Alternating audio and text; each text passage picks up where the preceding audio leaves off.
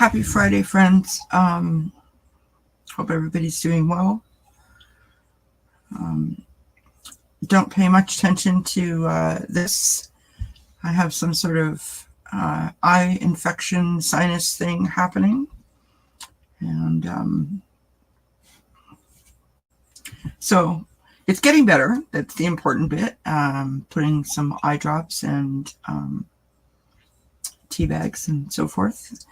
And we're on our way. So that's the important bit. Hope that you guys are doing well. Hope you're having a good week. Hi, Isadora. Oh, thanks, my friend. So, I want to pop on, see how you guys are. Maybe do some energy reads as we move into the month of July. Thank you, Isadora. I am feeling a lot better. It was like this, like a day or so ago. So, it's a little puffy and a little swollen, but I think it looks worse than it is. So, that's the good news.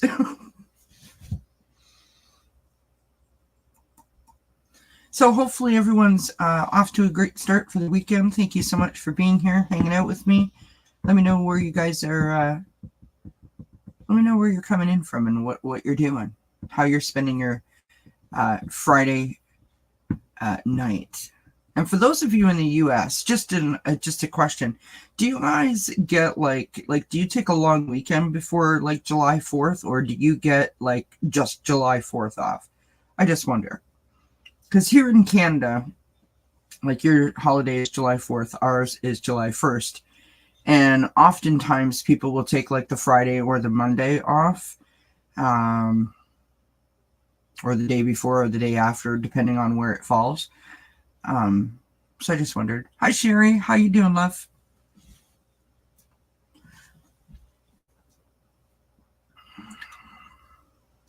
You guys, I wanted to be outside for you guys. I really did, but I'm really not into being around. I have allergies and sinuses and the pollen's high, and I just didn't want to be out there with my eye situation, whatever is going on with it. So I'm leaving the window open so you can at least see outside. So there's that, right? I'm doing okay, Sherry. Thank you so much for asking. Hi, Jessica. How you doing, love? Happy Friday, my friends. Happy Friday. Woohoo! It's the weekend. Yay! So, I've got some cards on the table. Thought we would do some energy reads as we move into the month of July. Or, if you want, it's up to you guys. Majority will rule. I could also do the Oracle Garden if you guys want me to do that. That's where I throw the crystals onto the cloth. So it's up to you guys. Up to you, whatever you want.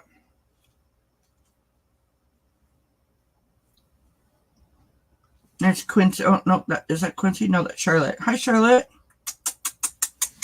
What are you doing? You want to come say hi to everybody's? Want to come say hi? Come on, you can do it. Good girl. Oh my goodness, good girl. It's a good girl. Yes. It's a good girl. Thank you for showing everyone your tail because you're so cute. Don't sit on the keyboard. Do not sit on the keyboard. Come back here. Look. Look. Look. Look. No, she doesn't want to participate. Sorry. So, can you just not sit on the keyboard, honey? Can you just come over here? Can you just come over here and not sit on the keyboard? Oh my God, this cat is too much. Okay, don't freak out. Don't freak out. I just don't want you sitting on the keyboard. Hi, Linda. Good to see you, my friend. How you doing? This is how she likes to be pet, right here. This is her sweet spot. So literally this is what she does. She'll stick her head in your arm, sort of in the crook of your arm, and she just sticks her butt up in the air. It's great. Hey, you saying hi to all the peoples? Say hello. Happy weekend. Happy July. And she's gone. Yeah, I can do that for you, Jessica. That is not a problem. If anyone else, so if you want a reading, right? I've got I'm going to do the 4 direction spread from the Sacred Forest Oracle, or we can do the garden reading. So when you get your reading, you tell me what you want. Let me just get this set up.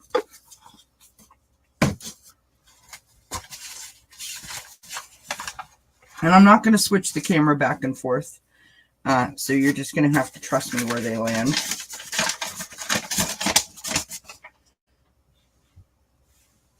So here is the cloth for the Oracle Garden. For those of you that are familiar with Nancy Jean, you'll have seen Nancy Jean use this on her channel. Hi, Emerald Buddha. How are you doing, love? Happy Friday, my friend. All right, let me just get this. Move my keyboard out of the way. Oh, everyone wants a garden reading? Okie dokie.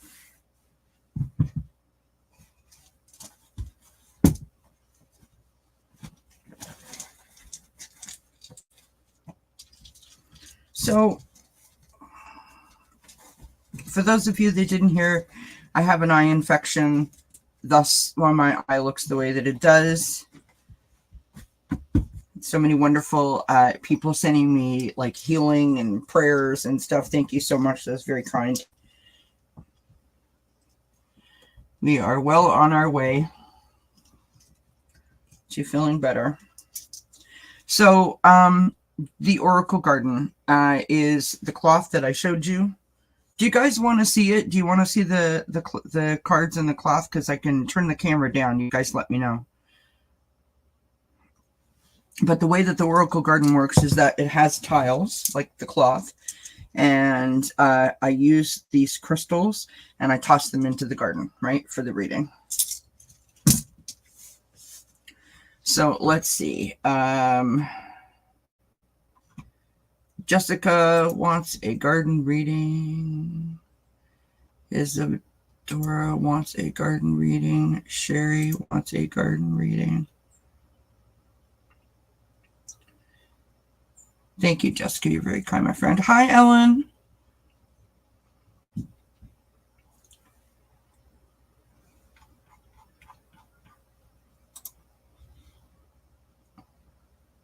Oh, she made my eye itchy.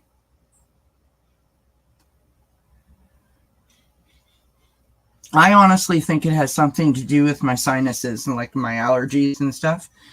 Not that I have something in my eye per se, but I think it's like all connected to like my ear, my eye, that kind of thing.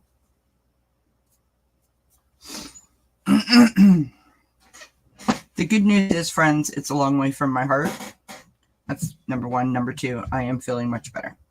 I can actually open, my eye is actually open, so that's a good point. Okay. So we have 3 readings for the garden. Let me know if you want garden. I do have cards as well. So you guys can pick and choose whatever you want. Oh, okay, Ellen. Well, you have a good night's rest. Thank you for popping in and saying hi. It was nice to see you. Appreciate you, my friend. If I could ask everyone to make sure that they hit the thumbs up button. And I do want to say, well, I have you, Ellen. I mean, I was going to wait for a little bit later to see how many people popped in. But I'm kind of struggling a little bit with doing the daily reads, right? So I know lots of people watch them, but not a lot of people are watching them. And when I say lots of people, I mean, like, you know, there's like a group of people I know that watch them every day. And in order for me to keep doing them, I really need the views to be up because, you know, it's a lot of work and a lot of effort to put in for, you know, 5 or 6 people to watch them. So, you guys let me know. in the comment section. Do you want to see like a weekly reading, or do you want to see the daily readings? Do you watch the daily readings, or do you want to see me come on live more often? You guys let me know in the comments if you don't mind sharing, because your feedback is what helps me to figure out, you know, how you want to receive this, right? All right, let's get it going. Hi, honey. My husband's in the chat. He's off on vacation and he went fishing today. So that was lovely for him that he got to, you know, go out and have some fun today. All right, so we're going to start with Jessica Lynn. I'm going to put you on the screen, Jessica. Whoops. All right. Jessica Lynn, Jessica Lynn, Jessica Lynn, Jessica Lynn.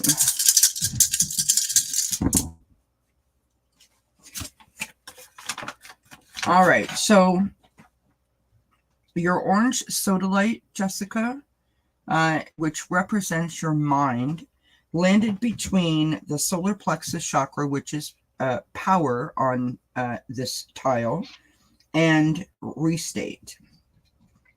So we're going to start with that. So I'm reading 2 tiles to you to start, okay? So bear with me. Hey. Can we not fight, please? Thank you. I apologize, friends. Sorry. All right. So we start with power through connecting mental forces. Okay. Power through connecting mental forces. That's the solar plexus portion. The restate portion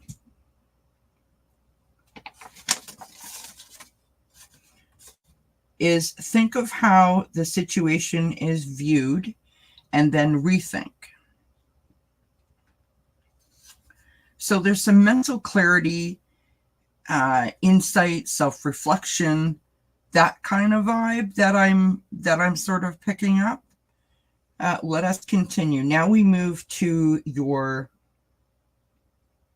sodalite, and sodalite landed in the past. Sodalite represents your clarity, and it says use lessons you have learned for answers. So that going within, right? So there's a situation, we're not sure what to do. We already really know the answer because we've gone through this before. So it's asking us to take a moment, take some time, you know, take a step back, think about things, right? Where have you seen this pattern before? Where have you recognized these feelings coming from before? And use however you handled that situation and apply it to this situation. Okay. Now we move on to your fuchsite. Your fuchsite represents your body, and it landed in the element of fire. It says embody your past. So there's something in your past that is going to help you as you navigate forward for the month of July. Amethyst landed in air, and your amethyst represents your spirit. Spirit transforms thinking. It's amazing to me how this all fits together. Like, truly, it is amazing. Okay. The last stone is your pyrite, and pyrite represents grounding, and that landed in present. And that is values being purified now. So, to recap, there is something that you have gone through, or that you're going through now, that you have also gone through in the past, or something similar. The way that you dealt with that, the energy that surrounded that situation can help you in this present circumstance. And if you've been, if you allow yourself to get quiet, right? When you get quiet, when you do some meditation, something like that, what you do is you lift your vibration, bringing you closer, opening up your connection to spirit. And I think that time, that quiet time, is where those answers are going to come as to how you can navigate going forward. So that's what I got for you.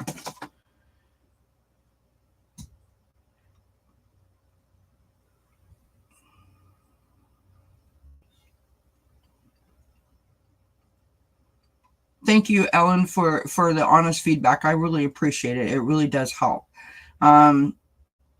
Jessica, yeah, I don't know if anyone else has been doing this, but I've been having some just daily, I wouldn't say intense dreams, but daily dreams where I'm like, wow, that was a lot. It feels like a lot. And so, and I've heard other people saying the same thing. So there's definitely some heavy energy kind of happening right now. I think that a lot of us are sort of in that mode where, at least I am, I feel like I just want to sort of break out of my shell. You know what I mean? I just want to I'm sort of almost frustrated, if that's the right word. I'm sick of doing the same old. I just want to start something different, if that makes sense, right? So I hope that helps. I hope that makes sense. Thanks, Jessica. All right. We'll go with Isadora now. Oops. Sorry, I didn't unstar Sherry. Sorry. I don't know what is going on out there. My cats are fighting like crazy, so I apologize if you guys can hear all that. They're scrapping. Oh, because Saturn's in retrograde. See, usually I'm up on all that stuff, and I haven't been. All right, Isadora.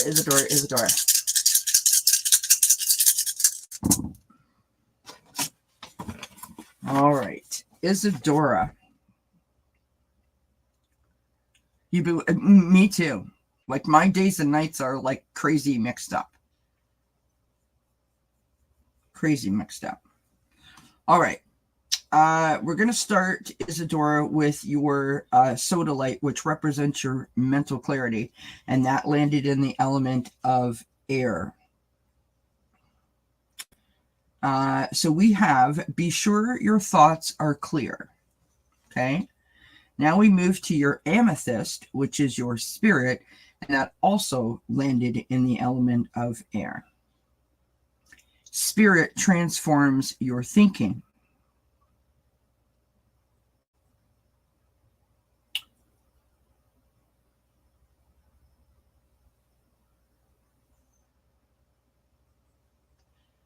Your fuchsite landed in the element of water, and your fuchsite represents your body. Helps from grounding, helps from grounding elements. Okay. Now, what's interesting about that is your pyrite also landed in the element of air, and your pyrite represents your grounding. And that says, mental actions are the path for your abundance. So you've got your thoughts, your spiritual connection, and your grounding connection all in the element of air.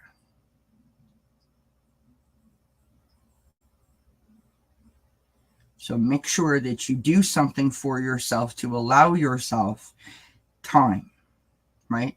Time to get quiet, like meditation or a walk outside or something of that nature, where you're allowing yourself the opportunity to just center, align, and open, right? I want to say be present, for whatever that means. Your orange calcite also landed in restate. Your orange calcite is your mind.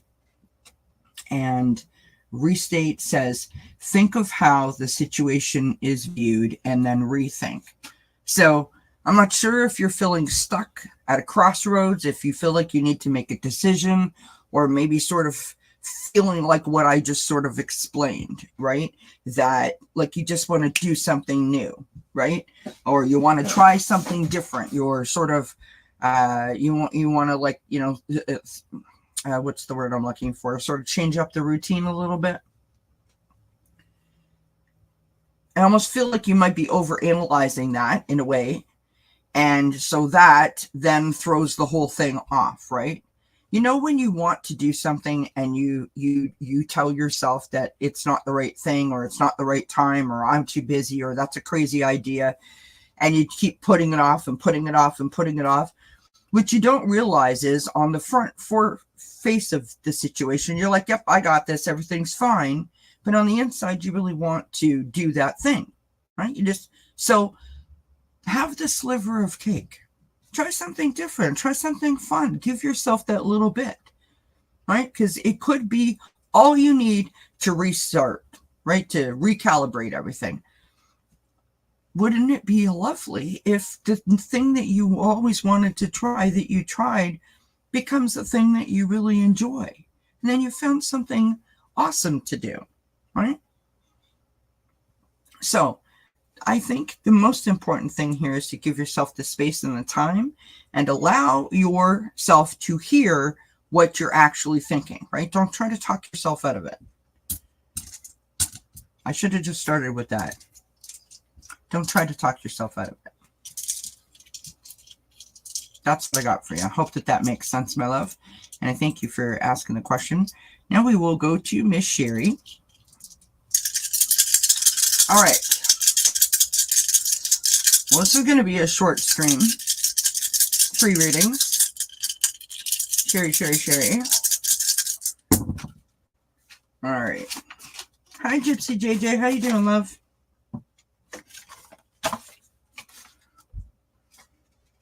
Oh, okay. Excellent. Thank you, Isadora. I appreciate the feedback, you guys. Truly, I do. All right, Isadora, your grounding element, sorry, not Isadora, Sherry, your grounding element landed in water. So once again, grounding is the pyrite stone. And this says grounding changes are setting in to long-term patterns. Okay, now we move to your fuchsite. Your fuchsite represents your body. And it landed in true. And half on go for it. So in true, it says the word yes. And in go for it, it says movement easy. Your orange calcite, which represents your mind, landed in the root chakra, which is your security. And we have creativity is key to security. Okay.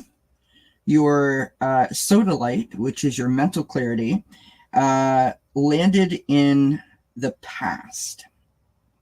And that says, use lessons you have learned for answers. And lastly, your amethyst landed in restate. Your amethyst represents your spiritual side. And it says, going in the right directions, but need clarification. So let's review that, okay? Your pyrite is in water. Grounding changes are setting into long-term patterns. So whatever you've been working on, whatever you have been doing, you're starting to build that solid foundation, right? You're starting to find a practice or a daily thing that you do, or weekly thing that you do, where you really feel like, at peace and sort of like, I want to say, zened out, right? Which is lovely. Then you have your fuchsite, which landed in the go for it and the true, which is movement easy and yes, which both of those things lead to the grounding, right? When you are grounded, you are centered, you are aligned. Everything is working at its optimum, right? Which is beautiful. Then you move to your orange calcite, which was in the root chakra, just to clarify all of this stuff, because I know when I read all this out, it gets kind of like lost sometimes. And where the heck did the root chakra go? There it is.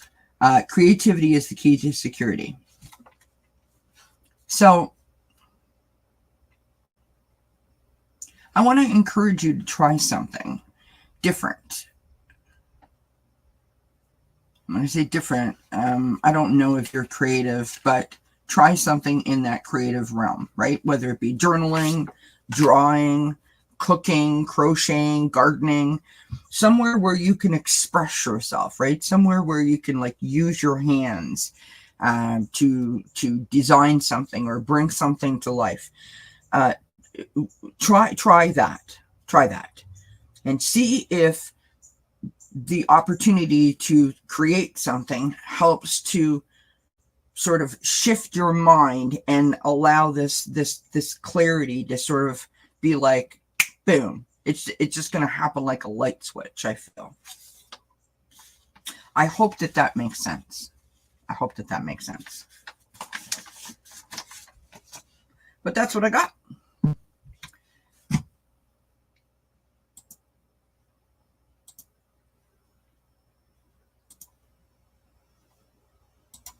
Anybody else? We've got 3 people in here. Where did everybody go? Oh, now there's 5. I don't understand. I have a little counter here, right? So when you go live on StreamYard, it has a little counter and it tells you how many people are watching. I never know whether this thing is accurate or not. 1 minute it says 3, the next minute it says 8, then it says 4, and it jumps up and down and all over the place. Does that make sense, Sherry?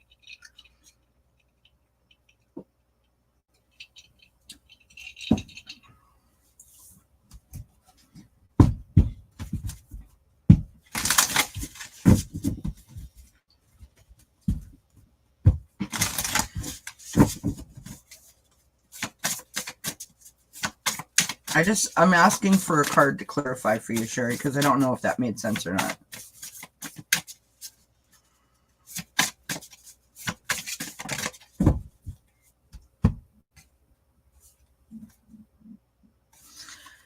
Are you feeling chaotic right now? Like, is there a lot of stuff going on, or you feel like at loose ends a little bit?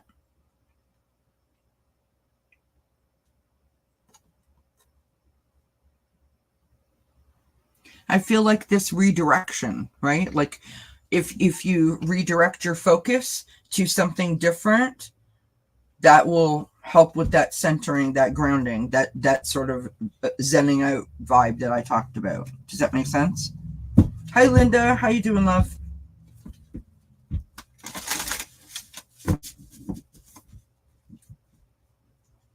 What are you? Isn't my eye lovely?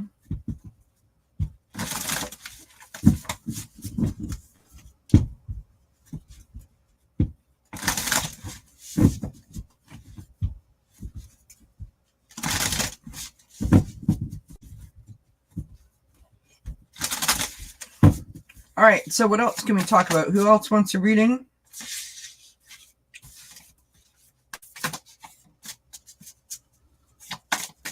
What did you guys think of the debate last night? Did you watch it? I have questions. I have lots of questions. Here's my number 1 question.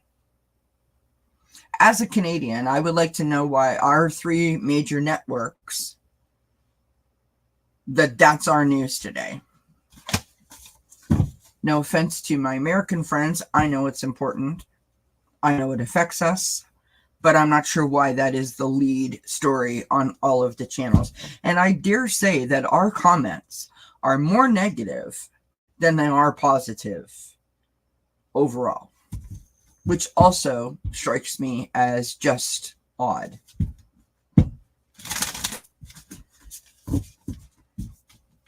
I did not watch the presidential debate because I couldn't. Because I couldn't see, right? It's hard to like stare at the screen, right? My eye was watering and stuff, and I knew what it was going to be like. I knew it was just going to be like a whole pack of lies. So I was like, I can't, and I don't mean that on President Biden's behalf. And I was just like, I can't watch that again. You're good watching gymnastics? Oh, nice.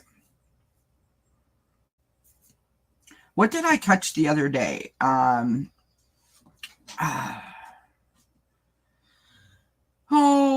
did I catch the other day? I caught something from the gymnastics. Some people doing their floor routines and stuff, and I'm in shock and awe at how the body can move when trained correctly to move in a certain way, right? It's amazing. Truly. Truly, truly, truly amazing. But yeah.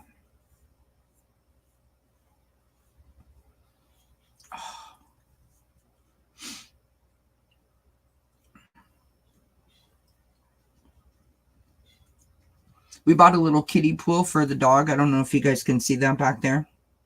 Outside behind me.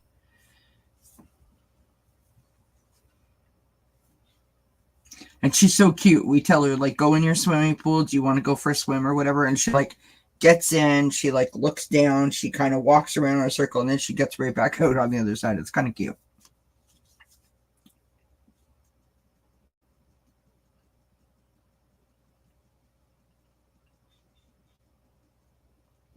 It's kind of cute.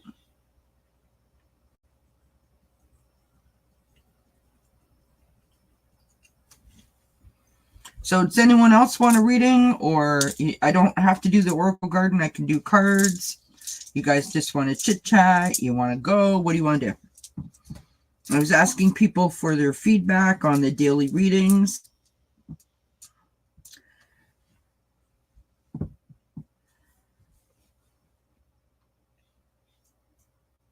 No, it didn't appear that it was at all, and I have to say, I mean, I'm just gonna go for it, right?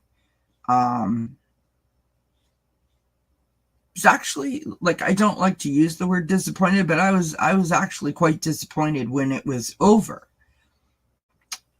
and the efficiency with which everyone crapped all over President Biden. Like, you know, you have a felon and a liar in chief standing there, and he didn't answer any questions from what I heard. But yet all they were focused on is President Biden looked tired and President Biden sounded funny. And it's like,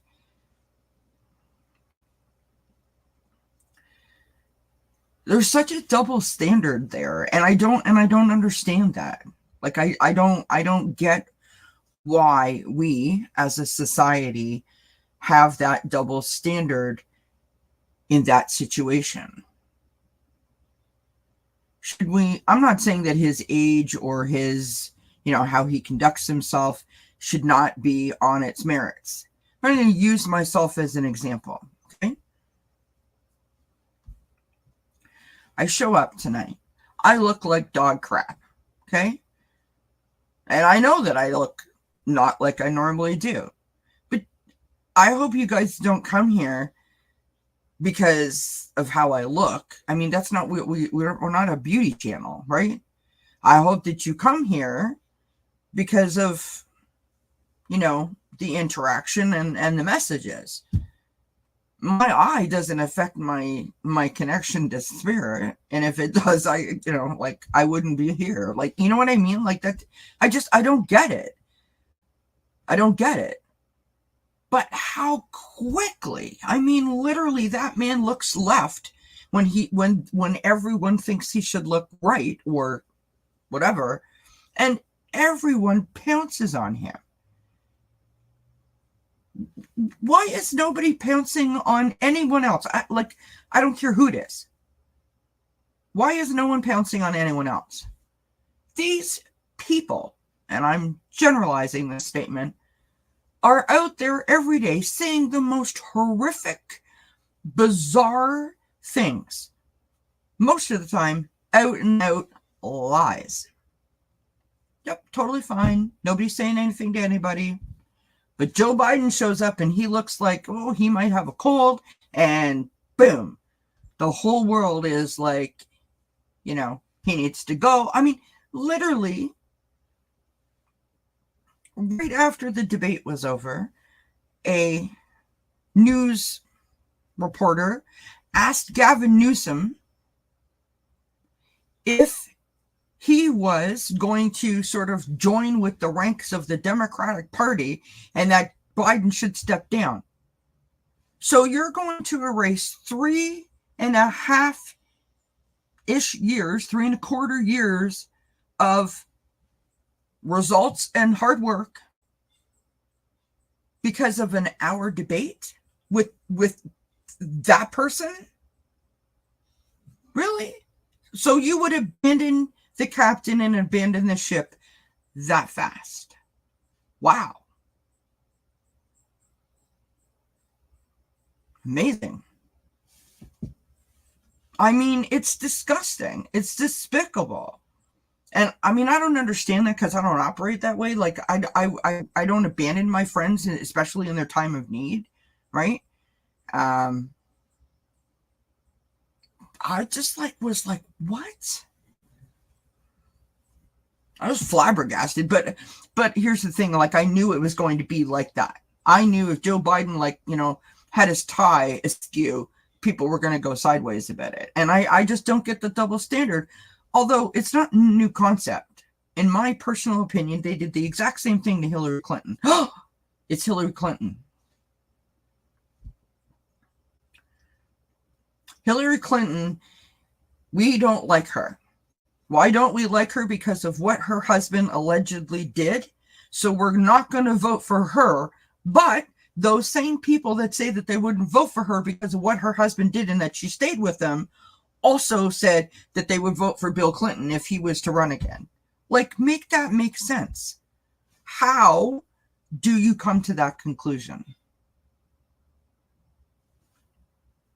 I can't, friends. I don't get it. So I choose not to engage. And so I didn't watch. I didn't watch. Let's say hi to some new folks. Anita is here. Hi, Anita. Hi, Sylvia. Yes, I hope so too. And thank you, Isadora. That's very kind, my friend. I appreciate you saying that. That's very nice. I mean, it was just, the whole thing was just, it's just stupid. It was just stupid.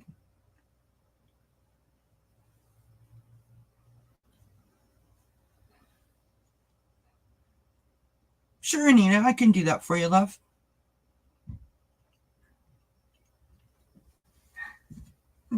Just think the whole thing was nonsense.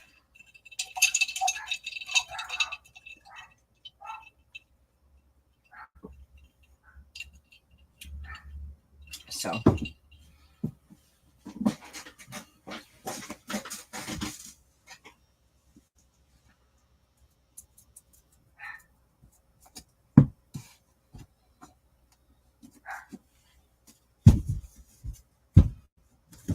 Hi, V Doyle. How you doing, love? I am aware that there is a double standard out there in the world, right? I think most of most females are probably more aware of a double standard than perhaps a male would be. Because we've dealt with it.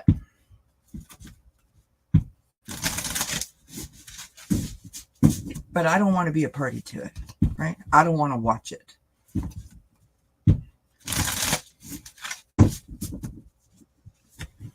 And in 2024, like, my God, come on, people.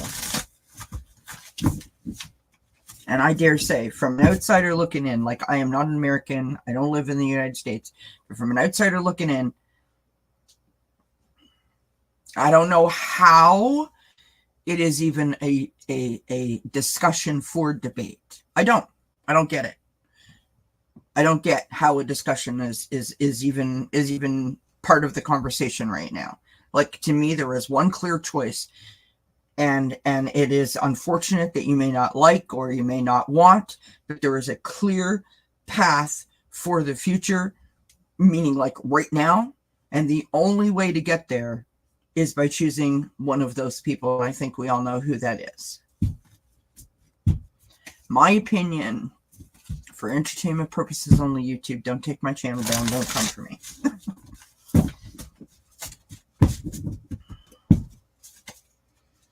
Like, if you want to have any say in the future, right? You want to have a choice. You want to have a vote. You want to have a say. There is a clear choice. That would be my opinion. Luckily for the Americans, I'm not there and I don't get to vote. All right, here we go. Let's throw some cards for Anita on her married life. If she marries,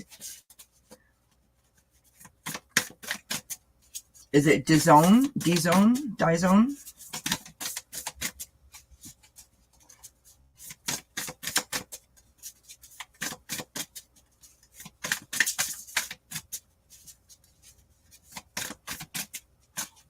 Yes, that's the word I was looking for. Thank you, V. Doyle. Democracy.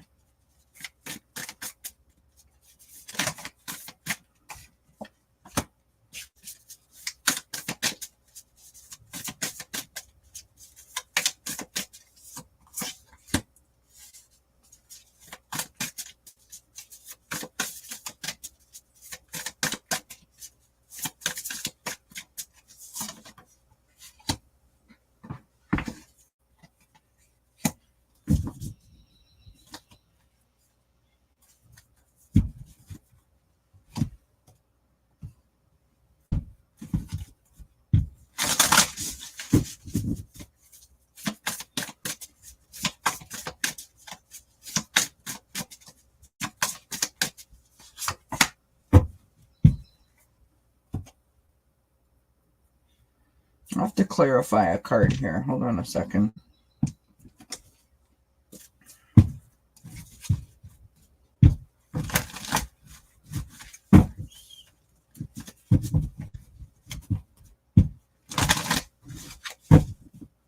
So in case anyone wonders what happened to my eye or why my eye looks funny, I have an eye infection, like a sinus thing going on. I don't know what it is. I didn't walk into a doorknob. And it's doing a lot better than it was because at least it's open now. So I was like this the other day. So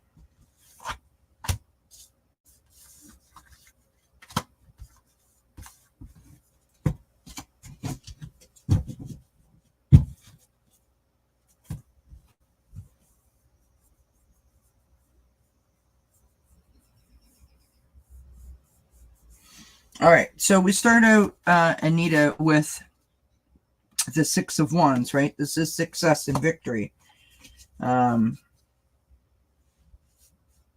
which is a great way to start concerning your question, right? Like, I think that, you know, joining hands in marriage, you know, planning a wedding, the whole getting married thing is going to feel like a win for you. And when I say that, what I mean is that it's what you want, right?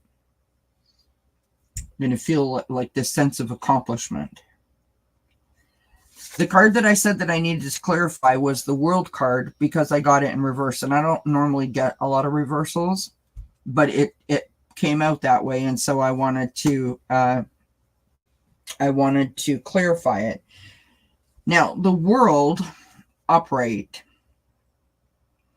is success. It's, you know, joy and blessings. And when it comes out in the reverse, like, there's a reason why it comes out that way.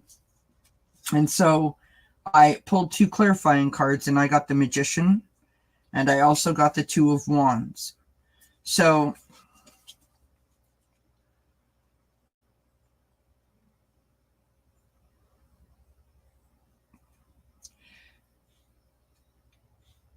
I think that you're not quite there yet.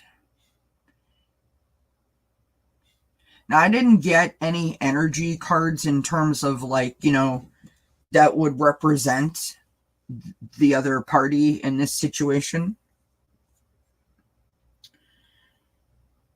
So take this how it resonates. Either the question is not ready to be asked yet, or you're not ready for the question to be asked.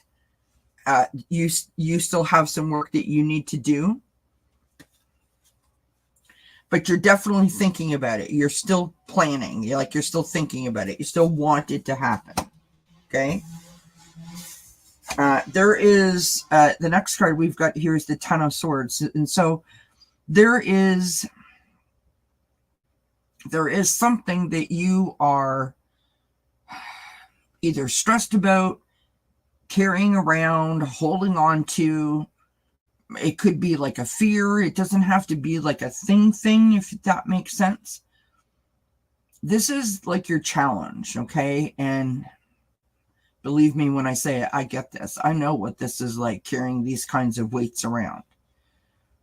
This is an opportunity for you to say goodbye to that hurt, to say goodbye to that stress, say goodbye to that pain, and release it, right? It is an opportunity for you to leave that behind and move forward. Okay? The challenge is not to allow it to continue to sort of increase and build and fester, right? Don't give in to it. Your last card is the Wise Counselor, which is the Hierophant card in the traditional tarot. And the Hierophant card is about beliefs and traditions and unity, right? Blending those things together. Blending those things together.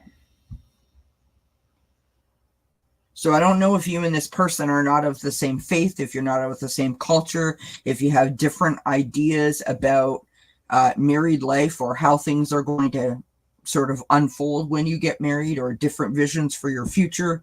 Something is there. Talk about it. Don't just go into it blindly, right? Make sure that you communicate your thoughts and your feelings, as well as being open to listen to the other person's thoughts and feelings. Communication before you enter into married life is, in my opinion, one of the most important things that you can do for you, right? So that you know exactly what you're getting into and you know how you feel, right? No surprises, no secrets, because marriage is hard enough going into something on a sort of false footing, right? Thinking it's going to be one way when it totally is not that way.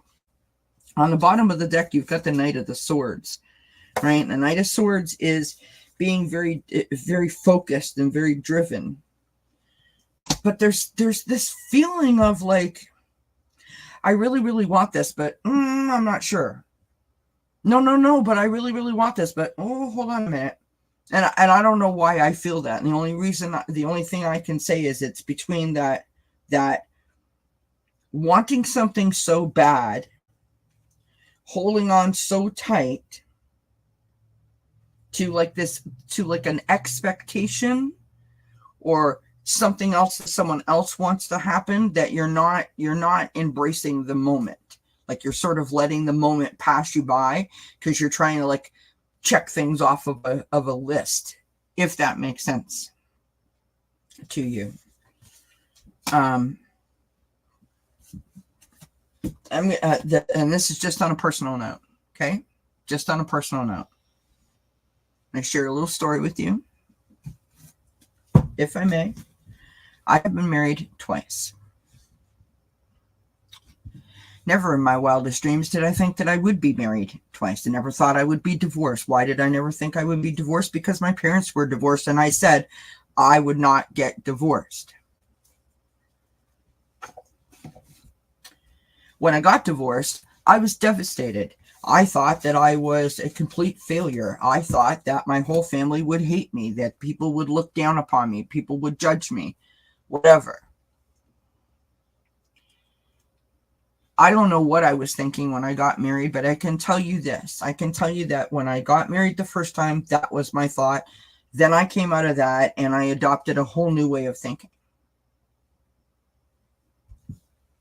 And that was this. That if it puts a smile on your face, then go for it. When I first got married, like I'm sure many other young ladies, I thought I would have this, and I would have this many kids, and, you know, by the time I was this age, and all, like, I had it all mapped out in my head. It did not go like that at all.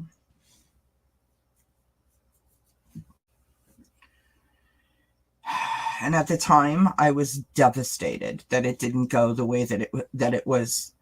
I felt foolish. I felt people were pointing fingers at me. I mean, literally, we just spent all this time and all this money and got married, and 2 years later, there we were getting a divorce. I felt like a complete, failure. I was humiliated and embarrassed, and obviously beat myself up and thought it was something that I did or did not do, right? I wasn't good enough. I wasn't pretty enough. You know how we go through all of that. And for the next 5 years of my life, I mean, I just was like, did I make the right choice? Did I make the right call? It was like one bad thing after the other, one horrible relationship after the other. I mean, it started to make the first husband look like some sort of a prize I won.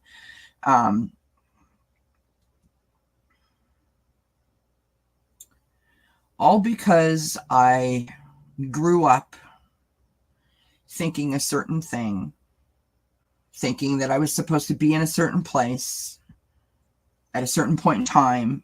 You know what I mean? Like, other people's expectations, society's expectations, were the thing that was what I was worried about. I wasn't considering how I felt. And when I started listening to my own heart, that is when I opened up, and that is when I met my husband, who is the most, I mean, I cannot say enough good things about him. There aren't enough words to sort of string together, but he is such an incredible human being.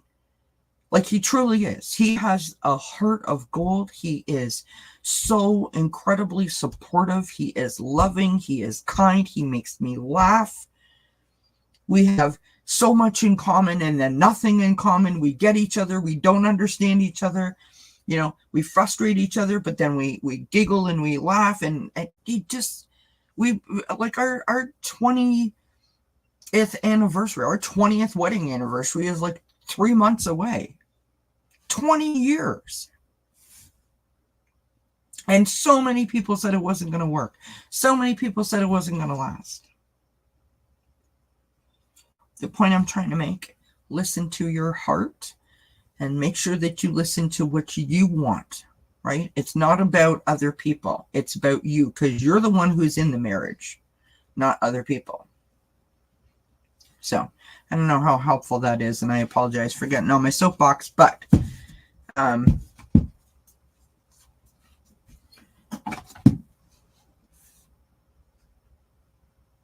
you have to feel it.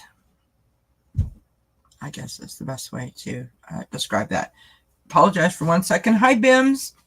What are you doing? Sorry, Quincy was sitting there staring at the floor, and I didn't know if he had got a bug or what he was doing. And have a smoke. So I apologize for going off on my little tangent, but and that applies to what we were just talking about as well, right? About the double standard and the choice that, and again, this is all for entertainment purposes, only my opinion, right? And I say that for YouTube so they don't take my channel down.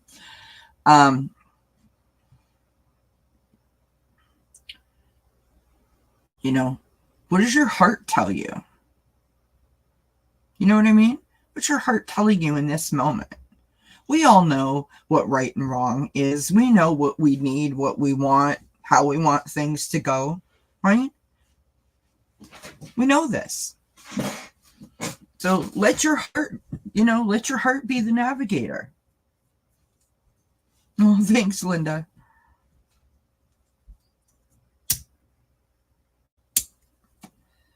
I mean, listen, I can't believe my husband has put up with me for 20 years. And honestly, you guys,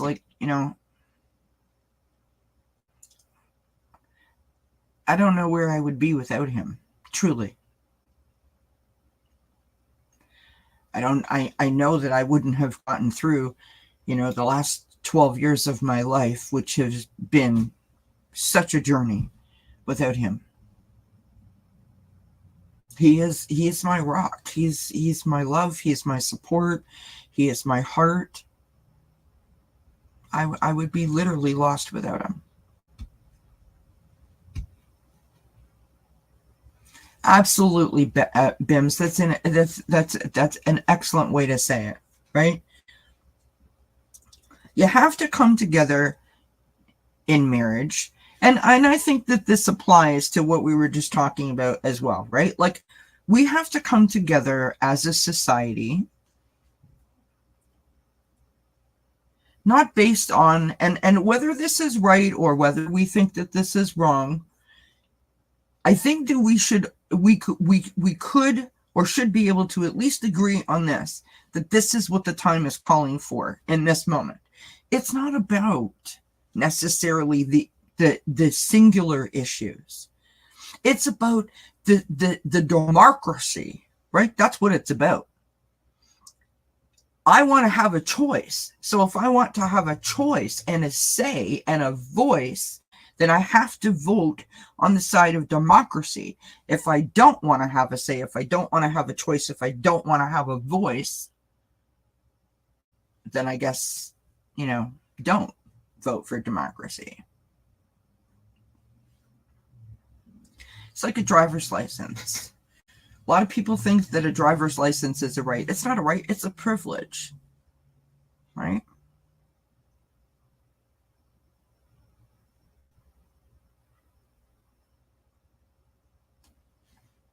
Having a democracy is really a privilege, but having your voice and having your vote and having your say, it should be a right. And when that gets clouded, that's when we got a big problem. And that's just my opinion, which is why I don't read on politics very often, because I get very passionate. All right, I'll get off my soapbox. Sorry, someone did say that they wanted some cards, and I blew right past that comment. I think that was you, Linda, right, that said that?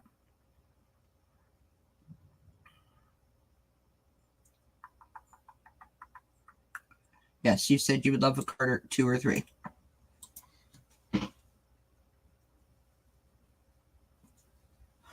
So I have cards, and I also have the Oracle Garden if you want that. Let me just have a sip here.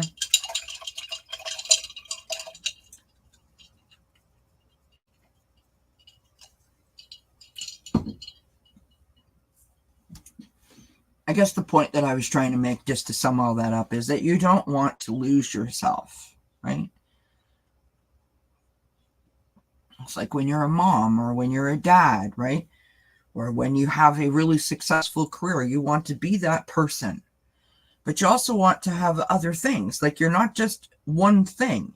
You are many, right? You're like a working machine, right? You have many things that are happening all at once. And so you have to tune into that and listen to that. All right.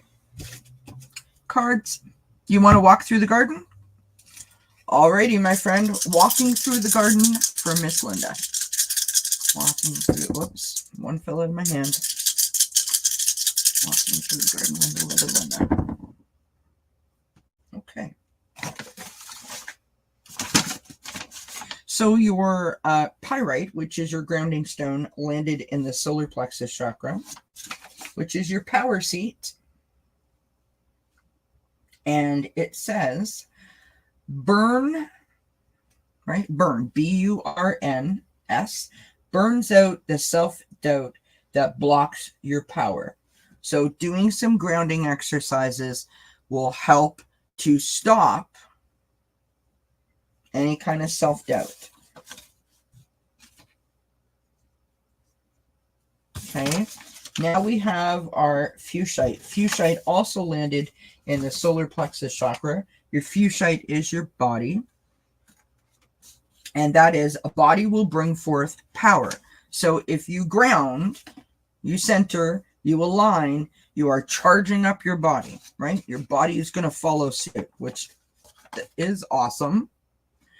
Your orange calcite landed in the element of fire. Orange calcite is your mind. And that is, do not become tied to false energy of the past. So, as we have just been talking about, right?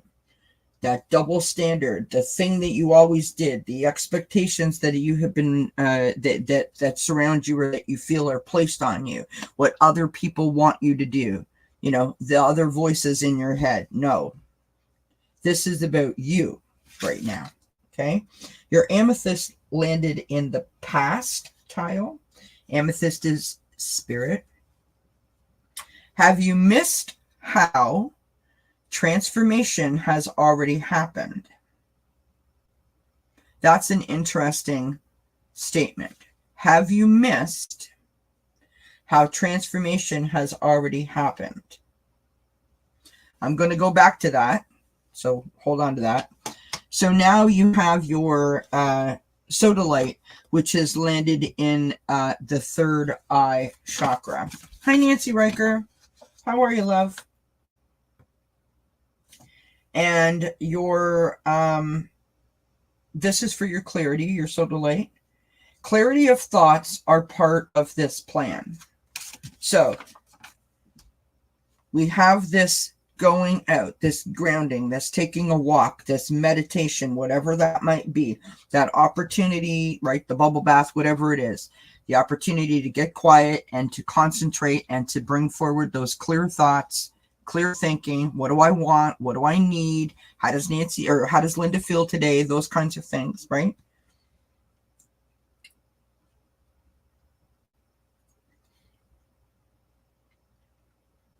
I think the part about just sort of how was that worded now?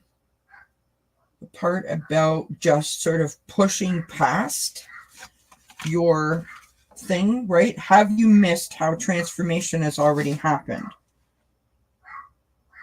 When we don't appreciate, when we don't celebrate, when we're not conscious of things because we're so, you know, this is just my routine. Today is Tuesday and then it's Thursday and, you know, sleep and wake up and repeat. You know what I mean?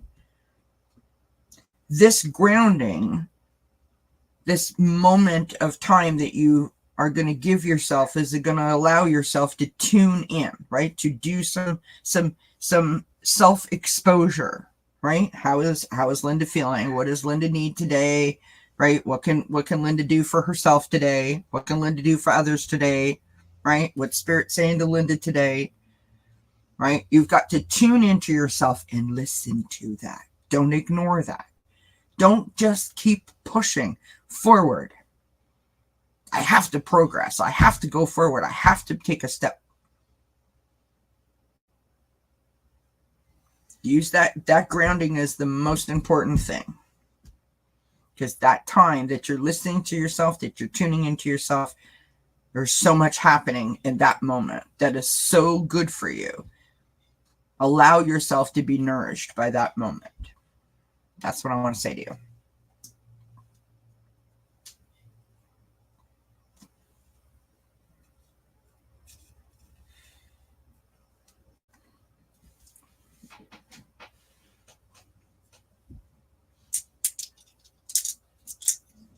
Thanks, Sherry. Have a good weekend. Oh, my stomach's like gurgling and growling. Sorry, friends. All right. Anybody else want a reading? You want to talk? You totally understand all that? Good.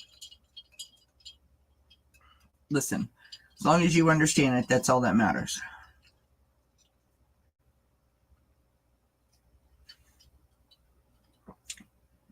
That is all that matters, my friend.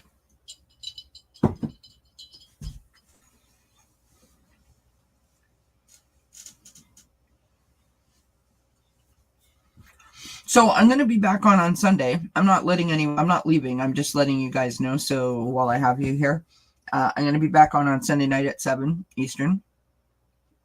And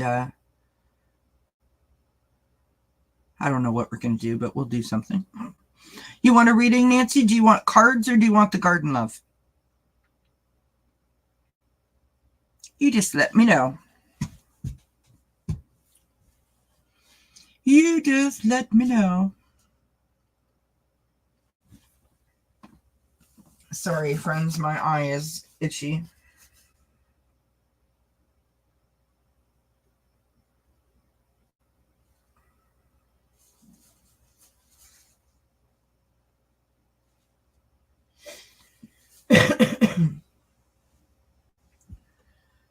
Oh.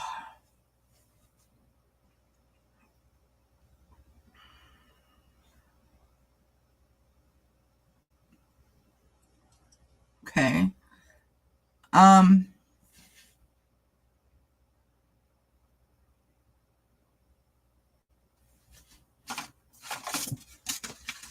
I feel like doing cards for you, Nancy.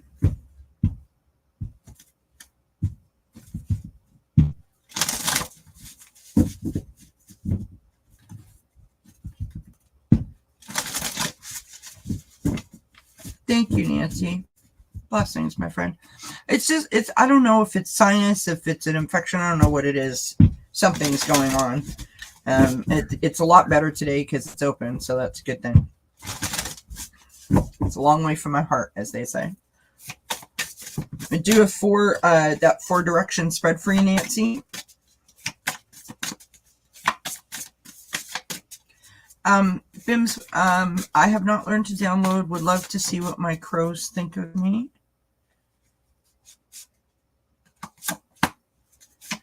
Okay.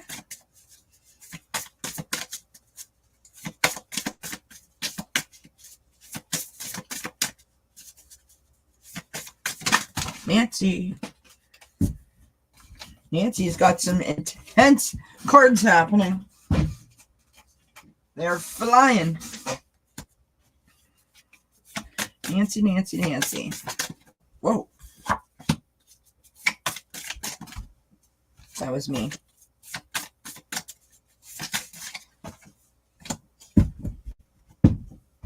Oh, I'm sorry, Nancy. Well, hopefully this helps, love. All right, so how we do this is called the 4-direction spread, and I'm taking this right from the Sacred Forest book, okay? So card number 1 is the East card, and the East is the place of the rising sun and represents springtime, okay? So this card reveals what is sort of coming into you, so the energy that's sort of being brought forward, right? Or what needs to begin. Something that you need to sort of focus on or pay attention to or to explore, right? I love this. We've got transmutation. So literally you said you've been going through lots. And you've got transmutation. So the transmutation card is about the journey of the change, right? The journey of the shift, the journey of the chaos, the journey of the things, whatever that may be.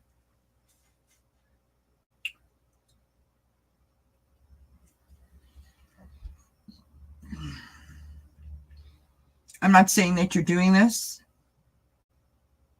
I would say this to anybody if I pulled this card. As difficult as it is sometimes to embrace a shift, a chaotic time, a change, the journey. Try to do some things to help yourself with taking that kind of stress and that kind of pressure on, right? Meaning, you could do like a release situation, right? You could journal about it. You could ask spirit for help.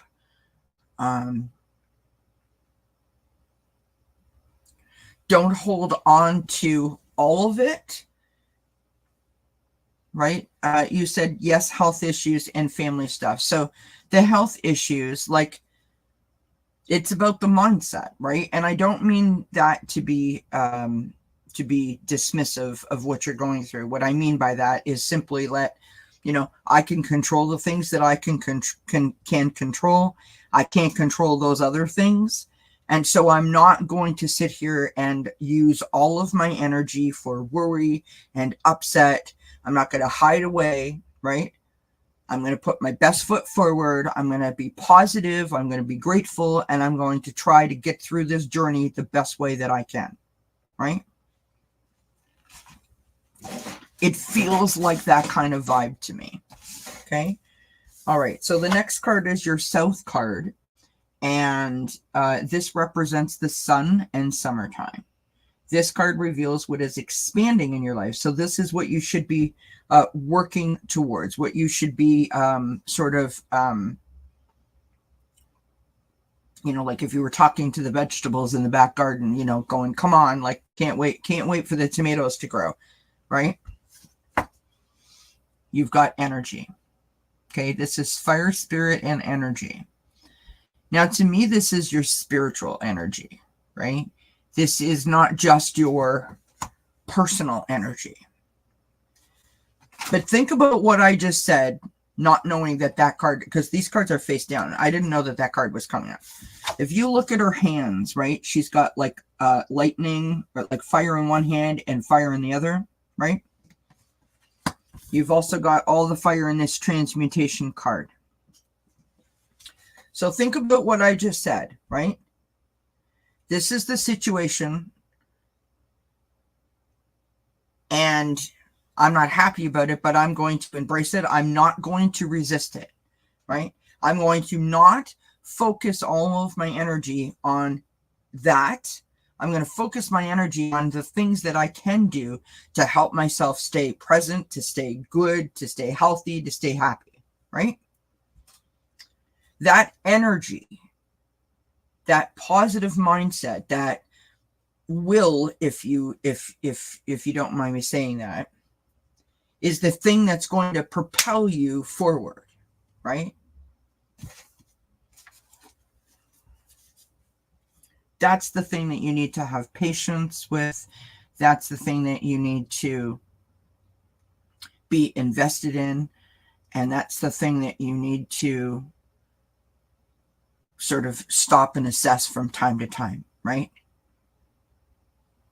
What are the things that Nancy can do for Nancy to keep her energy up and to keep positive and to keep focused on the end goal, right? Now, here's the important bit in that statement. The end goal doesn't have to be 6 months from now. The end goal can be like, just get me to dinner time. Do you know what I mean? The third card is the West card. And you've got the Starry Night and Acceptance. The West card represents the setting sun and also the season of autumn. This card reveals what you're harvesting or what you're gathering, right? It can also represent what you need to release or clutter clear out of your life. Again, to me, and listen, Nancy, I don't know what you're going through, and I don't want you to tell us, okay? All I can share with you is that, when my mom was going through what she went through, she believed that mindset was everything.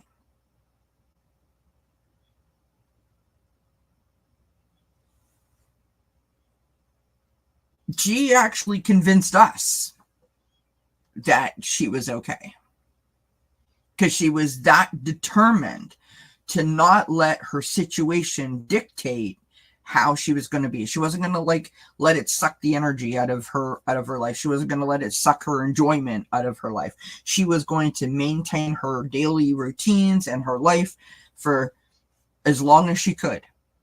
She was hopeful, she was grateful, and she was happy. I realize how difficult that is. And again, I'm just sharing with you my own personal experience. That's the vibe that I'm getting from this, right? Don't allow yourself to get into the energy that you all know, because I've shared it with you, that I felt by going, oh, woe is me. I got to come inside my house and protect myself because, the big bad world out there. Allow yourself to, muster up the energy, keep yourself positive, and keep putting your foot forward. Night, Gypsy JJ. Blessings, my friend. Your North card. The North card represents the dark of night and the season of winter. This card reveals what you need to consolidate or nurture. It's what you need to repair or what you need to heal. Okay? Now look at this card. You've got the Spirit Guardian of Summer and Expansion. Do you see how all four of those cards fit together? Acceptance and expansion. Basically, if you harness your energy, right? Accept the situation and release the negativity, you are therefore being more open and therefore more positive. Your vibration is lifted up. You have more energy. And that is when the transformation is completed. That is when you've arrived at that spot where you're like, okay, I get it now. I don't know if that makes sense, but that's what I'm getting, right? Really try with everything in you to give yourself the green light to let go of anything that is holding on to you in terms of whether it's fear because of the health issues, you know, negativity because of the family stuff or the health issues or whatever. Just today is a new day. I'm wiping the slate clean. I'm going to do everything I can to have the best day ever. Right? I'm not going to let this thing hijack my happiness.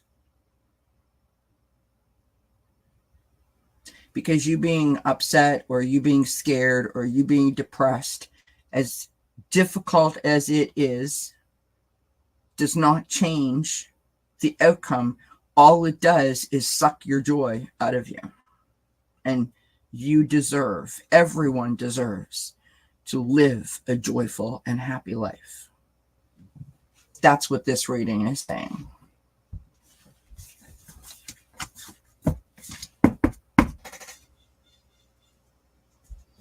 Anita, I did your reading, love. You must have missed it. Maybe about 20 minutes ago, I did it for you.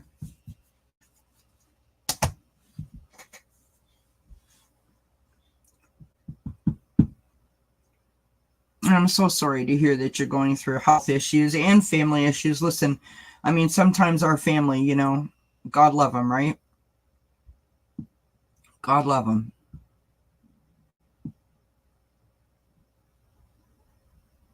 Can't hold on to that stuff, though, you know.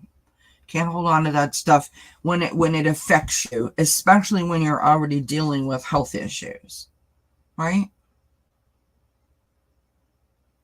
You know that we love you and that we're sending you all of our love and our prayers and blessings and healing energy so that you feel better.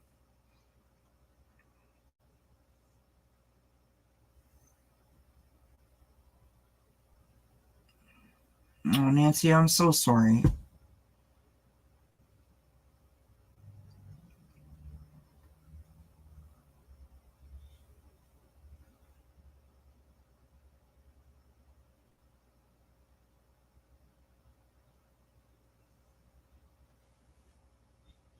And of course, that would be upsetting for the whole family. Right? I get that.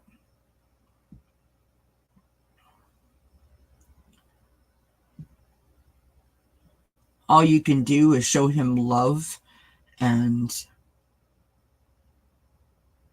perhaps share some words of wisdom with him, right? Spend some quality time with him, whether, you know, just a phone call or a letter. Maybe write him a letter if you can.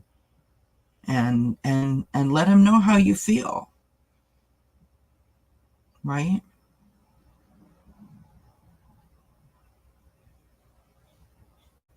this does not define him as a human being. It is a point in time, right?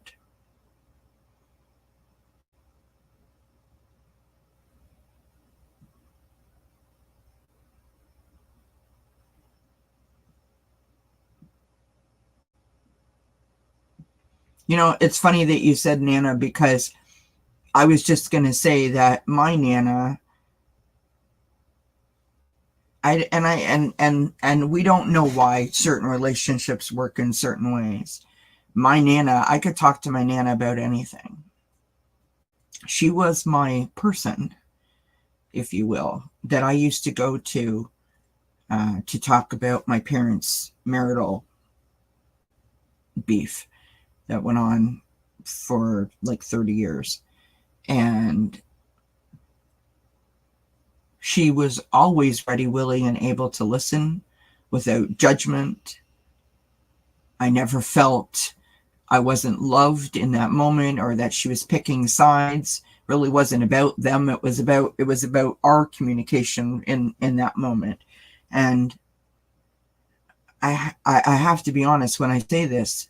I am blessed with a very large family, and she was one of few, if not the only one, that was consistent in always being there in that non-judgmental way, with those open arms, and only the way that a Nana can be, right? To just allow me to feel safe and supported. I missed her terribly, but I was blessed to have her in my life for a very, very, very long time. So I know that your relationship and his relationship with you must be very, very important. Write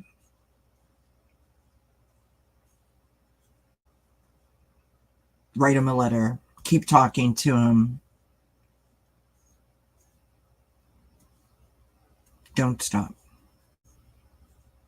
Because if you're missing him, he's missing you. Do you know what I mean? And it's important. It's important.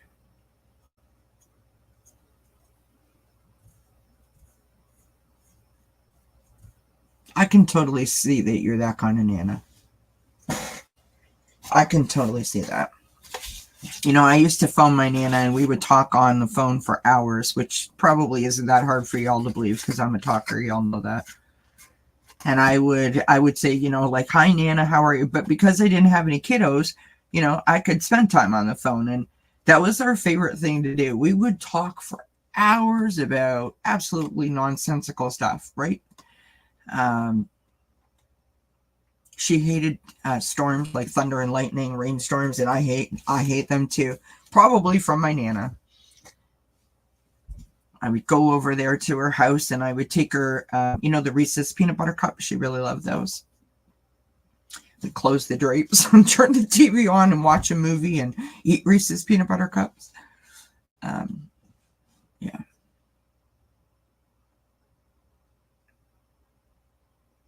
I just love my Nana to bits.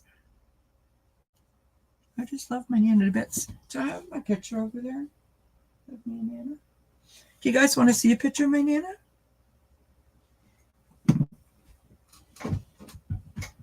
I'll show you my Nana. No, hi, Quincy.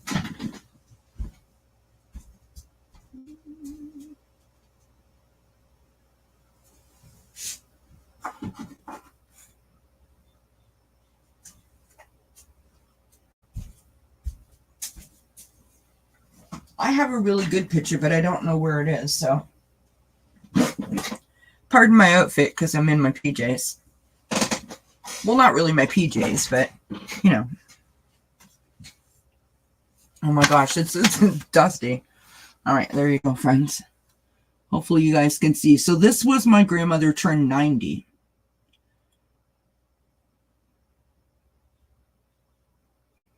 We were dancing at Christmas time, which is her birthday. And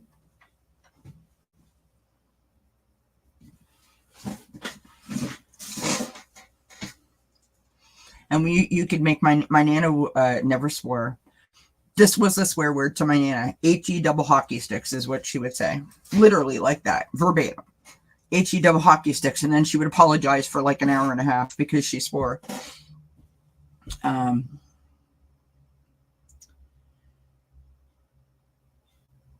My grandmother, her birthday was Christmas Day, and she never had a birthday party, and she told us that. And I don't remember how old I was when I heard that. And when I did hear that, I was old enough to understand and to do something about it. And from that moment on, every Christmas, no matter where my Nana was for dinner, because she'd always be at someone's house for dinner. She had 6 daughters. And she'd be somewhere for dinner, and we would all go to wherever that person's was. And we would take down some Christmas decorations and throw up birthday decorations, and we would start partying all over again around, like 11 o'clock on Christmas Day, because we wanted her to feel special. And she was a character, I tell you. She was sweet. She's like the proverbial grandmother, right? Like the one that you read about in all the fairy tales that is so, made out of total sugar. But she had a little spice to her. And I love her story. And on this particular occasion, on this birthday, about a year before that, I was having a conversation with my mom. Hi, Jan's Free. And I don't know, my mom had said something or done something or, had some kind of weird look on her face or whatever it was. And I said, that was just like Nana, which is her mother. And she was like, I'm nothing like my mother. And it's like, please. And we started talking about, why do you think that, this person is this way, or why that person is that way? Do you think you'll take after your mom or your dad? That's where we were going. And it suddenly dawned on me that I don't know anything about my grandmother's family. I know my grandmother is French. I know that she went to a convent when she was 2 with her sister. Because her mother and father got divorced, and that was like a major no-no, especially for being a French Catholic. Then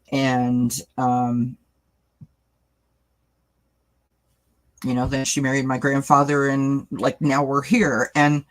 But I couldn't tell you what my great-grandmother's name was, which seemed odd to me. And through this conversation that I was having with my mom, we ended up then tracing the family history. And as it turned out, it's such a sad story, really.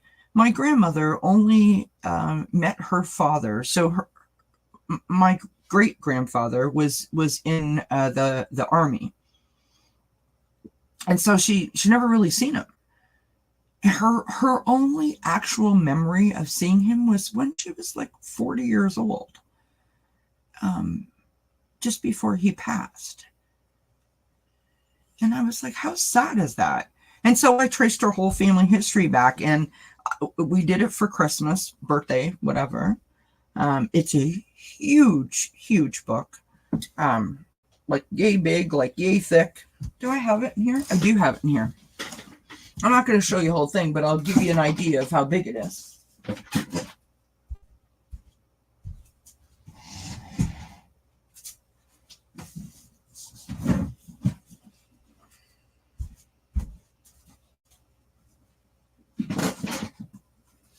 Here's Nana's book. Right? And so everyone in the family participated in some way putting this book together, and we traced the family history back.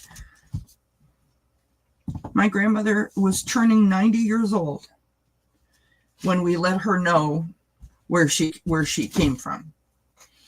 She had no idea. She told me, my grandmother told me that her father, so my great grandfather, came from Scotland. He did not come from Scotland. He came from England. Just to let you know, like, that's how bad it was. Like, she had no idea. And what's lovely about this book, I have it now since she passed, but what's lovely about this book is that, not only do we now have a record, but this is something that the whole entire family took part in. And like, to me, that's the most beautiful thing, right? Like, my mom did all the writing. My cousin videotaped it, another one, I decorated the pages. I did the ancestry part. Another person did this part. Like, it was just a beautiful thing. I'm going to try and show you this picture. There's a picture in here of my Nana and I. If I can find it. And what we did was we traced everyone's family trees, and that's how we sort of put it in the book, was that way. So each daughter's, family tree, like with their kiddos and stuff.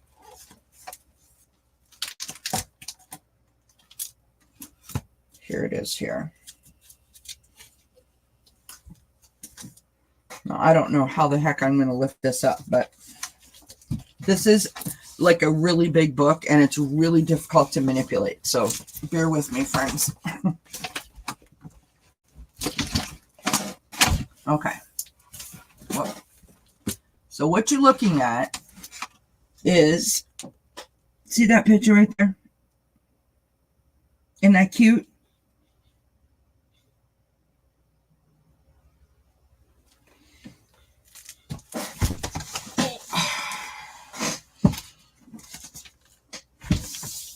It's beautiful. So anyways, we all collectively did this, and that's why it's so awesome.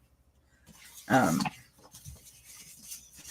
be able to present this to her, on her 90th birthday, so that she could review it and have it to keep was just wonderful. And now the whole family has a better understanding of who we are and where we sort of started from, or where we came from. It's just a beautiful thing. So that's lovely, right?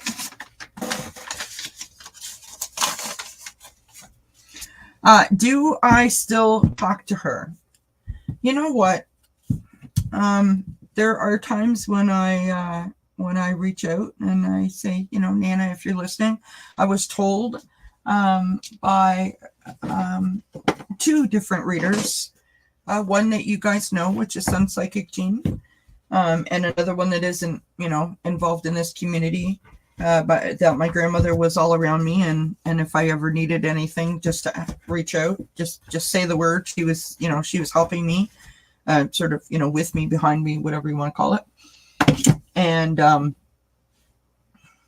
I think it's funny, not in a ha-ha kind of way, but it's not a bond that I question, right?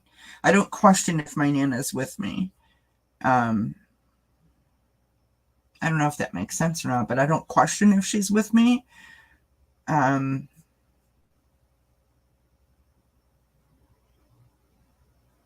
guess that's the best way I can explain it. I don't question it. You know how there's some people that you're not sure of, and then there's just some things, not even people, but there's some things that you're sure of, and then there's others that you're not. That's something that I'm sure of. I know that my Nana is with me. Our bond was too strong for her not to be.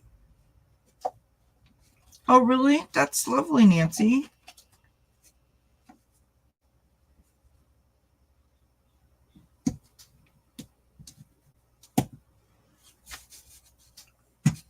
Yeah, our bond was too strong for my Nana not to be around me.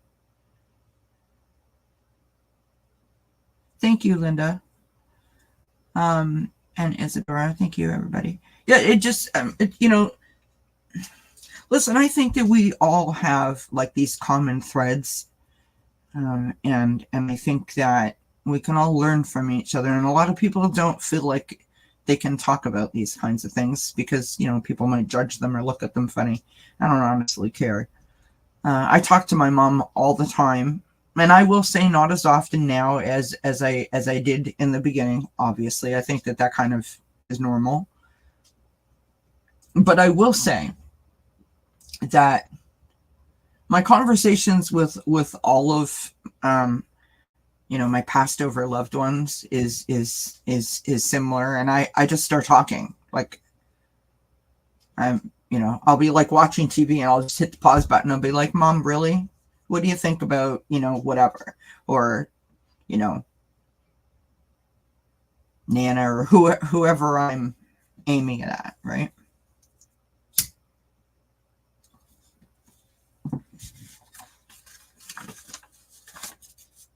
I talk to my mom the most.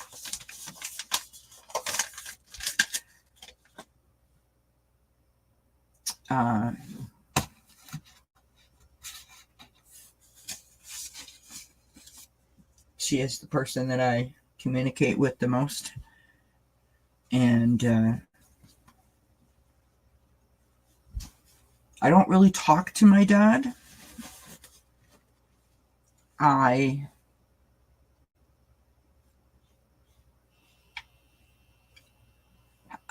want to clarify this, and again, I don't know if this makes sense, but like when I feel like when I speak to my mom, I'm talking to my mom just like we were on the phone, right?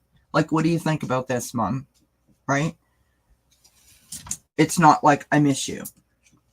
When I speak to my dad or other people, but more specifically my dad, it's more like, you just popped in my head today and I'm thinking about you, so I wanted to say, hey. It's more like a thought that I'm sharing out loud than it is a conversation. Does that make sense?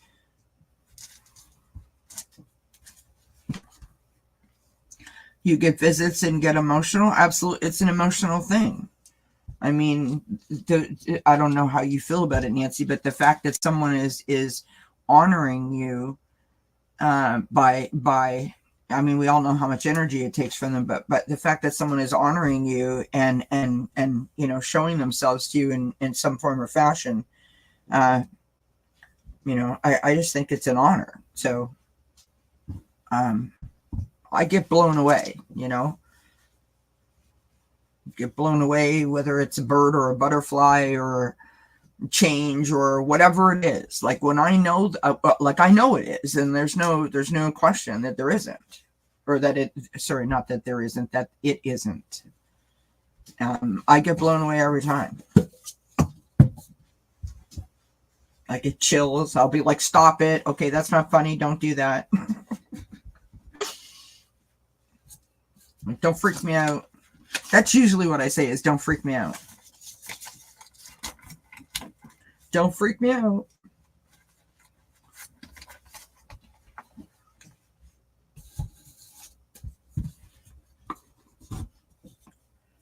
Don't freak me out.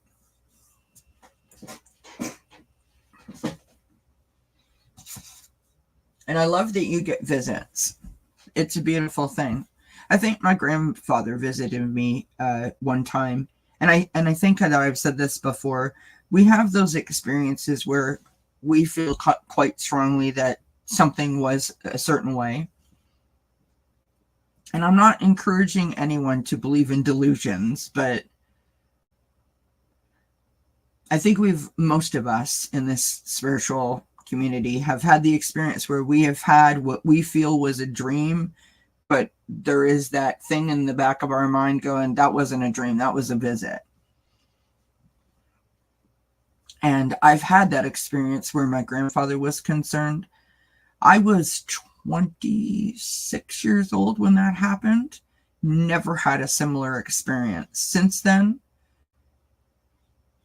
And I am convinced, and have been for many, many years, that that was a visit. Like that wasn't a dream.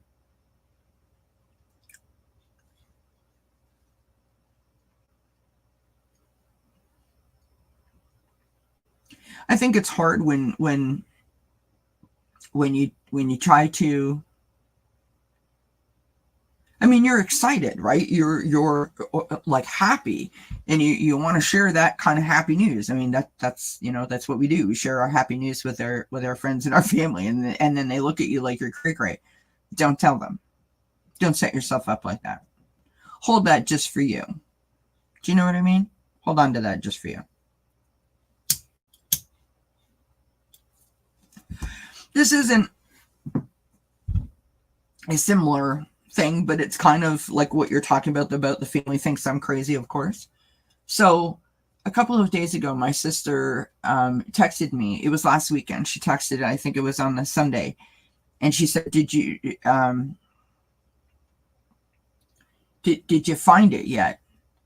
And so immediately when I got it, I was like, obviously this is a mistake. She meant to text someone else, right?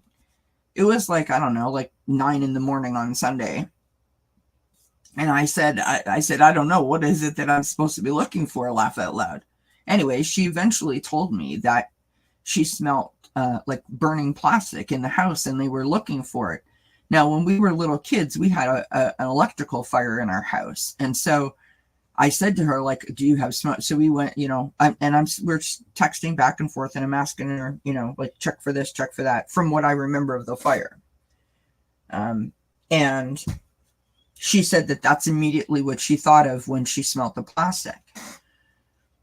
So I came back here and I got my pendulum and I went through each room in her basement from my memory of what was there.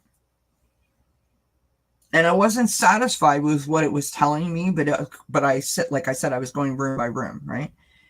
And then I said to her, like I texted and I said, this is what the pendulum is saying. And I said, well, I'm going to try and remote view it. I don't know that I can do it, but I'm going to try and remote view it. So I found myself standing in her kitchen in a particular spot. And then boom, I was in the basement, but right underneath that spot. And I opened up the door and there was like a shelf behind the door with like things in it, like cans and canned goods, like if you canned vegetables, you know what I mean? It was there. And then immediately, like, it's not very wide. It's a very long room. It's not very wide. So there's like the pink insulation staring at you. And then you turn right, there's more shelves. And at the end is the furnace. And when I asked my pendulum if it was the furnace, it kind of was like all like it wasn't sure. And so when I remote viewed, I said it's either something to do with the connection between upstairs and downstairs. Like my brother-in-law brews his own beer, and so there's like a keg upstairs in the kitchen tap, and then the brewery part is like downstairs. So I said it's either the brewery or it's the furnace because it's in the same space. So anyways, they got, that was during the heat wave. They got it fixed. The furnace, it was the furnace. It cost them like, an exorbitant amount of money. They got it fixed. They got it back on, which was good because I was worried about, her breathing issues. And this week was her birthday. And when we spoke on the phone, I was like, I tried to call you to tell you what I was seeing because I didn't know if I could articulate that in a text. But, I was like, how did it go? And she was like, you were like totally right. That's exactly where it is. And I was like, it wasn't about me being right. Although I appreciate the validation. And sometimes I'm a little weirded out that I was right. When I do that, like I still don't really get it. But it was one of those moments where I was glad that you took me seriously because it was important, right? But I don't pick up the phone and be like, oh, guess what? I just remote viewed such and such, or, hey, I just threw a card and that person said I was right, because they're like, that's crazy. Like, you know what I mean? So now I just, I say thank you, Spirit, and I allow myself to absorb that experience for whatever that experience is, and internalize it rather than shouting it out to anyone else or trying to, explain it to someone else.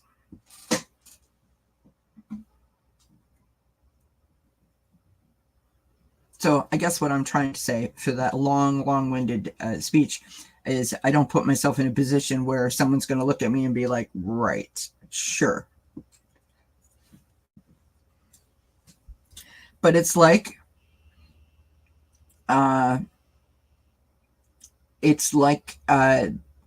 Teresa Caputo, the Long Island medium. If anyone knows her, watches her, one of the things that she says that I really like is that, I'm not here so that you believe in me. I'm not trying to make you believe in what I do.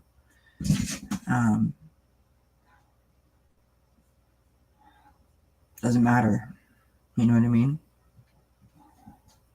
You say things and then they happen. That's how it started for me, Nicole. When I came here, I didn't know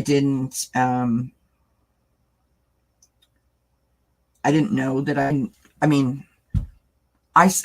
I didn't read cards. Let's put it that way. I didn't do any of that. It's only when I started this channel that I started tossing cards. And as I was tossing the cards, people would say, such and such, and I'd pull a card, go, look at how, that's so funny. Or they would be like, oh my God, that's totally right. And I'd be like, I had no idea. And I fought it for months. So some people that are here have been with me since the beginning, and they know I fought it for a long time. I was like, I'm not a reader. It's just a coincidence. That's just the weirdest thing. And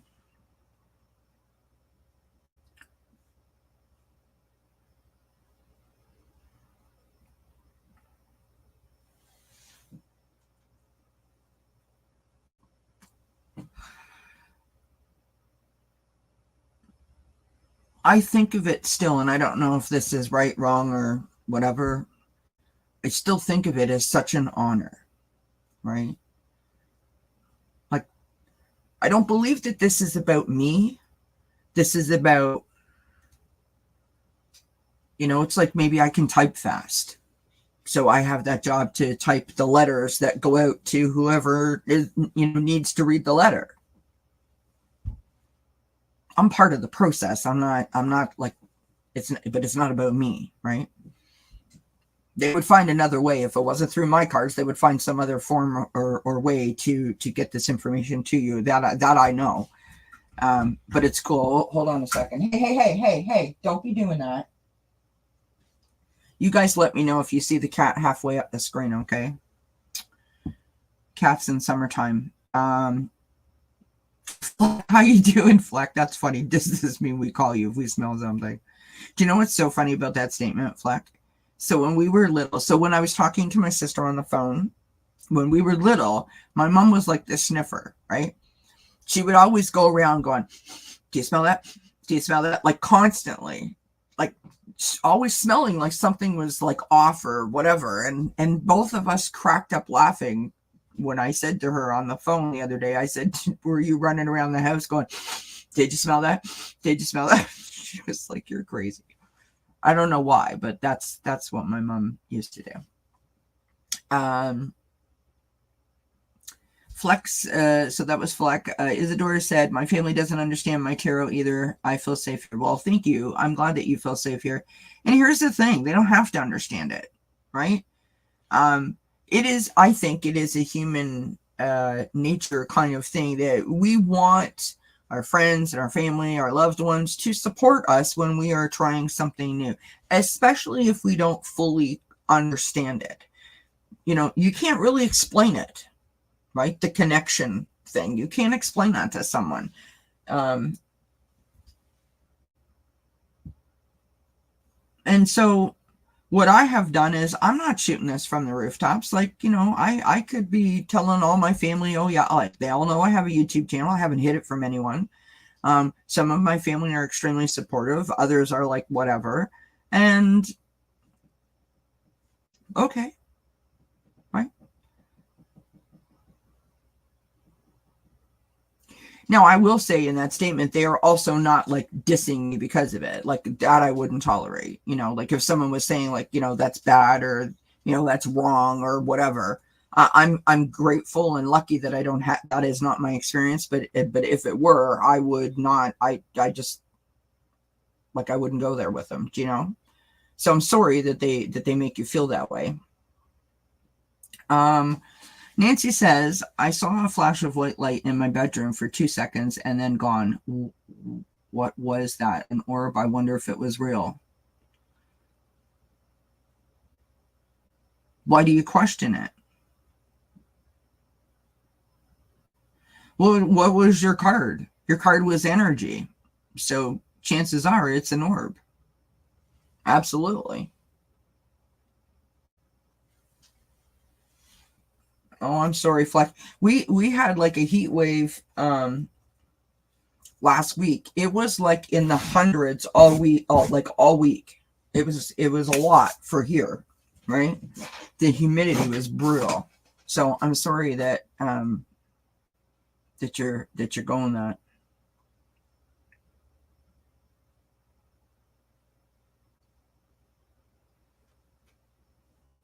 Let's do what you can to stay cool, my friend.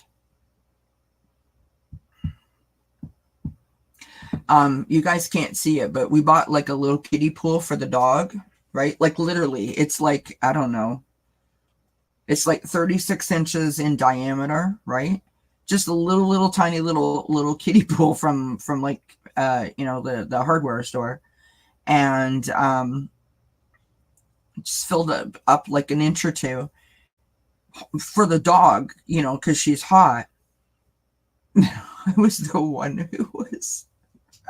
I was the one that was I had my feet in the pool, and I was like, I don't care. Like I'm trying to stay cool. I was having the greatest time ever. And then I took a picture and I sent it to a couple of people, and where I was like, look at me, I'm sitting poolside. It was, it's big enough for my feet. That's it.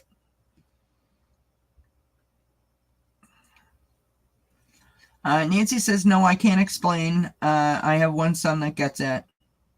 I mean, that's the thing, right? We listen, I'm sure at one point in time or another, all of us here would be like, whatever, this is whack. Like, this is lame, right? This is bogus. This is nonsense.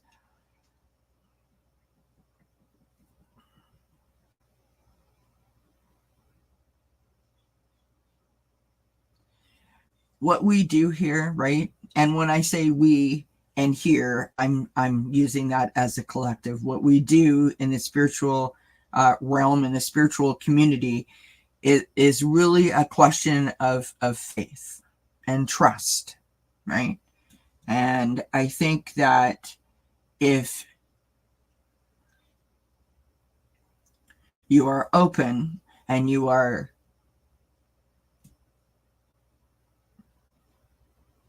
ready to be open, then, and some people just aren't, right? Some people are afraid of the unknown, because this is one of those things in life, this spiritual path, this, the spiritual connection, the whole spiritual way of doing things.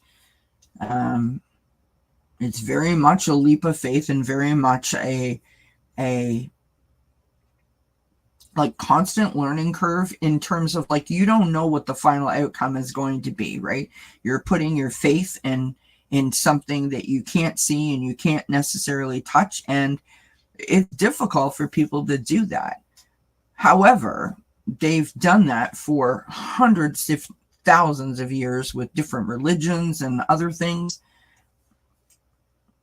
I just sort of like, I mean, I love to share it with you guys, because that's how I know how to do it, right? Meaning like when I sit down and we do this together, like that's when it all comes together.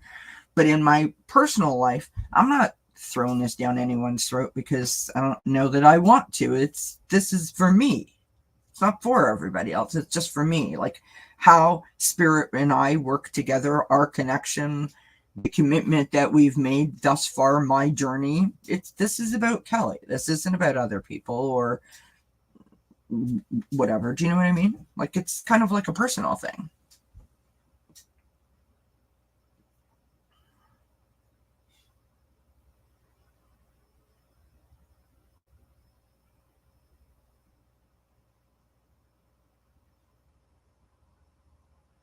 And there's still some things that I am afraid to do, or I'm unsure of, and I'm very much still learning. Baby steps. Be kind to yourself. Be gentle.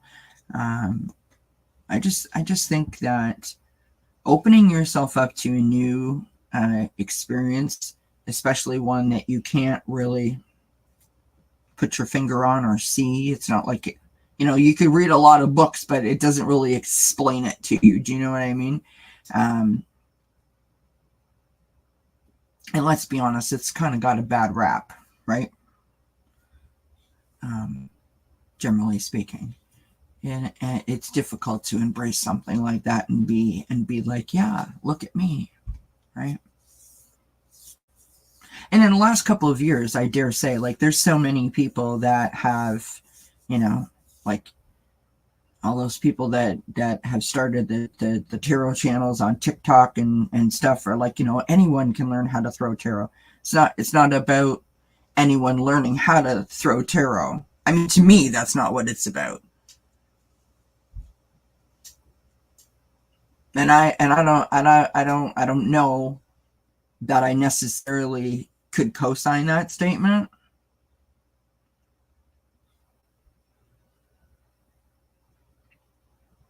I don't know. I'd have to think about that.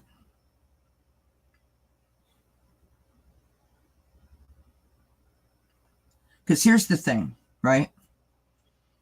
I divide it into two categories, one for yourself, one for others. So what we do here, this isn't just for me, this is for us. And I take that very seriously, right? So I could learn tarot for myself and haphazard it, right? Not really like be fully invested in it. Do you understand what I mean? But if I'm going to read for you, no. I don't want just anyone reading for me, right? I want someone that I feel a connection with. Do you know what I'm saying? So I don't know how I feel about that statement any more than I've already said, which I probably already said too much. Hello, Johnny. How are you, my dear? Aw, thanks, Fleck. I've always underestimated myself, but I appreciate you saying that. Thank you.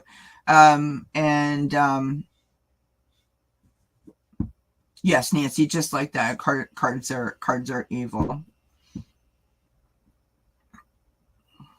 Again, it's listen, I've told this story, a couple of times. I say to you guys, hey, if this resonates, claim it. If it doesn't, like whatever reading or whatever video says, either in the description or whatever the case may be, and you toss the cards, right? And I told you guys, I don't read for myself, necessarily speaking. I came in here, I threw some cards down. I don't know what possessed me to do it, but I did it. And I got like, I don't know, I can't remember now. It was like Tower card and the double card or something like that. I was like, what? And, like immediately, like panic. I picked up the cards and I'm like, shuffle again, put them down. And I don't know that I was asking anything in particular. I was just like, seeing how things would go. And I kept getting like the same kind of cards. And you know how I say to you guys in every reading, right? If it's yours, claim it. If it's not, leave it behind. And I was like, I can't handle this. It's not for me. I must be picking up on someone's energy. And I just sort of pushed the cards away and I walked away. And I guess what I'm trying to say to you is this, like,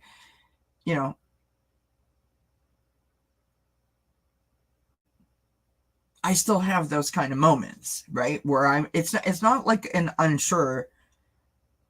But you know what was interesting about that point or that exercise was that I was able to walk away and not freak out about it. I didn't carry that for the next 3 days thinking like, oh my God, something bad's going to happen, which was amazing because that is not my normal experience.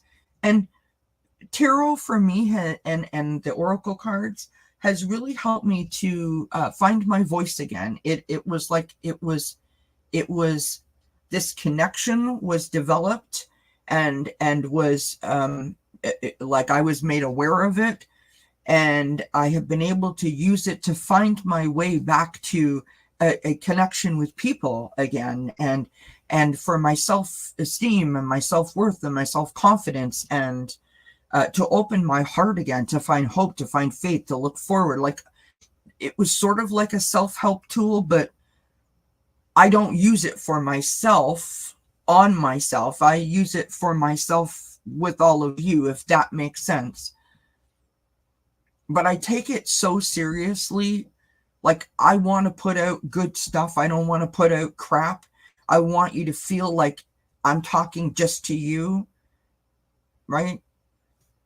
I'm very cautious and conscientious of how I present whatever it is that I'm doing.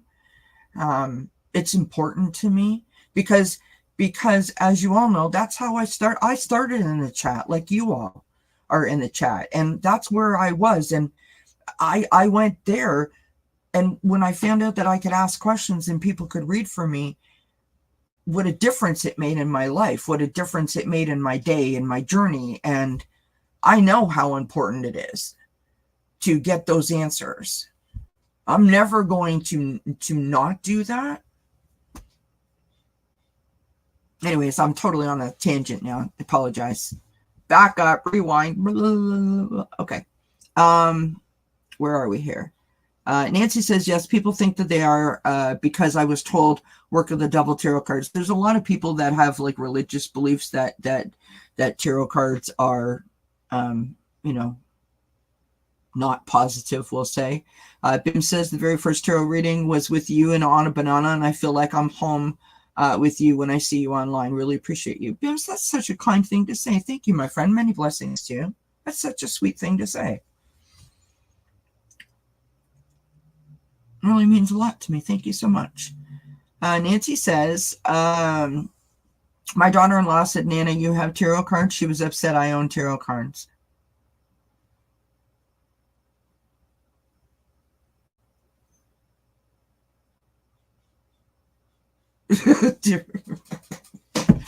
Johnny, you cracked me up. Thank you, Fleck. I appreciate you saying that, love. And thank you, Nancy, for that. Johnny has 300 doubles in his house. I mean, because it happens, right? Like, you throw the cards and you're like, what? So the moral to the story where that is concerned is just quite simply,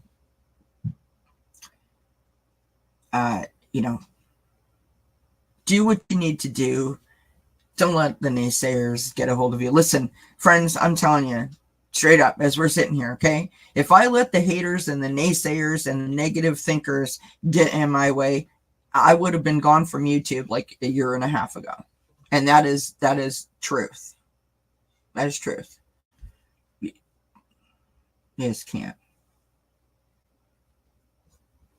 Hi, Joan. Aw, blessings to you, my friend. While I have you guys here, you notice that my eye is all messed up. I have some sort of sinus weird infection thing going on, so pay no attention to it. It's open, so that's the important bit, because like on Wednesday it was like that. It is what it is. But thank you for being here, Joan, and thank you for saying that. I appreciate the support always. Isadora says, Kelly, that's how I feel about tarot. I had experienced spiritual things growing up. Now I embrace it. I mean, people use tarot for different things. Okay. And for all of you that are listening out there, I don't care for the tarot that is used for, like,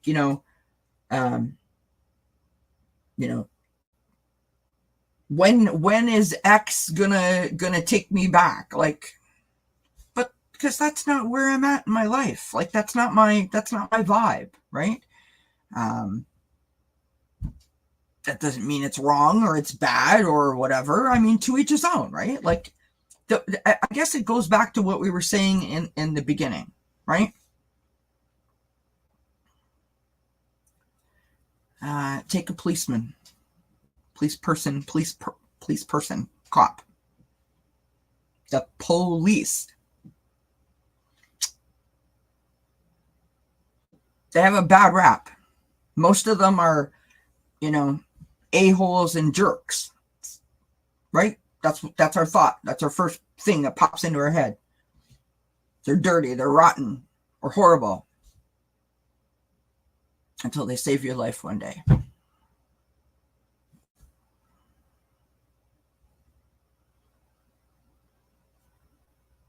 There's a lot of things in this world like that, right? And I say that if I'm doing it and you want to come here, no one's, your free will to do so. If it resonates with you and you like it and you enjoy yourself, then great. If you don't, whatever. It's when people go around saying, like, talking out of the side of their head, that's when I have a problem with it. But anyways, of course, Nancy. All right, what else can we talk about? Speaking of tarot, did you guys hear about the TikTok? I think it was the TikTok psychic. Did you guys hear about that? For entertainment purposes only. Don't come at me, YouTube. I need this little channel. Yeah, did you guys hear about that? Look it up. Look into it. It's wild, friends. Yes, what Bim said. What Bim says. I have decided that what I can't do anything about is what I don't worry about. No control, no worries. Right? Remember Nancy's card that she got, right? Acceptance. And most of the readings that we had tonight, just, it's so hard to let it go. But that's what we've got to do, friends. You just got to let it go. Just got to let it go.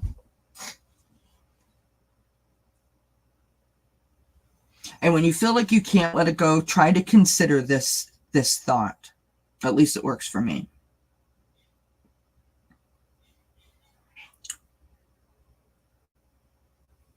When you think about the energy that you waste getting upset or reacting or being angry or whatever,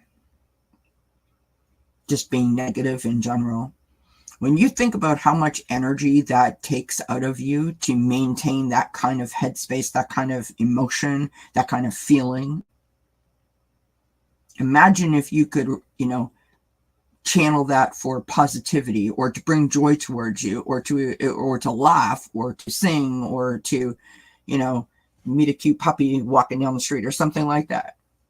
That's when it becomes easy for me to be like, yeah, no, you just stay over there. I am not buying what you're selling today. Just as a thought. Is it easy for people to read for you? Not necessarily, because I don't trust a lot of people to read for me.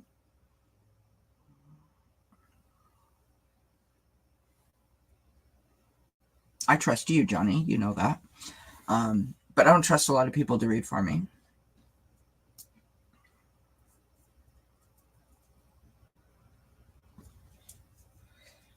Now, when I say that, I would like to clarify. A reading about like what's going on in my life, I want people that I feel a connection with. Like I said about, I want people that I feel like I can trust. People that I feel that I resonate with. So like they're in the same vibe as I am, right? Or whatever my situation is that I want read on. If it's a message, guidance, I'm more open that way because I am aware that sometimes I am very tunnel visioned and I'm not seeing everything that I could see, right?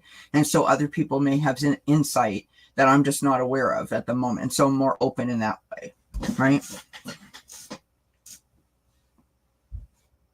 I think people are intimidated by you, Johnny. And I mean that as a compliment, not as an insult. I think that people have to, like, when I know that the first time I read with you, I was intimidated by you, but not like by you or anything that you did personally, just because I hold you in such high esteem as a tarot reader, right?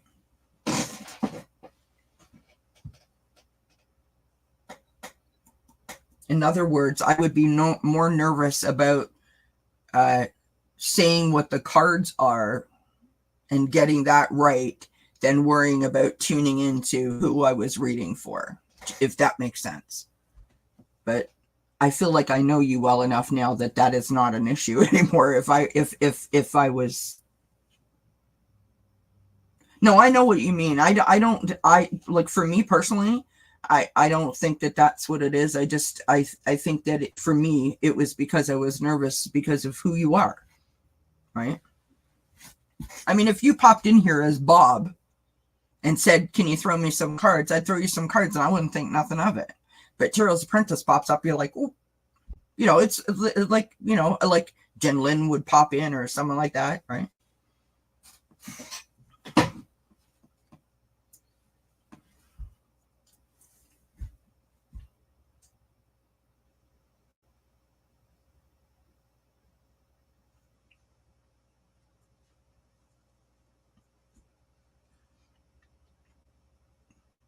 And listen, and that's a really good point, though, like, generally speaking. And that's another thing. If you're learning tarot, or if you throw tarot cards, or you visit tarot channels, you know, try to be kind, because listen, you sit here for an hour or 2 hours, read. It's hard sometimes to to keep that energy up, and you don't always get it right. You're not always getting like a solid, true connection all the time. You know, you may be off. You may say something that people are like, nope, that's not right. And then 3 days later, they find out that that was, correct or on the right train. And, so try not to be judgmental is kind of where I was going with that.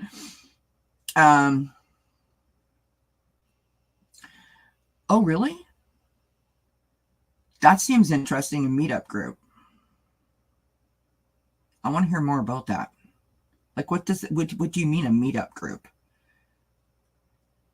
I think we all do, Nancy. Like, I think that you have people, like in your regular everyday life, you have people that you are just drawn to, that you connect to, for certain reasons. And I think that, it's either their personality, it's the way that they say things, it's, whatever. It's just, we all have people that we just gravitate towards, right? And I think that you should, I think that part is a beautiful thing. Like, when you experience that connection with another person for whatever the reason is, I think that's beautiful, right?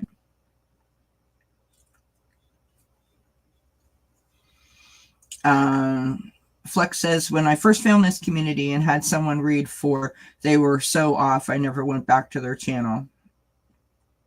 And that happens. I've had those moments where I'm like so far off, right?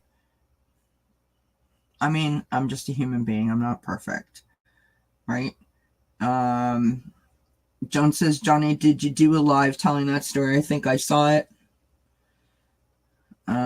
Johnny says, it's an app and you Zoom call with other tarot people or whatever you're into. I went to learn from others' techniques, but I got nothing. Uh-oh.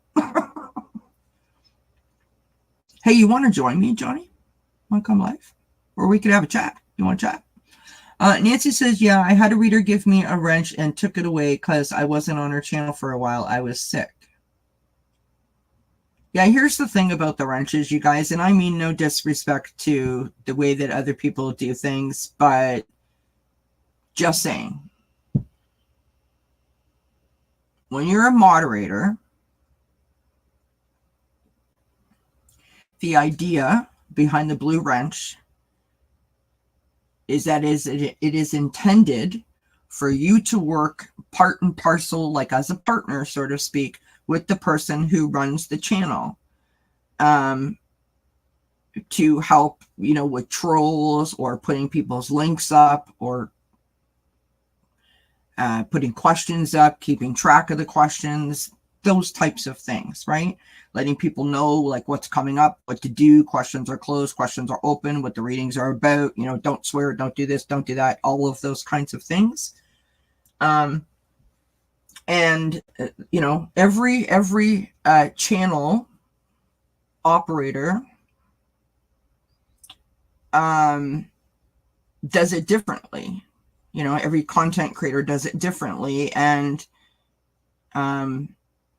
like, I'm sorry that it hurt your feelings, but like, I had a bunch of moderators and I don't now.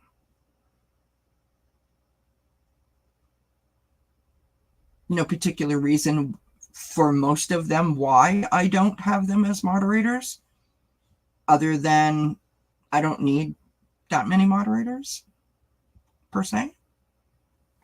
Thanks, Fleck. I'll send you a link, Johnny.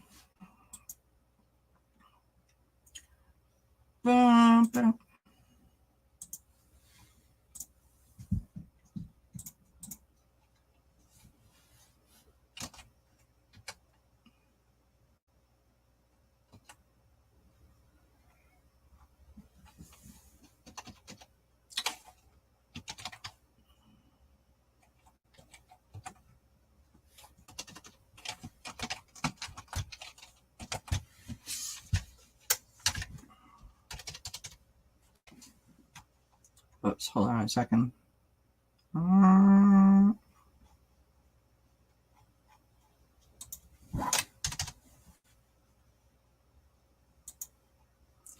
Talk amongst yourself, friends.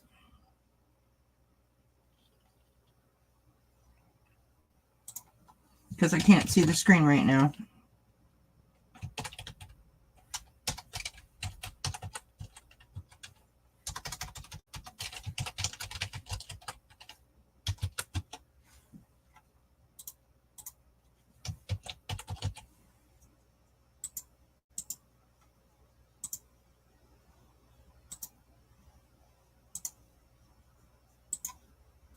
There, I'm back. Sorry. Oh,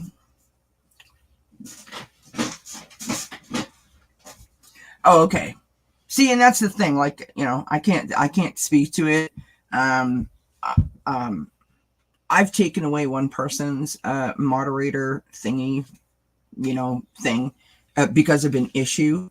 But I did speak to the person about it,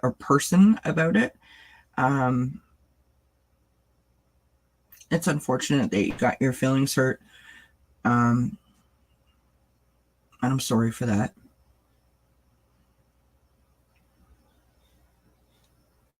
Like, you take someone like Johnny's channel. Johnny doesn't have a whole lot of moderators, right? I think that he uses moderators on his channel in a very different way, or you look at someone like Lisa from Spirit Intuitive.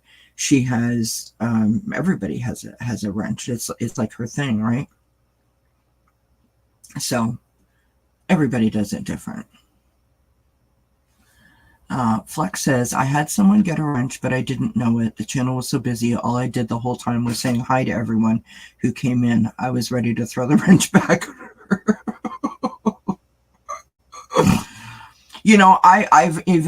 I've been on a channel one time where I said hi to everybody, because I used to do that. I used to go in and say, like, hi Bob, hi Fred, hi Sally, whatever. And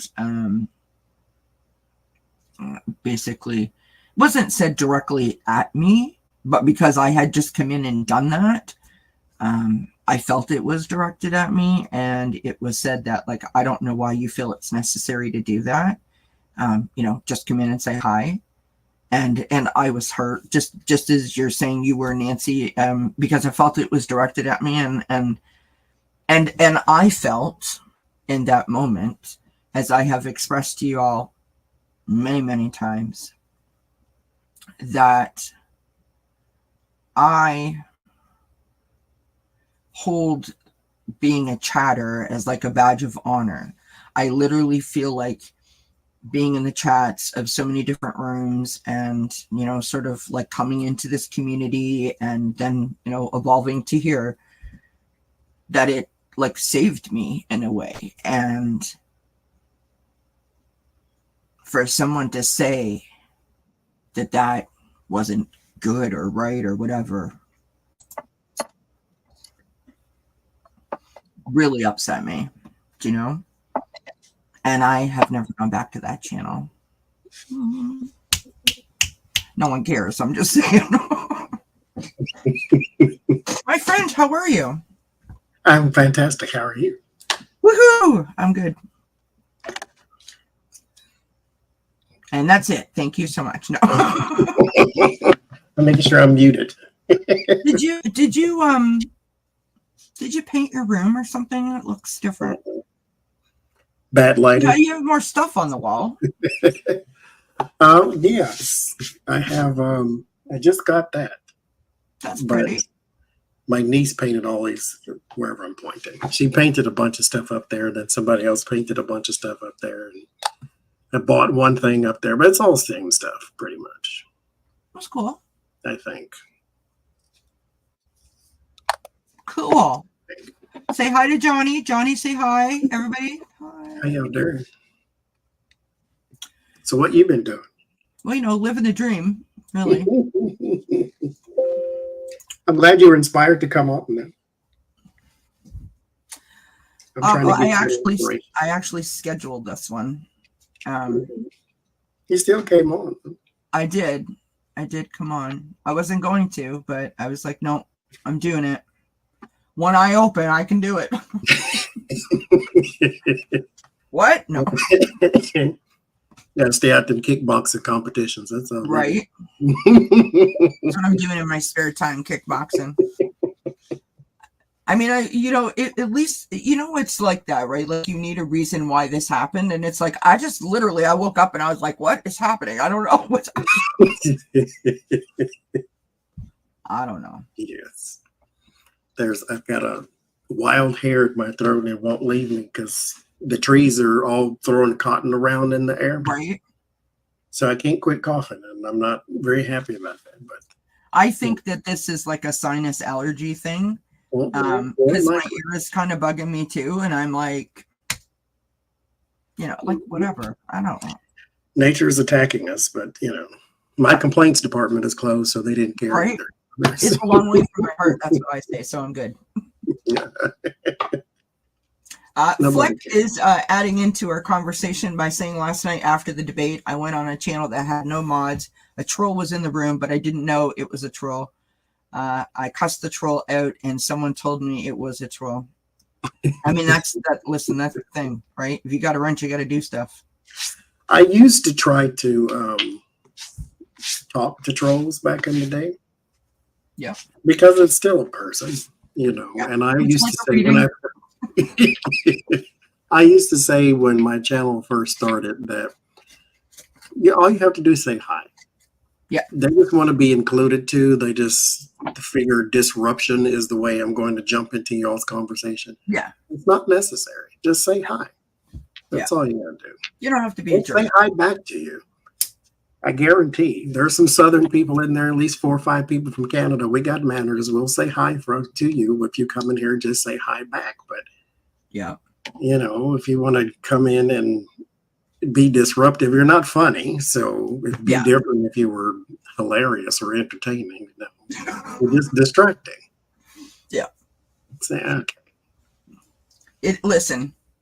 It is what it is, and it is part of a learning curve when you start a channel, because I mean, even though like you're in other channels, so it's not like you don't know that these things happen, but somehow when it happens to you, like the first time that a troll came in my chat, I was like, oh my God, what do I do? And now I'm just like, you know, whatever. Like it is what it is. Like you can't help it, that you can't stop it. Whatever. One of my former students just started a tarot channel. Nice. And I hadn't sent her like the email of the do's and don'ts type of thing, because I'm like, that ain't none of my business really. But I don't want her to come across her first negative person and then feel some kind of way about her reading or the channel or Yeah. all of that. Because people on YouTube will say the grossest thing because they never see you in person ever. And so they think they can just, get away with it. So listen, when someone comes to your channel, like a tarot channel, right, and they get a reading and they take the time to put a comment on like a thumbs down or like, I didn't get that at all, or, you wear too much makeup, I'm like, I think you missed the point.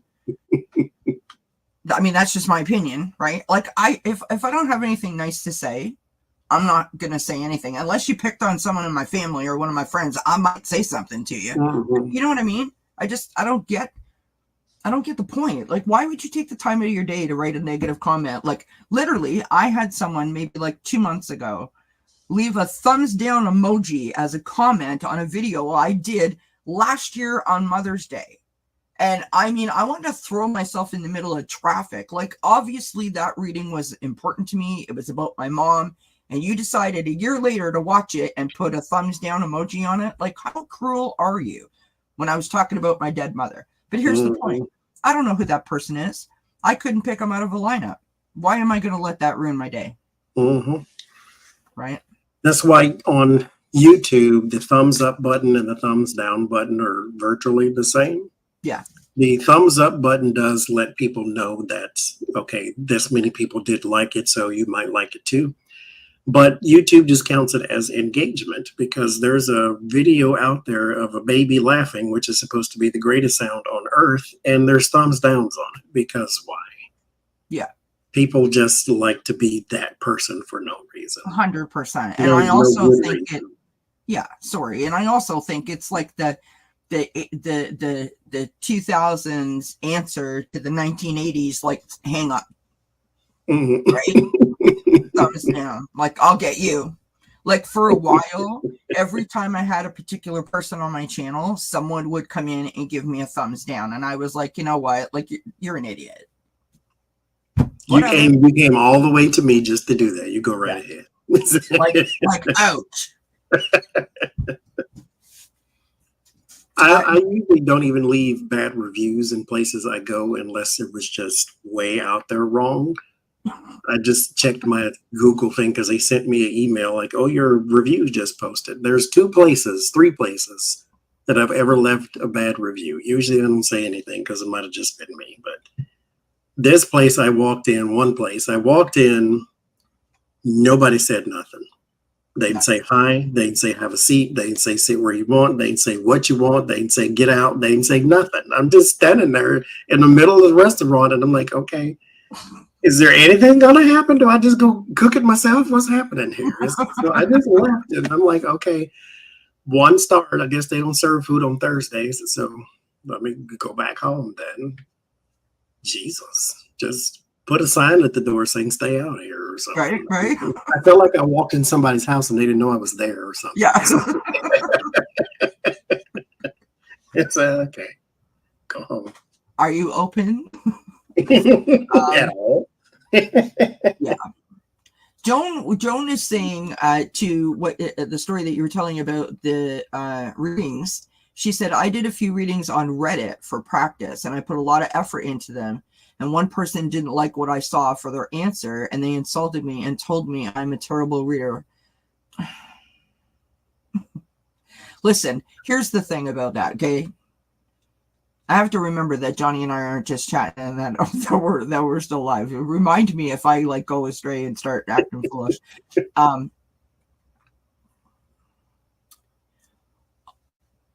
I try to remember that whoever asked me a question for a reason, like they need an answer. They want an answer. They feel that this is something that they don't have insight to, right? It's important to them is my point. And some people aren't open, as we have said a few times tonight already, and only are prepared or willing to hear the answer that they want to hear. Boom. Right there. And Johnny knows this now that he's here. I mean, I shared this with him. there is a long while, and for those of you that watch me often, you know that I stopped doing tarot readings because I would come, I would give, I'd sit here and free reading. I'd watch all these other channels. They're getting $2.99, $1.99, $5.99, $10.99. It's not about the money. Don't anyone misunderstand me. But I'm sitting here giving, and I wouldn't get nothing. I wouldn't get a thumbs up. I wouldn't get a thank you. And I was like, no. I'm not doing that anymore. I try not to be like judgmental but I only have so much energy to give, and I'm not going to give it to someone who doesn't need it, want it, or doesn't appreciate it. Right? Not saying anything about like I can't be accurate or that I'm always accurate, because I'm not. But I hope that makes sense what I just said. And I shared that with Johnny. That's why I said that you would know that I did that. There are some people who go from reader to reader to reader to reader asking the same question because they want one of you to tell me what I want to hear. Yeah. And I can almost guarantee you that whatever you told them and they told you were the worst reader in the world is because they wanted something else from you and you didn't give it to them. Yes, that, and I also think this, like, Nancy, I'm going to use you as an example. Okay, so don't misunderstand when I say this. They want this. Mm-hmm. That's what they want. They want to see their name on the screen. Got to be important. Yeah. Well, listen, I mean, you come into a little old room like mine, and it's no big deal. But you go into, like a room like, I don't know, like, someone who's got like 100,000 subscribers, and there's 700 people in the chat, or like yours on Sunday night when there's like, 2,000 people in the chat, was like bizarro, and all they want is for you to be like, "Hi, Bob," like, oh, come on, like that's what they want, right? I mean, what is the whole deal now? Like, everyone wants to be famous, everyone wants to be an influencer. If I put your name up on the screen, some people are like, "Woohoo, I made it." Mm-hmm. And the other thing is, and I'm sorry, this is like, now I'm like being totally negative, and I don't mean it to sound negative, but a lot of people have no idea how hard this is to navigate by yourself or with 5 guests. It doesn't matter. Well, that's actually harder, but how all of this is to navigate, because 99% of the people that you watch make it look so easy, right? Jonas, it's okay, Kelly, let it out. Give me a drink. No. Get comfy, get your popcorn. No, but isn't that the truth though, Johnny? Like, a lot of readers make it look super easy, and it's not necessarily when you're, I mean, because you don't read necessarily the same way that I do it. And what I mean by that is, like, you're not pitting questions out of the chat and following that way, right? Like, you come with a set of questions. Mm-hmm. But it's hard to read the chat, have a conversation, entertain your guests, keep on pace. I've done that in the past before I said to myself that maybe you shouldn't do all your readings on because other people have to make a living at this. And so, if you do a reading, because I can't pull 1 or 2 cards and say that's your reading. Oh my God. I don't know how to do People that. are like, well, Linda was in the chat earlier, and she said, pull 1 or 2 cards for me. And I'm like, listen, I mean, I can't do it. I mean, I'll try. There's one channel, like, she does this, and she said, da da da da da, and then went to the next person. I'm like, you just flipped over 1 card and get. I understand it's just $5 for that person, but Jesus, Christian, you can't do something more than that for. Okay. I can't just flip over 1 card because I want to know what else is going to happen.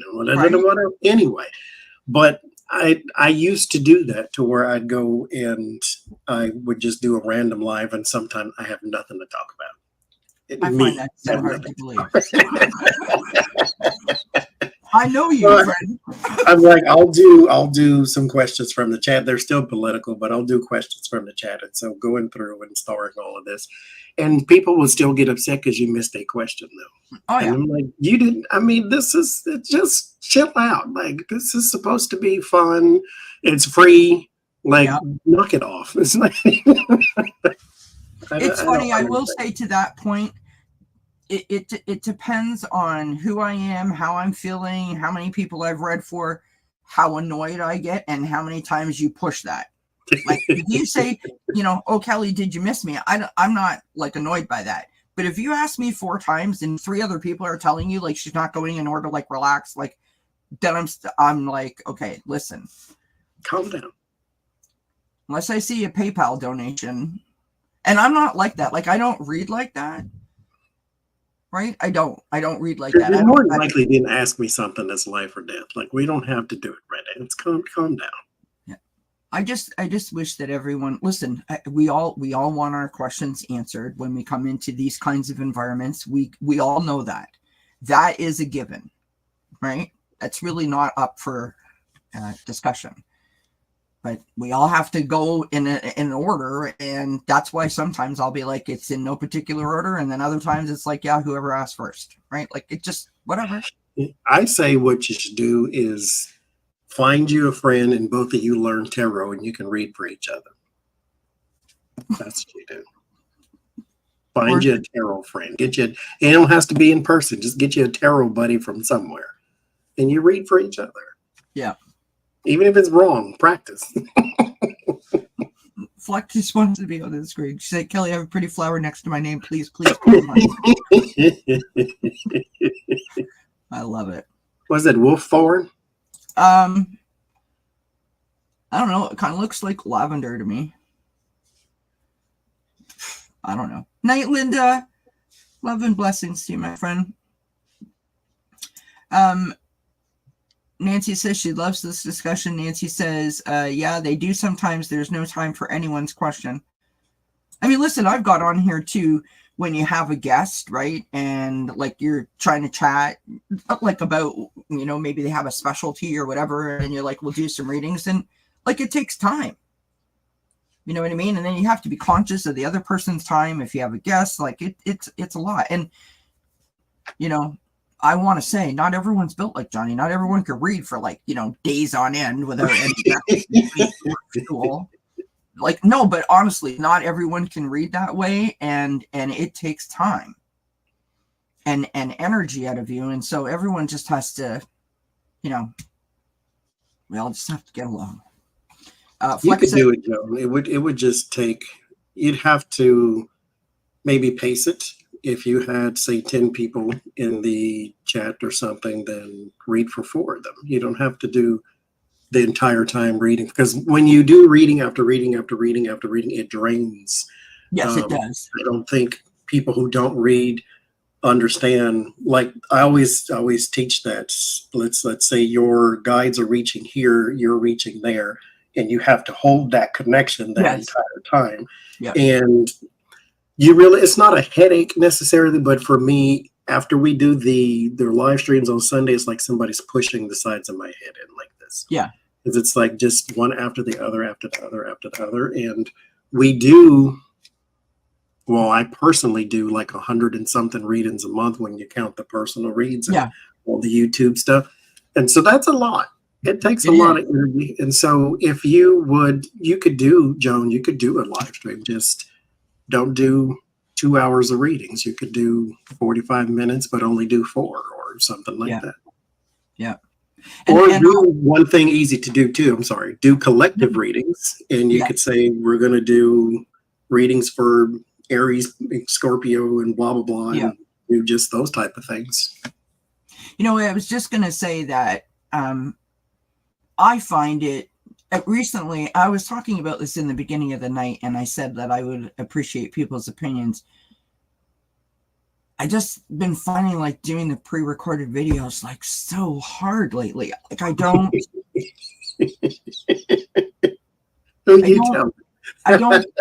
have like when I don't have the energy of the thing, I don't know what the thing is. Mm-hmm. You know what I mean? And I don't know how I'm supposed to tell you how your day is going to go. Or I mean, because it could be literally anything. Do you know what I mean? And then there's other times, like to the point that you were just making, like, you know, when you do like those readings where it's like me and you, we've been reading for like 2 hours, and like the same one card keeps popping up like every third reading. Do you know what I mean? You know that that's the thing that has to, like, it needs to be said. It wants to be out there. It's important for the collective. But you can't do that when you're reading by yourself on a pre-recorded video because, like, it's lost. Do you know what I mean? Like, that card's only going to come up once. I just finding it so hard lately. Like, I'm not, unless I have something specific, like I'm sitting out in the living room and it's like, do that. Otherwise, I'm like, it's Tuesday, you know. You know, and put your best foot forward. I don't know what else. You know what I mean? I do know what you mean. I used to record 30 videos at one time. Oh my God, you're a machine. I release one every day type of thing. Right. Or like the whole month. It's been like 3 months since I've done that. I don't have it anymore in me to do. It's just I'm drained of enthusiasm, especially for the crap that I read on. I'm tired of talking about it type of thing. Oh my God. I don't know how you do it, John. But at the same time, like my saga readings where they're more uplifting, I don't want to do those either. And it's just, okay, here's something you have to, everybody, this is what you do next time you go in prayer or meditation. Look at the core of what's going on and pray for that. Not your symptoms. I prayed for the symptoms, and the symptoms were rectified, but not the core. I said, this is what I want. When I was in Florida, I had to do a whole menagerie, and move this and move that, move this and move that to go live. I said, what I want is to be able to just plug the thing in, push start, and go. Yeah. I have that here. This computer is all set up to go live at any moment, just like right now. Yeah. And I still don't want to do it because that was never the issue of moving stuff around. My issue was the enthusiasm for doing it in the first place. Yeah. And so I'm like, okay. See, now when I come into a setting like this, I always have enthusiasm because all I do is sort of like sit here, especially if I get like an idea. Like I said, like I'm sitting in the living room, something pops in my mind. Like a couple of weeks ago, I did, like last week, I think it was, I did summer vibes, and I came up with my own little spread for how I was going to do it. And I was all like excited, right? That I'm totally into. There are other nights like tonight when I sit down and I'm just kind of like, I just allow it to flow. I don't get in my own way and I'm into it. And then there's other nights when I know I'm like no good. I'm like a piece of wet noodle. Like I just can't, like nothing's happening. I put pressure on myself though, that I should be able to do that at a moment's notice. And that's when I get like, that's when I have to like have a conversation with myself and be like, smarten up. Like, it's not your fault. Everyone has a good day or an off day or whatever day. Right. Joan says, Johnny, I do love when you do the tarot tableau. Such a cool process. I just did one. No, I didn't do one. I was looking at an old one I did. I do like doing those. They take a lot of energy too. Yes, they do. I can only do maybe 3 in a row, and then that's it for me type of thing. Especially when you do it, and the way that you do it is like, how do I don't know how to, because hello, my grade 3 education is showing. You do it like backwards almost so that we can see it right side or right facing, I suppose, right? I think, and thank you for saying that. I think the reason that I mean, because both of us are saying different things, but it comes from the same place. It's pressure. It's like anything, right? You want to have like a little extra flavor. You want to try something different. You want to try something new. You want to like, reinvent the wheel. Like, I'm not trying to make a new tarot deck. I just, want to maybe look at it from a different aspect or something. I'm just trying to make it exciting. And sometimes that pressure makes it so that I've sucked all the joy out of it. Do you know what I mean? Mm-hmm. Most of the most I mean, I've had awesome shows that I've planned, but I have to say to you, my favorite moment, my favorite shows that I do, my favorite lives, whatever words you want to put on them, is when I come and I sit and it just goes like this. Like there's no plan. I had a plan. I did the plan. We did the readings, and now we're just going off. And I'm having this is the best time ever, right? Mm-hmm. That's how my live streams used to be. Is when I did them. Is we do an hour, hour and a half, 2 hours, even sometimes of readings, and then 9 hours of me talking about nonsense. Because that's life. Because we sit and we have a chit chat. Because we're people, not tarot machines. And so it's nice when you get to just hear the person or see the person or get to know something about their day, and you can exchange information in the chat and all that. So it's nice when you can do the business part and then you can have the fellowship after that. That's I never forget that. I'll share that with y'all. I don't know if you guys know the story. So following Johnny for a long time, I just loved his personality. I loved the way that he came across on the screen, right? And I love that he takes the time to explain the cards. Doesn't do it for every card or all the time, but in certain ways, like you do, and I really appreciated that. And one time I popped in, it was like one of those weird streams that you're talking about. It was, I don't know, like midnight or some odd stupid, 2 a.m, whatever it was. And there was like 200 people, it said, in your chat, which is, like, that's like a down night, right? Because there should be like 1,200.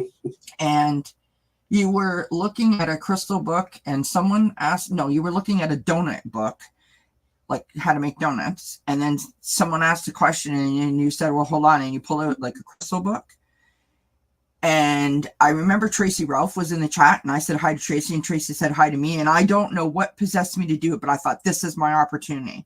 This is the only time that I'm going to have Johnny, like, to myself, which was a joke because there was 200 people in the chat. I was like, maybe, just maybe, and you responded, and I was like, it's like, okay, don't take this the wrong way, chat. But it's like I fell in love with you in that moment because I'm like, oh my God, he's real. Like, we're having a conversation now instead of just listening to you read, right? Mm-hmm. And if it was possible, it's like I like you even more because now I know the person as well as this, awesome reader. And I was just tickled pink. It's like I met someone famous when I was there. I was like, oh my God. No. I told you that like a long time ago. Such a doofus, but honestly, it was like, wow. The seminar we just had, I heard that a lot too. It's like, because they watch us on TV. Yeah. And it's like they see you in person. It's like, oh my God, it's you. Like, it's just me. I still fall over my shoes in the middle of the night too. So I'm just You still put your pants on one leg at a time? Sometimes 2 legs in the same one because I can't see. That's how I think. Everything I wear, I put it on backwards first. Everything. It's one of them things that life, I think, gives everybody a trait to where they can observe us and laugh. Like I walk into every invisible spider web you've ever seen, and then I walk down the street doing this because I'm trying to get it off my face, but nobody else sees what I'm doing. Yeah. Every shirt I put it on backwards before I put it on the right way. That's just me. This thing up here is peppermint. Mm-hmm. It's been here for 400 years. Yeah, it's faded. I don't care where I put it. I knock it over. Right. Every time. It could be over there. It could be down here on the floor. I'll knock it over every single time. It's a magnet. That's so me. Are you saying that you're sort of like clumsy? Is that what you're saying? I'm normal. Oh, normal. Okay. I thought maybe we were going somewhere with that, friend. Like, everybody's writing that down. Johnny's clumsy. I mean, don't hand me nothing you want me to hand it back to you. I will say that. No. Because it may have a crack or two in it by the time you get it back. I fidget a lot. That's why I always got these things. Yes. So I might drop it. Well, we're both that way. I fidget a lot too. So when Johnny and I talk, sometimes we'll have a chat. Like, I don't mean it's like every week or anything, but we have been known to have some epic chats, have we not? And I've usually smoked a package of cigarettes, and he's like gone through 98 tarot decks where he's basically cards off, right? Flex says, Johnny, keep the lid on. Okay. Oh, well, speaking of that, though, there's not much in there because I knocked it over with the lid on. And not only that, I took that part, it comes with a little white thing, so it only like does the drips. Yeah. I took it off, and then naturally it went everywhere. Well, that was your first mistake. So I want you to know that I have one too. It's not peppermint oil, but I do the same thing, and I have it in a little tube. So every time I knock it over, I'm like, I know that I've knocked it over, and then I'm like, oh my God, it's going to leak because it's leaked, right? I got these too. They still have the little white thing, but I want to take them off too. But have a peppermint fetish apparently, because this is my anti-stress oil. This is my anti-everything oil. It's got a little roller ball on it. I need to get one of them too. I had, and this is something I know, and I did it anyway. Black stones, they say, absorb negative energy. Sorry. And then they push out positive energy, right? It's like, what? It was like, I don't know where it's. Go ahead. Sorry, I apologize. Because this de-stressor, I'm a tired end. Right. And I had one of these on during the seminar. And okay, wait, I'm sorry. You had a stone that big on you? It was just about this big. I don't have it around right now, but yes, I like big danglers like Flavor Flav. Okay. Like it was this like conversation is sounding like some other kind of conversation. It was like this big. It was giant. You've seen it. If you walked past me, you would have seen it. It ain't like one of those. Oh, what's that? No, it was like this. Like a cowbell or something. I had a chunk of the solar system on my chest. I really did. No. But black stones absorb negative energy, then they push out. Right. But they have to absorb it first, which means if you're wearing it somewhere on you, it does come at you. Yeah. And I had a whole bunch of that, and I had a Were you like Wonder Woman going like? I wish. I had a couple moments where it's like, okay, I have to leave this area right now because the next person that walk up to me gonna get a whole bunch of something. And right. It ain't their fault. But it absorbs first, right, and then it pushes out. So I had some built up in there, and it ain't pushed out yet. And so I was feeling a little less people friendly, and so I got out on the balcony right quick. So I needed a de-stressor oil that would have helped me a lot. That was my tie-in. I have to go around the block before I tell you how to get down the street first. I have been on a few walks. I'm aware. I was like, I got it. Do you have a charge? You use a charging plate, right? I have a bowl, right? The heart bowl. Yeah. That's where I put. I used to try to put the decks, but they don't fit in there. Yeah. Without sliding off. I don't put my decks on. I put my crystals on the plate, and then I put my I have like 3 decks out all the time that I have my crystals on, or some crystals on. Mm-hmm. All my crystals are in the window. I can't leave my crystals out because the cats think they're footballs. So we can't be doing that. I put those 2 in there though because those are my fidget stones, so I keep them close by. Okay, you should just stop. Just cut it out. Cut it out. I have 2 more, but I don't feel like reaching. That's mine. He's got balls in it. That was you. I didn't say nothing about that. I know it was me. I didn't say it wasn't. I said it was me. I owned it. My mind went totally like I was like, you said it. I'm still 10 minutes ago. Like the black balls part. I was like, what? Black balls? What's happening? I mean, you can wear black stones. Just be aware that they absorb negative energy, which is a good thing to keep with you or by you. Right. But wearing it, I don't know. I wear it. I need like one the size of my head to sit right next to me, like right there on my other shoulder. I love it. I have this little fluorite that I got. So cute. Mm-hmm. My little fluorite wand. It's crooked. It doesn't stand straight. It's kind of got like the Leaning Tower of Pisa kind of angle to it. But I like it. And I've got my tiger's eye. These are what's out. And I have my one of my amethysts. Oh my God, you guys. So for those of you that heard this story the other night, I'm sorry.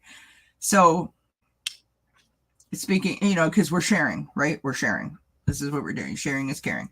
So I was feeling kind of poorly, like maybe like a month or so ago, like just my anxiety was high.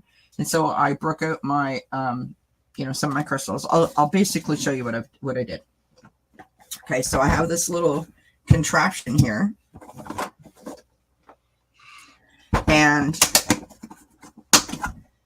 it has like compartments and so forth in it, and I've got all my stones, most of which I don't know what they are, just being honest. But anywho, so I've got this, and I take some of the stones out and I charge them on the plate, and then I decided I was going to put them in my brassiere because, I need to keep them close to me because I'm not feeling so great. And then every 5 minutes, I'm like, oh, everybody on your hands and knees because Mama's lost one of her stones. Because, like, basically, I'm Flatty Patty, and it's like they're constantly falling out.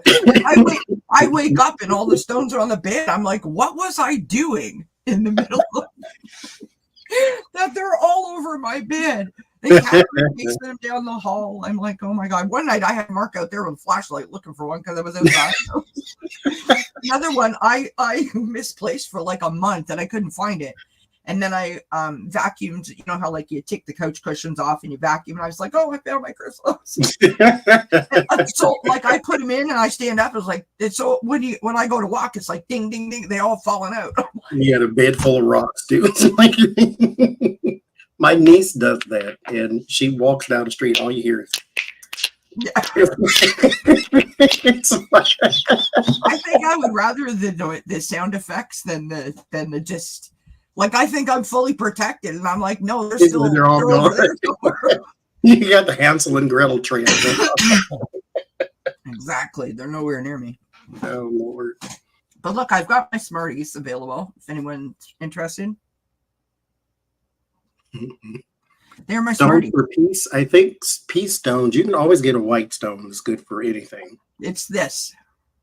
Oh, stone. Sorry. I thought you said peace. Rose quartz is good for peace too. Yes. For like just I think amethyst, like for me, amethyst is like the amethyst is a do-all. Right? Mm-hmm. Does everything. Clear quartz is a great one. And I think that orange calcite is too. Those would be some good ones. I went to a crystal store. I took Jen there. I didn't want to buy anything, and then I still bought a whole bunch of stuff. Mm-hmm. Those things are dangerous nowadays. They are. That's where I got this thing from. But I like them because you can see inside them. They have colors and shapes and things. I have a stone kind of like that, although it's not like that. No sense. No, it's like. Mm-hmm. I don't know what it is. I didn't know when I bought it. That's pretty. That's all you need to know. I have since forgotten. And I got a pure dot, if that's how you say it correctly. Heart, because that's my birthstone. I love it. That's what's in my graduation ring. You graduated? Eventually. Wow, fancy. It took a minute. Look at you. It took 16 years. Right. I have Sorry, the dish uh, is a noisy. crystal book, but I don't know how to look up nothing that you don't know the name to already. It's like black stone is not in the book. It's like Right. you have to know it's obsidian, jet, tourmaline. Like I don't know. And the other thing to that is that, you know, is it polished? Is it honed? Is it rough? And I mean, I not have all. one that's this color, but it's dyed this color, so Yeah. that's not in the book. Right. Like not all amethysts, for example, look like amethyst. Do you know what I mean? This is tiger's eye, That's gorgeous. and it's black. Yeah. But it's a specific kind, and Yeah. the specific kind I've lost the name to because whatever. Gotcha. Hi, JR. Isadora says, does clear quartz beacon spirits? Yes, can if you call them. It's an amplifier crystal, so it can, like if you had a amethyst, which is kind of a duo, like we were saying, Yeah. and you put a clear quartz with it, then it amplifies its power, supposedly. If you have a crystal we were just talking about called a golden healer, which is supposed to be good for those who do healing like Reiki and all those type of things. If you put a clear quartz with it, it amplifies that too. So it's good for the amplification of energy, so including your own energy. This is a lovely stone. It does not show up well on camera. It's like this like bluey turquoisey kind of vibe. It starts with a D. I specifically bought it for heightening your psychic somebody or others. I forgot the name. Lapis lazuli will do that too. It's supposed to be good for your. Okay, you say the stones, I'll show them. Go ahead. It's supposed to be good for your intuition and your psychic development too. Yeah. Whether it works or not, I don't know. I have one, and I don't feel no more powerful than I did before. So. I find. Do you find that there's like particular stones that you're just like? Ever since, I mean, I have all of these stones you guys have seen, right? I've got all of these. I probably have like 30 of them. And this always is with me. Like always. I have like 5 pieces of amethyst. Yeah. I just, like when I go to read, when I say my prayer before I come on or whatever, this is what's in my hand. Amethyst is a good fallback for just about anything. If you're unsure, amethyst and clear and purple. Clear! Oh, not that kind. Not that different kind of clear. Or white, I should say. Clear quartz. They have snowy quartz too. I got one of those, which is just white quartz. Yeah. And purple. Amethyst is a good duo. Yeah. For anything. And it's pretty. Like an all-purpose cleaner. Mm-hmm. And it works. And it's non-toxic. It's like shake and bake and I help. I think that's the only one I got. Yeah, that's it. Flex says, going to get rid of any black stones I have. Don't need the negative vibes. Just put them at your front door. Yeah. That way it pushes out negative energy. That way you don't have to get rid of it. Yeah. JR says, are there any orange stones? Yes, there's lots of orange stones. Yes. There's orange calcite, orange carnelian. Some people say it's red. I say it's orange. I say it's orange too. But I will say this too, like if orange is the favorite color of yours, go and look at crystals and see, because I love red. I don't have any red stones because that's not what I'm drawn to. Mm. I'm drawn to malachite, which is green, and I'm drawn to tiger's eye, which is brown. And so you may be drawn to something completely different, angelite, which is light blue. But I like red. Red is my favorite color, but those are not the stones that I need, says my energy and my spirit. So that's not what I'm drawn to. I like orange stones. Sometimes, some of the stones that I have, I like specifically was looking for a stone, right? What do you need to help you sleep better? That you need the stone, so you go get it. And then other stones, it was just because I thought that they were gorgeous. Like I totally gravitated, sort of like a pendulum, right? Mhm. you feel sort of like drawn or you gravitate towards something, right? A jasper they have some nice orange jaspers out there too. Sleeping stones, I just use selenite, and you put it under your bed. Mm-hmm. It absorbs anything, and it doesn't push out negative vibes. It just absorbs, cleans energy. Yeah. So you can get you selenite, get you one like this too. I have, because I put it under my brother's bed. He had nightmares too. You just put it under there. That's all we need. I have, yeah, that's just my story about the, if you put them in your bra, make sure that they're in some sort of protective bag. I'm convinced that I've lost one. Like I was out the front with Mark, and we were out there with the dog, and the dog was all fussy, and so we decided to come in.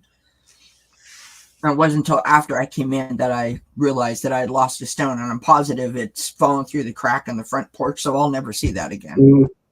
But I had so many in there that I don't know which one I'm missing, so I'm like, I can't replace it. Indeed. Or it'll come You're back. always nervous? JR says, I'm always nervous. I'll buy a fake stone. I don't think I can tell the difference.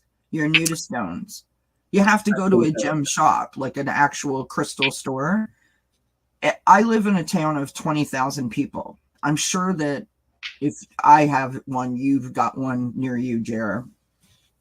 When I was in Oklahoma, we didn't have any. I didn't see a crystal shop till I moved to Pittsburgh. Oh, really? Never.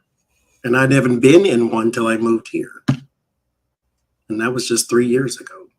So I definitely don't know a whole bunch about crystals. I met a lady from one of the crystal shops. I can't stand her, though, so I ain't going to recommend you go see her. But she's like the doctor of crystalnometry, and I'm like, okay, calm down. Okay, you read a book or twice, so calm down.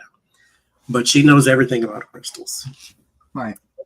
And she basically said that crystals in what they do is pretty much intuition. That much I agree, because nobody picked this up out of the earth and said, okay, it absorbs negative energy and it pushes out positive energy, and they can prove that. Right. It's intuition. Black is the earth chakra, which absorbs and then pushes out good stuff. So that made sense. And then white is your crown chakra, which is amplification of energy and your divine consciousness and all that type of stuff. So there's that. So just go with what you're drawn to, because that's the thing you need, instead of what you're trying to specifically go after. Yeah. I followed the healing stone colors, like you were saying, for the chakras. Like that was like the first. They weren't healing stones, but they got little tiny crystals that sort of followed the chakra colors. Yeah. And that's kind of how I got into it. And like I said, then there's things that I have looked up. People are like, for your anxiety, try this, try that. And then others were just like, I like that. I'm going to take one of those. Because there is one lady, she uses adventuring, which is green, for her anxiety. And someone else. I will show. Johnny will talk. I will show. She uses adventuring for her anxiety, and someone else I know uses amethyst. So what it is you need, that's what you go and find. And that's adventuring. I have one, it's like pickle green. It's like deep, super deep green, like that kind of green. And I got it because I thought it would help. Is that malachite? Yeah. That's malachite. I love malachite. That's one of my favorites, actually. That's good if you apparently having financial issues. Malachite is supposed to help. I'm joking. And then I have this. I don't know what this is, but I love this. I love the shape of it. Is it gray? No, it's green, like the color of your shirt, with all these like purpley kind of bluey goldy flecks in it. It's very pretty. Oh. I like this one here. This is a snowflake obsidian. I love that. I just love the pattern on it. It's really, really hard to see. I've seen a few of those in the shop. Spotted in polka dots. stuff. I can't. I don't know what it is. It's got a weird snaky look to it. I can't do it. Mm-mm. She says. So, oh, it's 11:11. Hi, mommy, love you. Miss you. That's because Johnny's here. I don't know that. I mean, I don't think that you have to cleanse your crystals. I have lots of crystals that I don't cleanse, but if you want to cleanse your crystals, you can do them on a charging plate, like we were saying before, right? With the selenite charger plate, or like the bowl, like Johnny has, or you can put them out in the moonlight, or like on a windowsill kind of thing. You can like just the crystals I'm talking about. You can just take like a cloth and sort of wipe them, right? They say make sure that it is a dry cloth, because there's a lot of stones that you can't put water on. And yeah, because it will turn into a pile of salt. So just be cautious when you're doing that. Like, I wouldn't put them in the sun. Might leave them on the windowsill. I'd never put mine outside, only because we have, like, you know, raccoons and skunks and so forth, and I'm afraid they take off with one of them. But I put them on the windowsill before to charge them, and then I put them on my plate. And before that, before I had the charging plate, I would just rub them with, like, what do you call it? What's the name? What's the thing? Microfiber cloth, you know? What's your bowl made of? If you put them in the sun, they can actually bleach the color out of your stones. Yeah, like not all of them are made to selenite. Oh, so it's the same as, yeah. Mm-hmm. I like that. And you don't have to clean them if you don't want to. I mean, intention is everything as well. So yeah. You can clean them with your own energy if you believe so. Yeah. Just like your tarot deck, I can take it fresh out the box and use it. And even if it came from somebody else's house, your energy is not going to override mine, is what I'm saying. So yeah, you don't have to clean them. But if you want to, if it makes you more comfortable, selenite, moonlight, sunlight does cling too, but don't leave them there forever because they can bleach. Or if that's your intention, then go for it. But yeah. And you can sage them too. You can put, you know, sage, or what's that other one, Santa Paulo or whatever. Hygienist place. I think that you can. Here is my take on it. Right. I don't know. I know this much. I'm like, you know, kindergartner when it comes to all of, you know, the spiritual things. But I think that you have to do what speaks to you. And I think it's very individual. Yes, there are some rules that you could follow if you wanted to follow rules, but I also think it's very much like whatever Johnny does for Johnny is right for Johnny, right? I think it's very much a personalized practice. You develop your own sort of thing, and you go with that, right? Yes, rituals direct intention. Mm-hmm. So if some people need more of a focus on how to direct the intention. So putting a selenite on your deck because your intention is to cleanse the deck. So you need something to help your intention find its focus. Yeah. Some people just talk to it, they blow on it, they pray over it, they do whatever, they knock on it, those type of things. Yeah. Whatever the intention is up to you. Can't nobody come tell you it's wrong.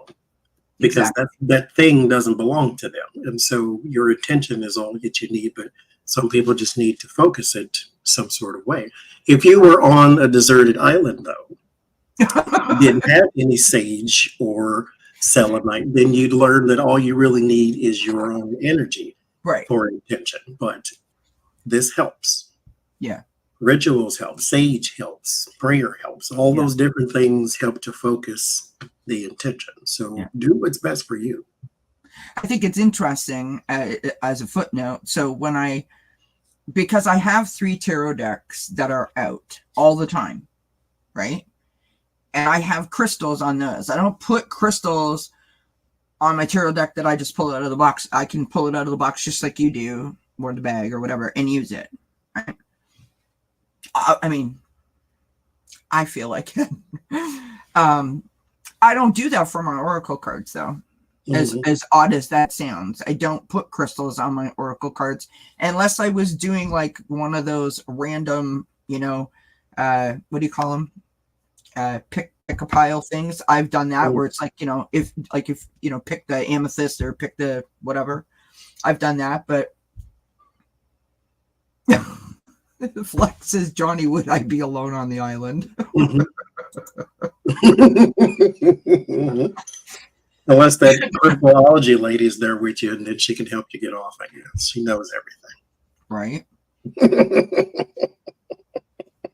I just think that it's a very individual thing, and I think it's great to have guidelines and some things that you can follow, like, you know, because you're learning and you're new. And I was like that when I was like, I want to know everything. And I quickly found out that not everything works for everybody, and I just developed like my own jam, right? If you don't like the smell of sage, don't use sage. Right. You can use literally anything else, because who told people that sage cleanses things? The person it's who is your intuition in your spirit says use this. Yeah, use that. I would say anybody can tell you wrong. Sage. Trying to make a buck. That's what was my first thought.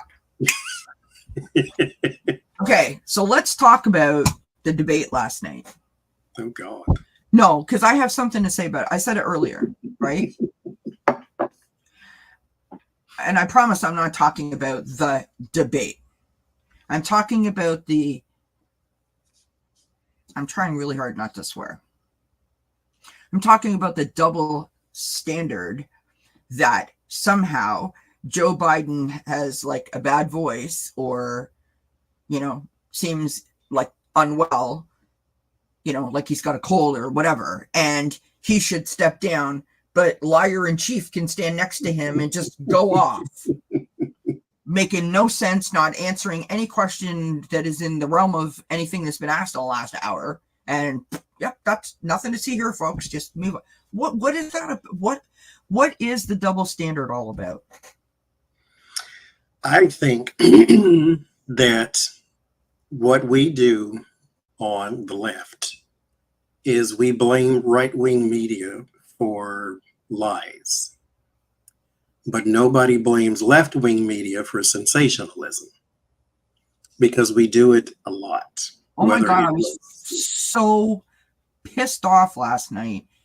I mean, and I was talking about this earlier, right? So we have like 3 major networks in Canada. Like, don't try to understand it, you guys. But all of them, that was like the #1 story. And I was like, but it was all like, you know, Joe Biden. It's like, what? He's making Democrats nervous. He should step down. And Democrats are trying to replace him. He hadn't even left the floor last night. And one of those idiots was asking Gavin Newsom, you know, do you think that he should step down? It's like, I'm 3 3/4 years he's put in. Who cares what he's done? Who cares what he's accomplished? Who cares that he defied all of the haters and the naysayers? He has blown records up and out of the water. And you're like, so should he step down? What, because he sneezed the wrong way? I mean, make it make sense. I don't get it. Because left-wing media takes a story and then they hammer it into the ground for as much as they can, because they just, I mean, and I can't blame them, because they like clicks and views. That's what they do. And so this is the story right now. Joe Biden had an off night. Oh, is it over? Is the dream gone? And the da-da-da, all that stuff. It's there. They have to run with it. They ain't got nothing else. And then today he did the rally in, was it North Carolina? And everyone was like, oh my God, he's back. And it was just like, I mean, it's like, as the stomach turns, it's like, for God's sake, people. Then he had a good day, and then that's not the story. Now he should still step down, and like it's just wowzers. Like, why do we? But keep this in mind too: talking heads on TV are not reporting news. They're just commentators. And so the problem becomes that 90% of what looks like news is just opinions. Oh. And that's sadly is what gets circulated 24/7. So that looks like the story. Should Joe Biden step down? No. But they have to throw that out there as the only story that we should talk about for the next 20 days. And then 20 days later, 20 years, it's going to be over. And then they're going to even talk about it anymore because Trump's going to trip over his own shoelaces and then they're going to run with that. So it's okay. I was so like, honestly, I could have reached out to the screen last night and done something too. I was just like, okay, like y'all need to stop. Like you just stop. Like literally my phone, I'm sure yours was too, you know, because I'm on all those channels. It's like ding, ding, ding, ding, ding, ding. I'm like, what in the hell happened? Mm-hmm. Oh, Joe Biden coughed. Got it. Like, really?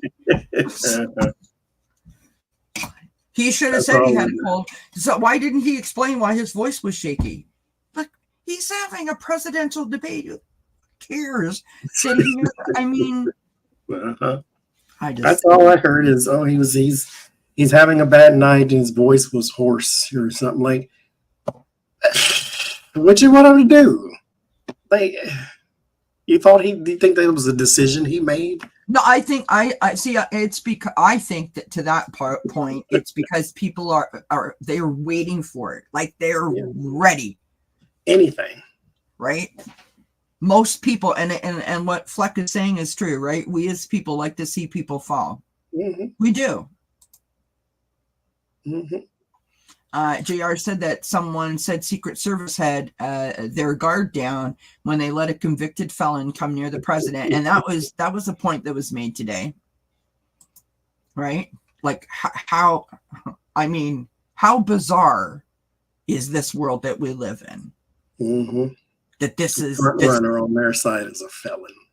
I mean, for real, right? But he couldn't serve in the military with a felony, but he can lead the military with the felony. Right. And he can't vote for the president, but he could be the president.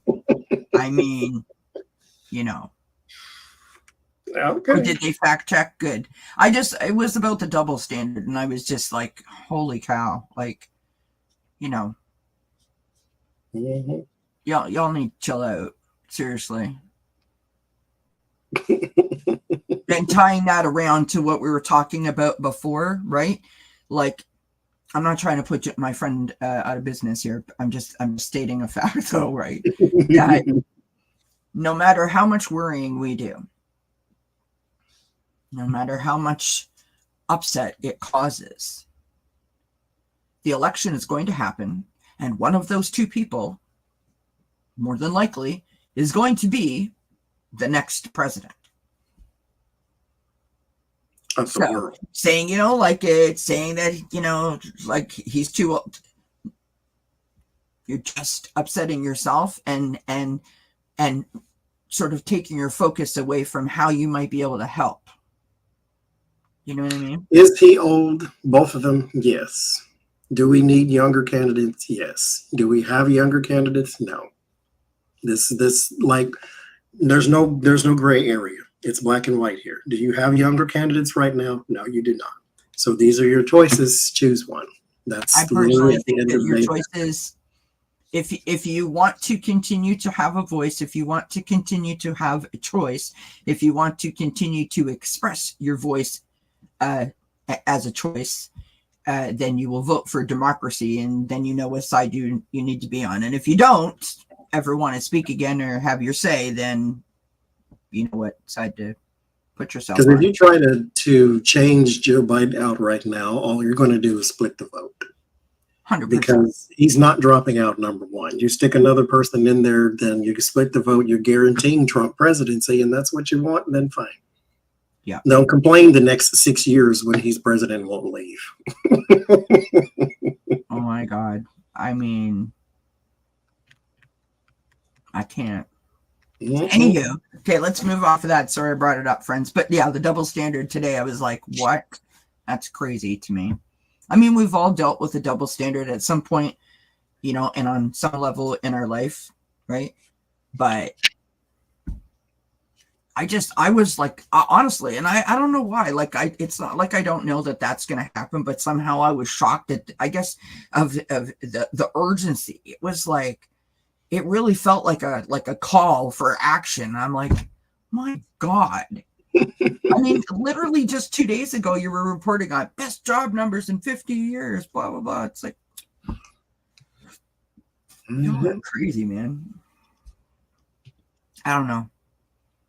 I think that would be one of the worst jobs in the world. I don't know how some of those news reporters keep their facial expressions. I mean, they got poker faces. Do you know what I mean? Because I couldn't do it. I couldn't sit there and listen to that nonsense. No, at all. How annoying is it to ask someone a question and to have them have like just go off? I mean, hello, it's like talking to me all the time. Like they just go off. Very So, do I sound like that, you guys? I know I do. God, it's so annoying. Because I have to set it up. Well, see, I guess I don't talk completely off the subject, but I am one of those people when you ask them the time, they tell you how to build a watch and then they'll tell you the time. Yeah. I'd have to do that. I'm a teacher at heart, and so I have to set it up and explain and over-explain. Yeah. That's my fatal flaw. I can't get around that either. See, I don't think that's a flaw, though. I don't think explaining to yourself or like thinking out loud as you do it. And I'm not good at sound bites, like just the snap answer, like yes or no. I'm not good at that. But to a compliment, you always bring it full circle. Like you always get to the point. Like you bring it to the place where you're like, wow, okay, that's totally cool. You know what I mean? I have to go around the block to tell you how to get down the street, but that's how I do though. I ain't changing no time soon, I don't think. No, I do that too. It takes me, sometimes I can go, like you really need a ball to just like follow it while I'm talking. I mean, but I usually bring it full circle. Mm-hmm. You may have to tune in a couple of times, but take me a minute. That's because of what Spirit's called you to do. When you can minister to other people, especially through cards or through just advice or words of wisdom or whatever, you have to give it a package instead of just an answer. It's like it has to be wrapped. It has to be this. It has to be a full thing. And I can just tell you yes or no, or I'm dealing with anxiety. What should I do? Stop being anxious. That's a good answer. No, it's not. You can fill in some blank there. Like, yes, the obvious, stop being anxious, but stop being anxious how? Like, yeah. I need to know, does this battery go that way and this way? I need you to explain some things. I need pictures. I need diagrams. I need something else other than just yes and no. You got to fill in. And it also depends on the person asking the question, because I would like to think that I have evolved to a point where I know when they're asking that question, if they're asking it to me, that I almost feel like I have some idea of what kind of anxiety they're talking about. Because diagnosed anxiety, and it's Tuesday, and there's too much going on. it's not at all the same thing, and I sometimes feel like I can gauge that. I don't know how I can do that, but I can. It's part of your skill set. That's what Spirit needed you to have. It's magic. No. This is why I don't do very well at relationship readings, because the ones that always come my way are, does such and such like me, or am I going to ever find somebody? It'd be different if you're in a relationship now and you needed some sort of card thing, but even then my mind doesn't go in the place where you want it to go. No. And I'm thinking, if you want to know if such and such likes you, why don't you ask them? It's like, but that's not what they're looking for. They want to pull a card or something. I see you saying that, dude. It's like, I have said that before, and it's I just tell myself, sir, that's not nice. It's like, No, but I mean, it's honest, right? And that's the thing. I It mean, they is. want honesty. Because why are you looking and stalking from the shadows? Why don't you go up to that person and say, hey, you know, Yeah. you like Starbucks? Me too. You want to go? Like, Right? or something, like break the ice. And if you're ever going to find somebody, there are 7 billion people on earth. Say hi to one of them, I always say. And so it sounds too logical, and that's not really a hard thing. So I'm not the best when it comes to relationship advice, so don't ever ask me. That's why 90% of the readings I do are about real estate. Right? That's it. Okay. But you know what, though? I mean, you know, all joking aside, there are two things that can be true at the same time, right? Mm-hmm. And sometimes more. In that case, sometimes when that is just not your vibe, that is not something that you are dealing with or feeling or thinking about or contemplating, you know, you kind of look at the other person and go, what? Like, this is a problem. Why? Like, because if that is not ever how you experienced, if it's not a problem for you, if you were the kind of person that would walk up to someone and say, listen, this is how I feel. You look at that person and go, like, what's wrong with you? Just say it. Like, come on, I'll go with you. You know what I mean? Like, but for that person, that's not how life works. It's not always that easy. Exactly. So sometimes it depends on the person for me if I can do those kind of readings, because that's not normally where I go. But if you asked me for a relationship reading, like, you know, I love so and so, but I'm not sure if this is the right vibe for me right now, like, that's the kind of reading I can get into. Do you know what I mean? Because that's more advice. Because I can, well, no, I feel like I know you're, like, I can tune into your energy. I don't know that other person's energy. And quite frankly, I don't like doing that. Like, that doesn't feel right to me. I don't want to do a reading about someone else's energy. I always get this. And it could be, okay, now that I think about it, because nothing is an accident necessarily or coincidence. I usually get people that need to hear this message. Yes. Work on yourself first, because you're trying to walk into a situation to be completed when you need to complete first, and then try to find another whole person. That's why I always get those questions, and that's why my mental first says it shouldn't be that difficult, because you have to do some inner work first. So that's also about listening to your, you know, getting in tune with your own inner wisdom as well, I think, right? And using the light of the hermit to light up the path, like one step at a time. You don't worry about, am I getting married? Why don't you just, is this person right for me? Are we in simpatico kind of vibe? You know, are you in a position where you need to be in a relationship at all? Yeah. Like, start all the way at the core. Yeah. And then if you are, then move forward. That's it. Kelly and Johnny love readings. Anyone? No.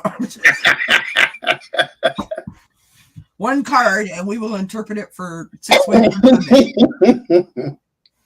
Well, see, love readings are hard because if someone's, there's a lot of importance. I feel, it's just my opinion. Johnny can tell me like he thinks I'm cray or not, and be kind when you say it. There's a lot about the question itself. So, can I just have a love reading? Well, what does that mean? Does that mean, are you in love? Are you going to find love? Do you want love? Does someone love you? Do you love yourself? Like, what does that mean? If you said, you know, does Kelly love Mark? How does Mark feel about Kelly? That's different, but now you're asking me about Mark's energy, and that's not cool to bring Mark in unless Mark is present and accounted for. I can do a reading for you to see how Nancy or how Kelly feels about being in a relationship with Mark, or how Kelly feels about being loved by Mark. That I can do. Or I can do a reading about the energy around the two of you together in the relationship. That I'll do. But it gets really, really like hard. It's like one of those readings where like literally you can dice it and slice it like it's one of those Japanese barbecue things, you know, where you're like throw the food up and it's like that. It's literally like that kind of a reading, right? Mm-hmm. Don't you find, Johnny? I do.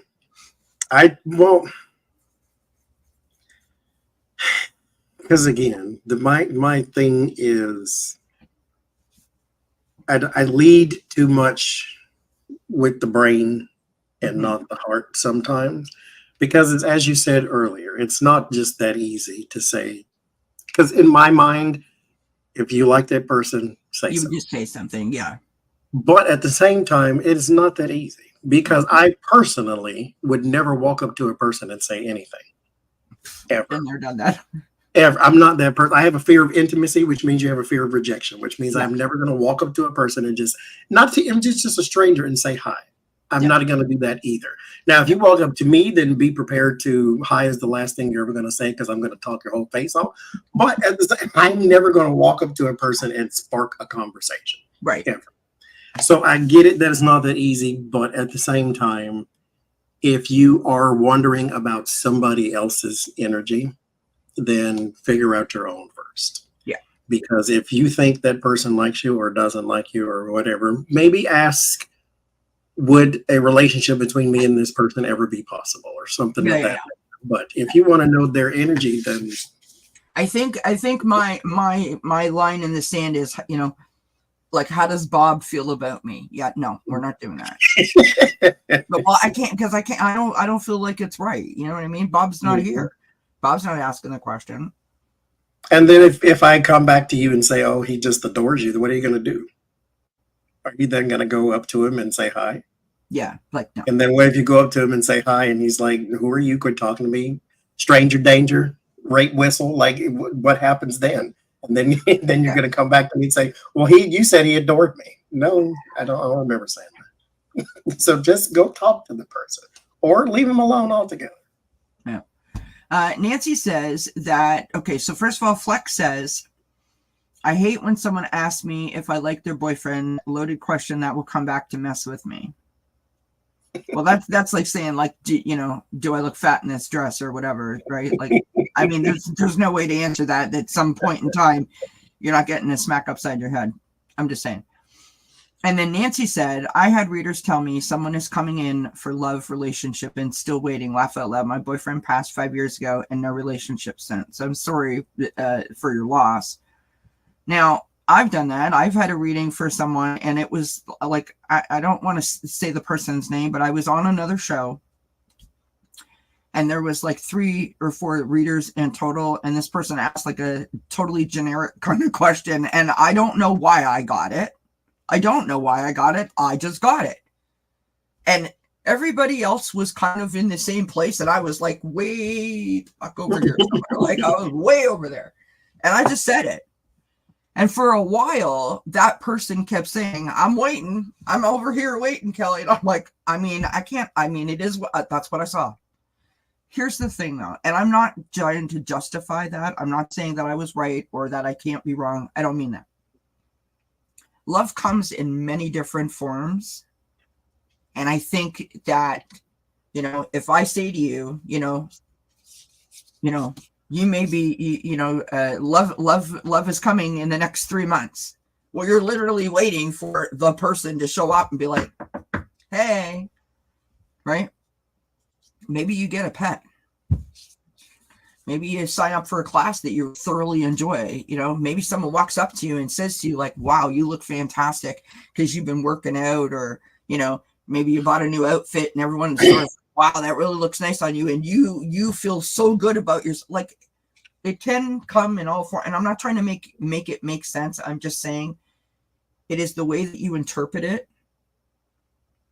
and how you walk away. Maybe love comes to you and they see that person in your reading somewhere. Yeah. But one thing they may not pick up on, because we don't pick up on everything. That's right. One thing they don't pick up on is this person works at Walmart. You always shop at Target. Yeah. And so you may need to change a routine for this person to even come into your life in the first place. For those who don't leave the house, if you're not going to date the Amazon guy or your mailman, then you need to go outside the house. Or you need to go outside your neighborhood, or you need to join the lacrosse team, or there's something that you need to do that changes your environment. And then that person may fall into that. And that may be in the reading and they just didn't see that part. That's very, very true. Cards are tricky that way. Yeah, that's very true. And then I also think that there's those other people that come into your life that, again, it kind of goes back to what I was saying before about not hearing the answer that you want. It's sort of like that in terms of when you say love or someone's coming into your life, you think it's romantic, and it doesn't. I mean, love comes in many different forms. It could be a co-worker that you just vibe with, right? It could be like a teacher. It could, you know what I mean? Like it could be your grandchild. Like it comes in many different forms, right? Your pet, your plant, whatever. Mm-hmm. The point that I was trying to make though about that story is that I said that to that person, and I to this day don't know that it ever happened, but the person was totally cool about it. You know, they still come in my chat and still talk to me. It's not like they were like, you were wrong. And actually it kind of became like a kind of a bit of a joke back and forth for a little while. Like, I'm still waiting, you know. Yeah. The waiting where? Like, because there is, you know, always the 100% chance that what we're looking at, we read completely wrong. Because we are human beings trying to interpret spiritual messages. Well, I'm not human. I don't know about you. No. Right. I'm human on Thursdays. Yeah. And then we could interpret things totally wrong. Yeah. Or there's something in your life that just hasn't happened yet. Yeah. I got an email from a lady, and I do not remember the reading whatsoever, but it was 4 years ago. And she told me it just happened. Because she wanted a general reading, and I said, well, there's something around a house and like selling of a house or something of that nature, and it's around like a family house or something like that. Yeah. 4 years later, she said she inherited a house from her father or somebody, and they just sold it. And so the reason she was getting a reading the second time is because she wanted to know how all that was going to work out. Right. But that was 4 years ago. So things can take time to manifest and materialize, because we do not get to control the wheel of fortune. It changes on its own time. We just have to stand by and wait. My mom, a long time ago, I don't know if it was tarot reader or if it was a psychic or if it was a tea leaf reader, like, I don't know. She just blurted this out to me one day. I don't know what I was complaining about something. And, you know, why does this always happen to me? Blah, blah, blah, whatever. And she said, well, I'm not surprised. And I was like, what? You know, thanks for the support. That's awesome. And anyways, it came out in that conversation that, you know, basically she wasn't surprised because this person had told her that I was about to experience 7 years bad luck. And I was like, oh, for the love of God. I mean, really? It's like, you keep that shit to yourself. You don't tell people like that. It's like, what?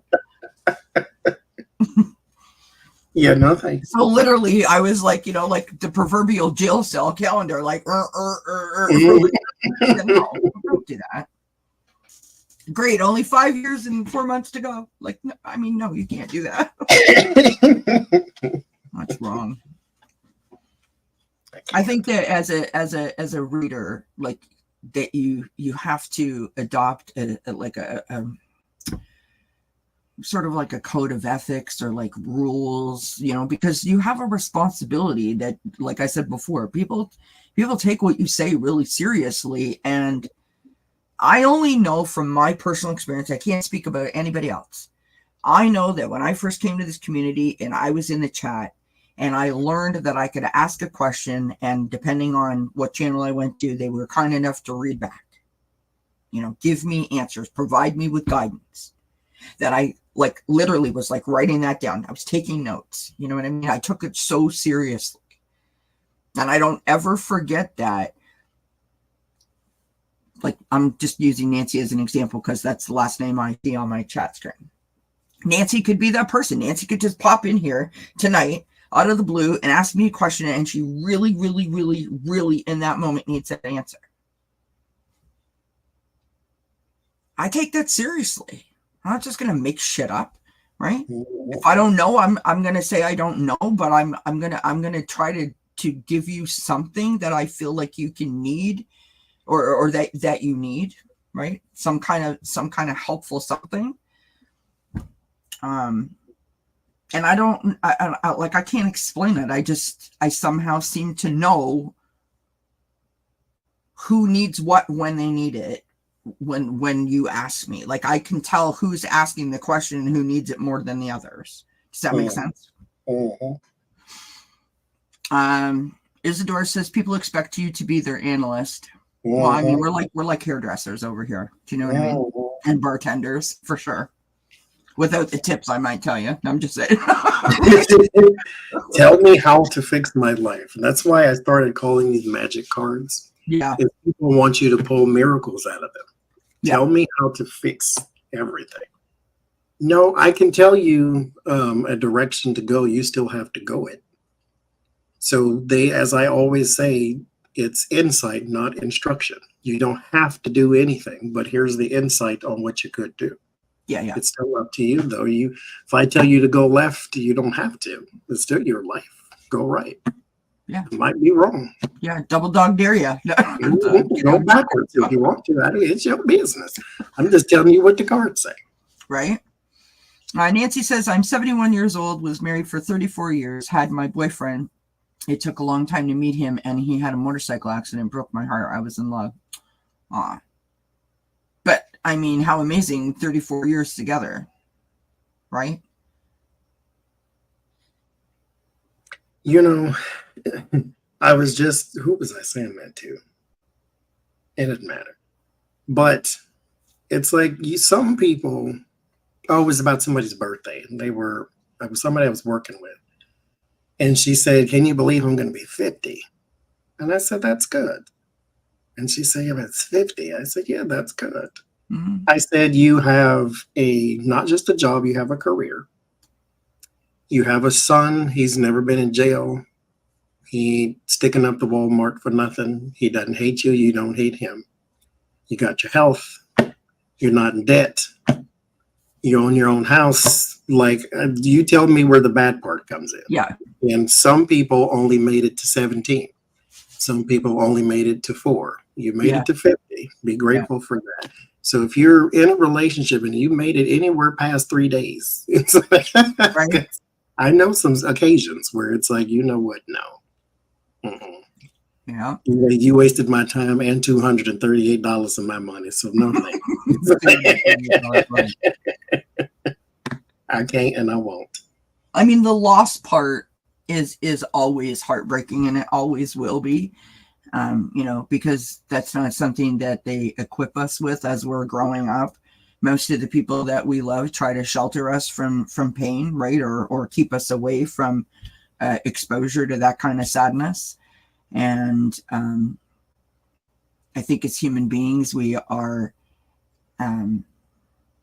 wired to want to put on a brave face for those that we care about. Like, we don't want anyone else to see us having a bad time so that they're stressed by our bad time, right? If that makes any kind of sense. Yeah, I told my manager once after her, now it doesn't make it better, I understand. But I said, there is a silver lining in everything. Mm-hmm.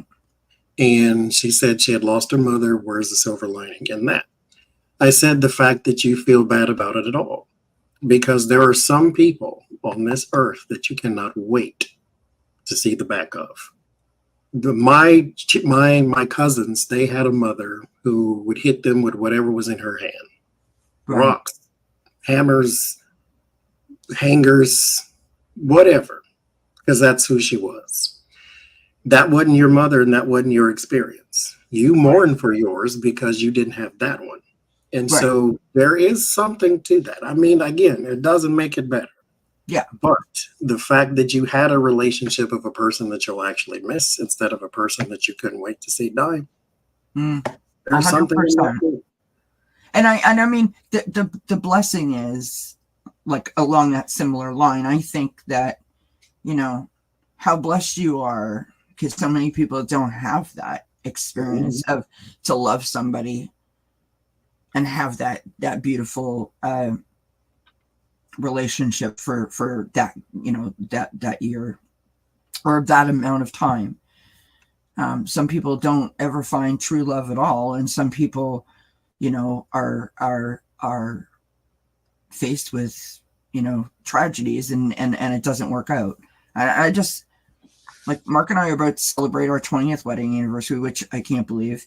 And on the note of the birthday, I literally said to my sister, it was my sister's birthday this week, and we were talking about it, and I said, like, it's not like I feel like I'm 25, because that would be a lie. But when I say 50, like 58 3/4, I'm like, what? When did that occur? I am not sure when that happened. I feel like I'm missing a chunk of time. Because it feels like just yesterday that I was 30. Do you know what I'm saying? When kids are born, that's when your life flashes and everything is gone. Because next thing you know, you look up and they're adults. Yeah. It's like, well, what happened to my 30? My niece is sitting there. She's 31 years old. Yeah. And I'm like, what happened to my 31 years? Did I age 31 years since you've been born? Yeah. Oh my God. I mean, and that's the thing, right? Like, so I was saying to my sister, because she used to tease me all the time, like, oh my God, you're going to be half a century old. I'm like, that is just rude. Like, it's just rude. Just so rude. And now she's a half a century plus. And I'm like, yeah. But the point is, I'm always older, so it loses its steam when I say this to her. The point that I'm trying to make is, I think that when you're a certain age or in a certain age bracket, you always want to get to the next level because you think there's some big secret that they've not let you know about. And then you get there and you find out that was a lie. That is not like that at all. Then you want to go backwards and you realize that that's not possible and that your body wouldn't take it. So you don't want to do that anymore. And then you get to the certain point where you're just lucky you woke up that day, right? I mean, I never wanted to be, I was never that child. I wanted to be 21. I can't wait till I'm this and this. And I was never that person. And now that I look at that, I'm glad I wasn't that person because I kind of want to go backwards sometimes. I only wanted to be that person one time, and that was I wanted to be 16 so I could have my driver's license.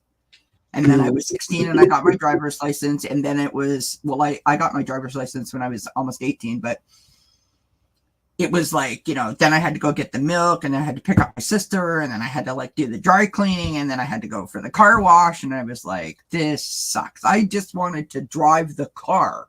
I don't have to run errands. I don't want to run errands. I don't want to adult with it. I just want to drive the car, turn the stereo up and look cool doing it. That's all I want to do. I didn't realize that having a license meant I was going to have to do these kinds of things. And then I became like the designated driver for picking up all kinds of people, picking up this one, driving this one over here, getting that one because I don't drink alcohol. So I was always I always had more friends at the end of the night than I showed up with. You drive me here? It's like, whatever. So Nancy says, exactly, Johnny, my oldest will be 47 next month. Flex says, I don't feel old enough to have kids in their 40s. JR says, so true, Johnny. I never thought of it like that. He also, JR also says, how deep the love is, period, is as big as the loss is. And I love that. I love that. Nancy says, my divorce broke my heart, but it happened for reasons. It always does. Friend, we could have a whole live stream just about that statement right there. My chart says I will never, I shouldn't say never. I'm going to say never be in a meaningful relationship. And she didn't want to say it necessarily. Well, she didn't say it that way, first of all. Right. But she said you will have trouble establishing relationships and holding on to resources. I'm like, yes, both of those. I am not a person, though, who has ever wanted to be in a relationship long term, ever. So it's almost like Spirit knew you were going to have a whole lot of trouble being just friends with people first. Yeah. Yeah. So we need to make you okay with that. It's like, yeah. And I'm okay with that. I don't have friendships that go back 40 years. I don't have like that's just not who I just I don't am. have friends. I mean, Because my thing though is people. I tell everybody I I can be your friend joke. No. Sorry. if you don't expect me to act like your other friends. Because I am very wishy-washy. Sometimes I'll talk to you, sometimes I won't. I don't care nothing about your It's birthday. true. I'm not gonna text True. you and say happy birthday. That's not who I am. And I'm not that person. I'm not sentimental. I don't care you had or how your feelings are going that day. If something's wrong, tell me and Right. then we'll fix it. Yeah. I'm not necessarily the wailing wall. Like we're not just gonna call me and cry. No. You can call me and vent because I like gossip. Yeah. But crying, we're not doing that. Right. But you can call me in tears and say, hey, I need help with this, and then I'll help you. I'm the Yeah. solution person. I'm not a feelings person. Yeah. So if you don't expect me to act like your other friends, then we'll be just fine. But it's that moment where you're like, well, Sally calls me back. Well, Sally likes talking on the phone and it doesn't make her ears bleed. So it's not who I am. You're hilarious. That's who I am.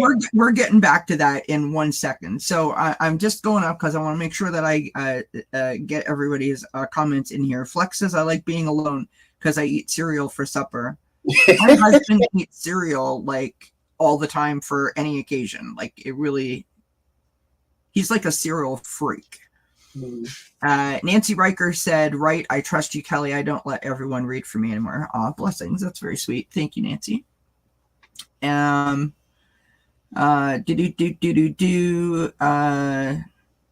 Riker says, yeah, I love being 16. It was great. She says, oh, you're honest about yourself, Johnny. Mm-hmm. I'm very self-aware. I am only recently self-aware. I have to be because I have to minister to other people. You can't walk in with a whole bunch of junk. Know what you can walk into and what you can't. See, here's the thing. I used to think that I was self-aware. Like when I was like 20, 25, I thought I was self-aware, that I knew what I want, what I needed, what I was going to take, what I wasn't going to take. And I thought, but I addressed that like a bitch, which is not at all the same. Just FYI, if anyone who may be listening in the background, that's not what that is. But then I matured, hopefully, and it really wasn't until, I've had moments in my life where I was conscious of things, and then there was moments where I was just so self-absorbed that I was like, I couldn't see the forest for the trees. And I think if we're honest, we all have those moments, right? And I think that's totally normal, right? We got our stuff. But here's the thing where Johnny and I line up in that aspect is I have always had like acquaintances, friends, lots and lots and lots of them. I tend to be the person that people turn to when they need help, mostly because I don't have like an emotional reaction. Like I don't freak out. So like if, someone was in the hospital or someone was getting married and they were like, oh my God, I would be the person that they would call because I was calm and cool like a cucumber, which seems like such a joke. When I say it out loud, I can barely believe that I'm saying this about myself because now I'm the complete opposite of that. Because of my anxiety. But before, that's who I was. So I had people coming to me, not me going to other people. And I would be the kind of friend that I didn't care what you did or how long it had been since we talked. You could still, ask me. And if I could, I would help. Any long-term friend that I've ever tried to maintain has done horrible and horrific things to me. And as a defense mechanism, like other times when I have, tried to embrace myself, I just was like, nope, sorry. And I will just put that wall up and I'll just, nope, sorry, I can't do it anymore. So in that way, I'm self-aware now. I wasn't that way before, but like I'm starting to get to know myself again, right? As I go through this journey. And so I'm grateful for that I have a voice and I'm listening to it instead of just like saying it in my head, but still giving. Like now I can actually put boundary up and be like, no, this isn't right for me. I'm sorry. Right. Yeah. Self-awareness is well, when I say I'm self-aware, I am self-aware, but you also, my number one rule for anything is remain teachable. There's still stuff about yourself, your own self, that you are still going to learn. Oh my God, yes. It wasn't until 2-3 years ago that I learned I actually enjoy being angry. Like I enjoy it because it's a thing. Like my dad didn't have a good, well, we had an okay relationship, but it towards the end, I'm like, yeah, this is not the person for me, cut the cord type of thing. But I never lashed out and I never cursed him out or none of all that type of stuff. We didn't have some big drawn, knockdown, drag out fight. But he never could talk to me. He offended me, but he never could say sorry, never could apologize, Right. never could text, because I blocked all that.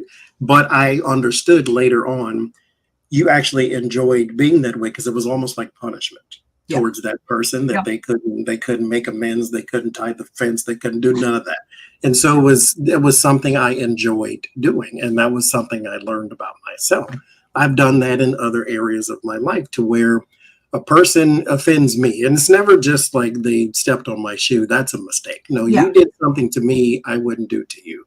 Exactly. Whether it's a workplace or a family member or whoever. And then I shut down, I shut off. I'm not a person with second chances. As I said, I ain't that good of a Christian yet. So I cut everything off and you no longer exist to me. And then that person inevitably, because that's another realization, is you'll always need me before I need you.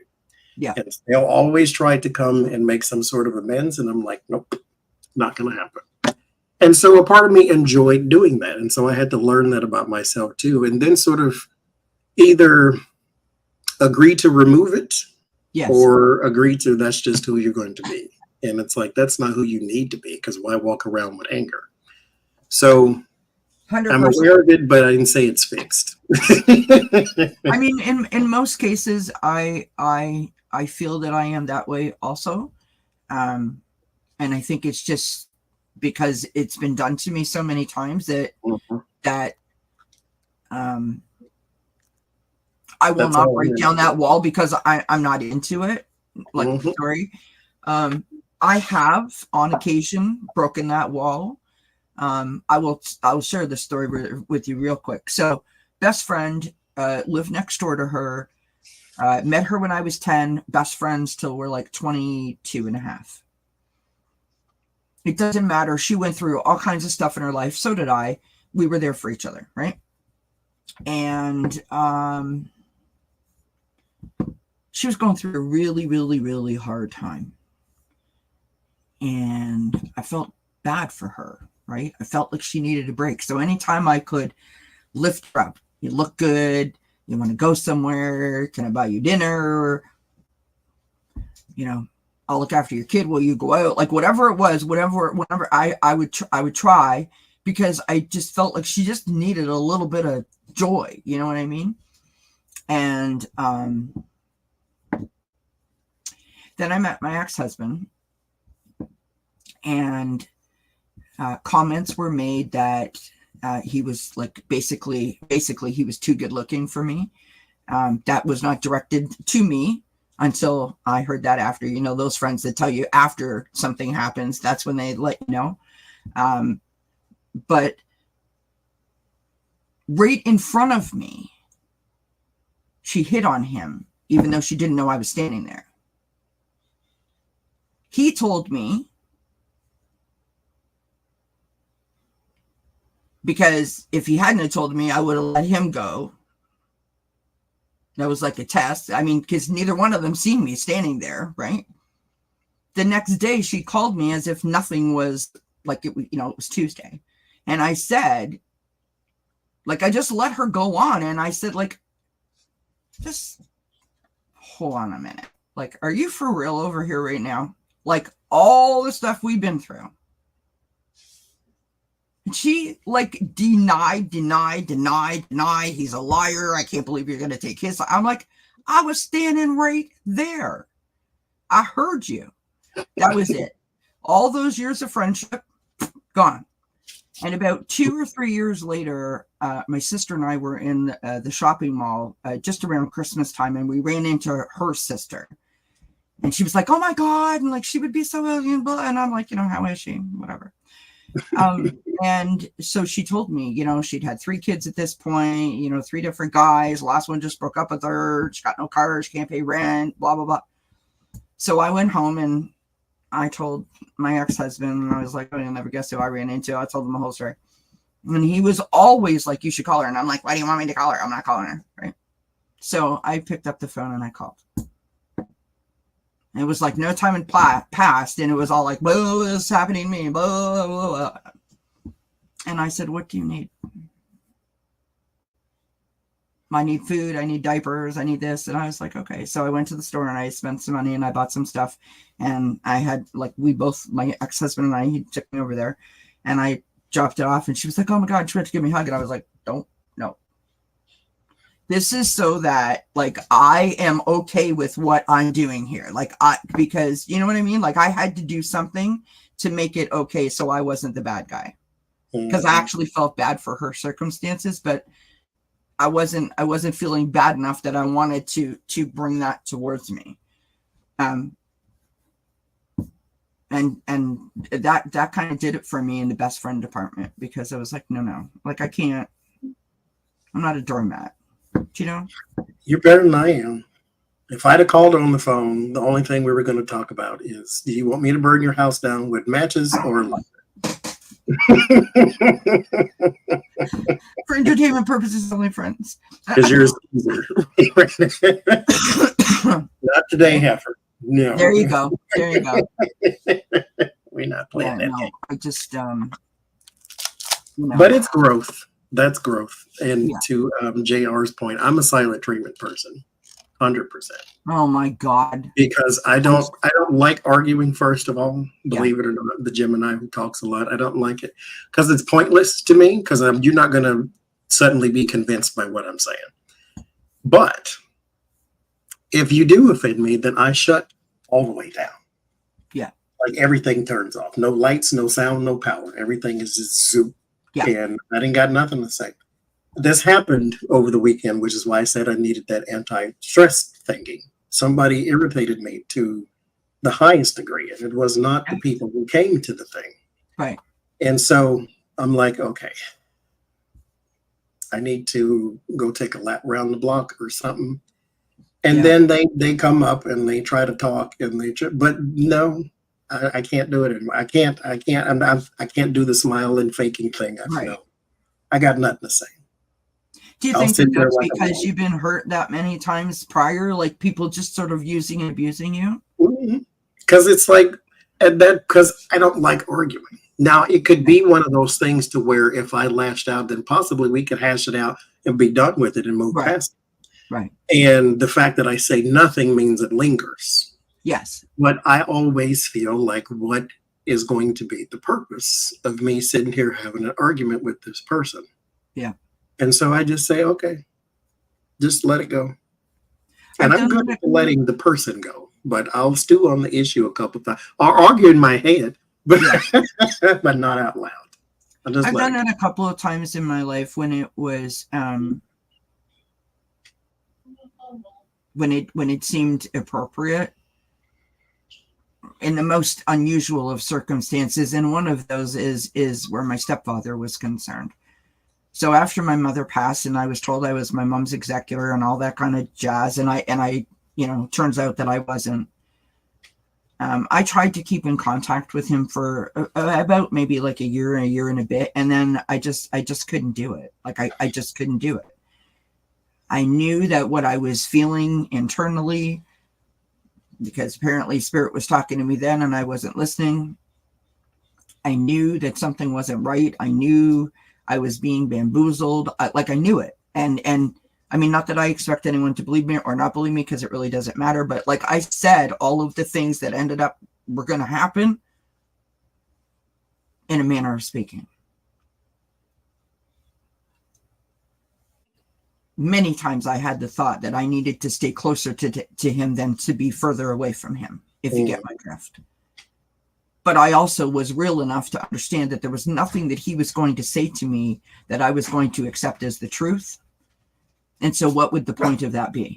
Mm-hmm. I every time I would go into his universe, I had to then go through that journey of all of that pain and the feelings and the whatever. And I could not, I'm talking to Johnny, we're live.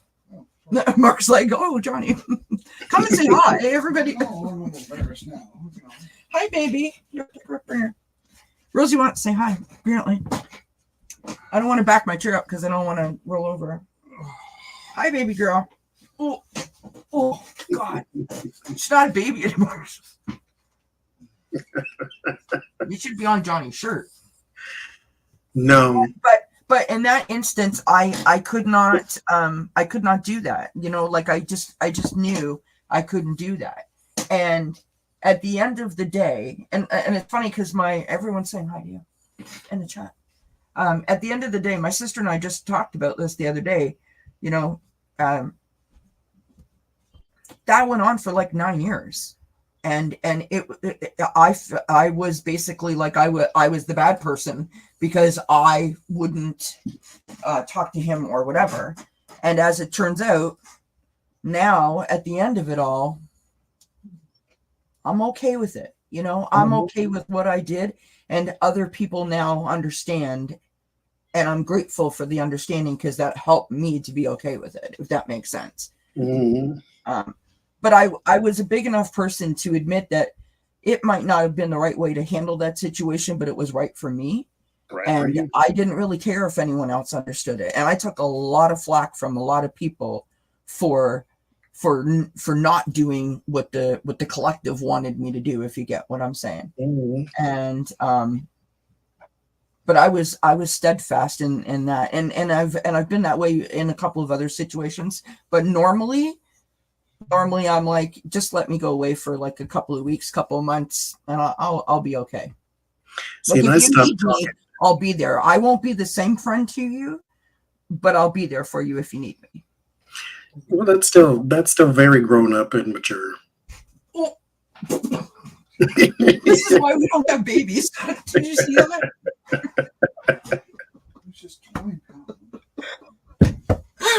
Oh my God, that's so funny.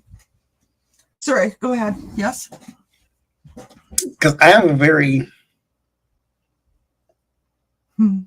cutting mouth. It's very rude it can be. Like, it's not rude. Rude is not even the word. It's mean. It can be. I could be a very mean-spirited person.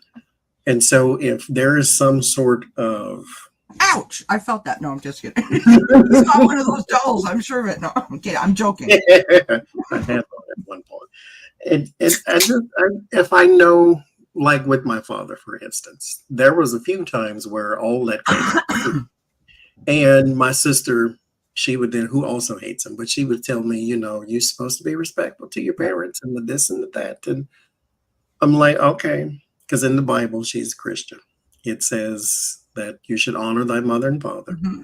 I said in the Bible, it also says, do not provoke your children unto wrath, for in the end it may cost them their souls. So you're not supposed to piss me off on purpose. Yeah. And so I feel like that's what you did. And so since that's what you did, let me tell you about yourself right now. And so it all comes flying out. And it's like, okay.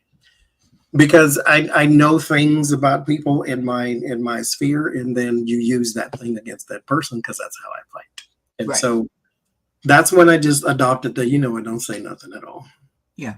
I'll sit here in the cone of silence and you'll sit there and not talk to me too. Yeah. My husband is very good at that. If you like really, really hurt him, he will shut down.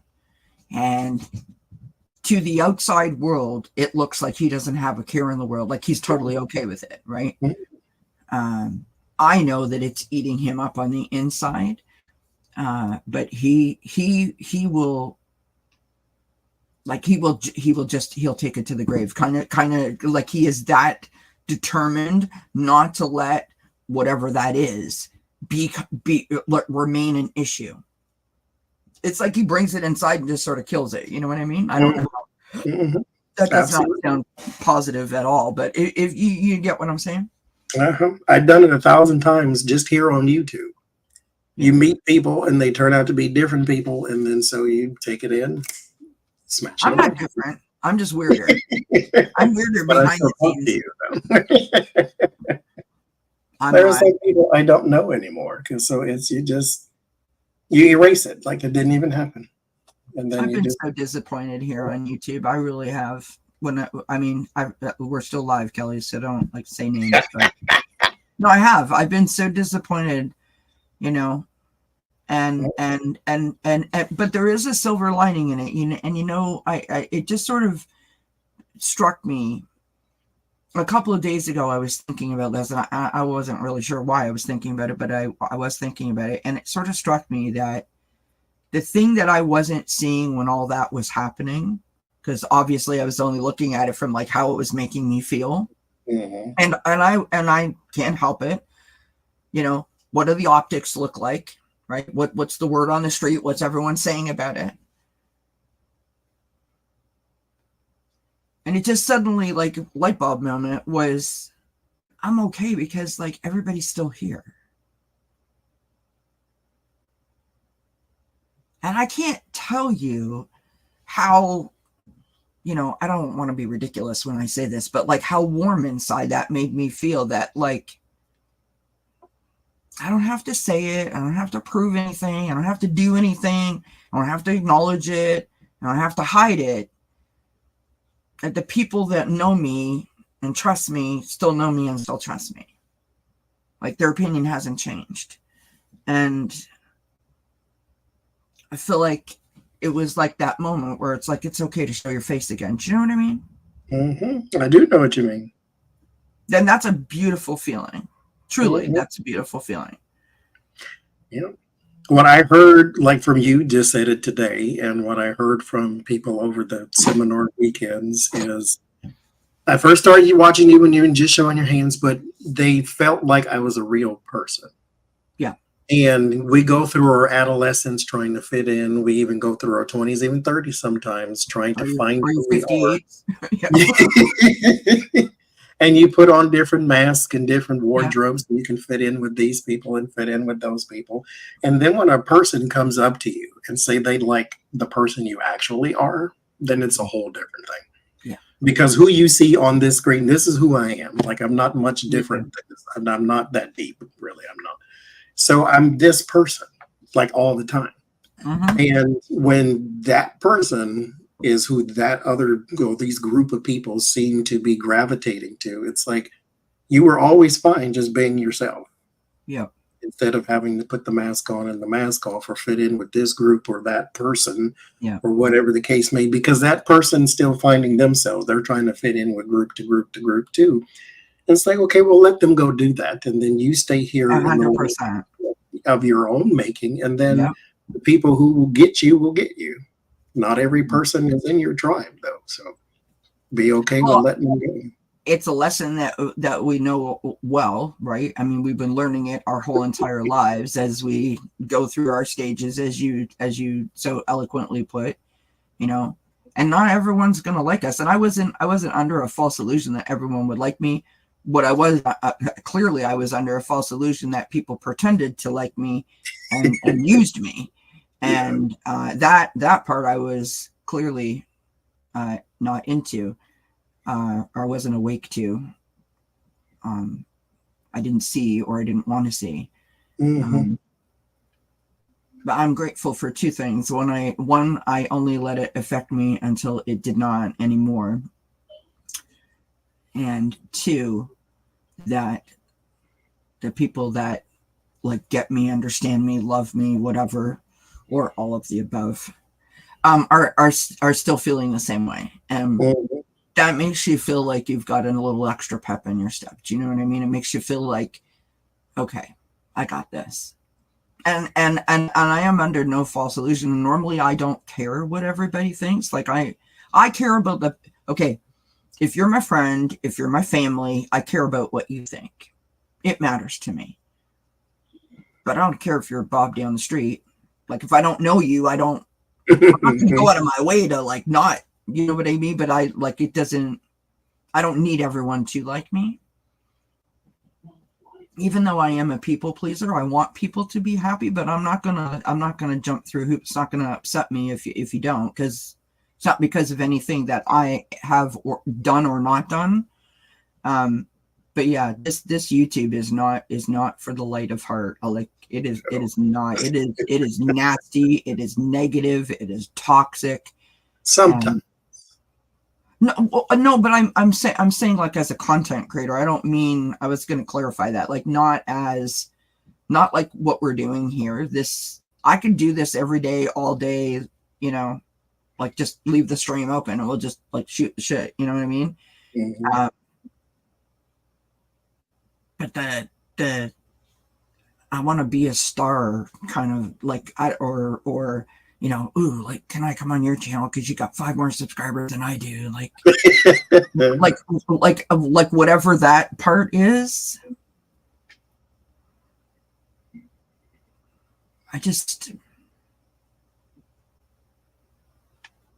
If you're going to do that and someone's going to do that for you, with you, whatever, why would you shit all over that? Like, that's the part that does, I mean, clearly I was in the dark. I would never know. I mean, I'm grateful that I do know, but do you know what I mean? Like, it doesn't make any sense. I don't understand. I understand. Anyway, really, it was just a lesson that you know, I needed to take a step back and I needed to recalibrate, and I'm grateful that I did do that, because I feel like I'm in a really good spot right now. Do you know what I mean? Mm-hmm. Like there was a while where I was afraid to show my face on live. You know that, Johnny. I told you that. I thought that I'd lost all my connection to spirit. I didn't even know that I could do a reading for anybody. That's how much it affected me. Mm-hmm. Right? Truly, that's how much it affected me. And this isn't great advice, so take this with a grain of salt.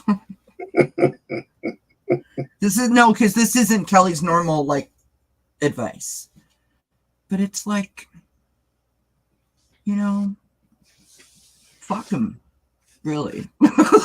Like, honestly. I mean, I'm not here to win a popularity contest, right? I've known since day one when I started this that like I don't know where to fit in, or people don't know where I fit in, because let's face it, I didn't start this channel as a tarot channel, and everybody knows that. And so I sort of like didn't really fit in. Like I was always like one step behind everybody, and then I wasn't, and then people used me as a ladder, and then stepped on me, and then ignored me. You don't get to ignore me. You know? That is good advice, because what's the alternative? Obsess? It's like, no. You have to understand when you learn the lesson, you have to also take part in or take heed of, what does me trying to reconcile, chase, be friends with this person, this group, serve me? Yeah. At all. Because remember when I was connected to this person, now look where I am. And it's like, okay, maybe I didn't need that. Or maybe I did, just so I have the lesson in perspective. Yeah. Okay. I got it. Let's not go down that street again. Let's keep going this way. Yeah, 100%. So, good advice for me. I mean, it's a learning curve always, friends. We're always learning. We're always learning. We're always learning. You know what I don't like? Tell me. So, dogs, short answer. I have had the past 10 days more encounters with dogs than I have ever wanted in my whole life. I'm not a dog person necessarily. I don't hate them. Yeah, So I can say that first of all. But don't let it walk up to me. I don't want to touch it. I don't want it touching me. I don't want to walk one. I don't want to sit next to one. None of that. Okay. So I get into the hotel that I'm staying in, and then there's a big giant one barking right down the thing. And I'm like, oh, here we go. Right. We go to dinner later that night, and I got this big giant bowl of salmon. We're all going to eat on the patio thing there. I go out there. There's the dog. He's like 18 feet tall. He's a Doberman Pinscher. I don't care for those type of breeds of dogs in the first place because I think they eat babies. And so it's like I don't really care for this thing, and it's whining at the same time, and it's looking at me. I'm like, okay. So I'm walking around with this big giant bowl of salad up and down the elevator. And then Jen goes out there. She says, "Where are you? The people are on the way because we have some people coming to meet us." Johnny's taking the scenic route to avoid the dog. I'm upstairs because I can't with that damn dog. That's where I am. And she said the dog is gone when she knows that because she opened the door and let them out the thing. So we go down there. Everything's fine. The next day, me and Jen are walking around the city. Guess who's in front of us? The man and his wife and this big giant 58-foot dog. And I'm like, what is with them in the dog? And he barks all day. So eventually they check out or whatever. The second day, there's another dog in there. I get off the elevator on the 4th floor. He's right there in my chest. As soon as I walk out, boom, there he is.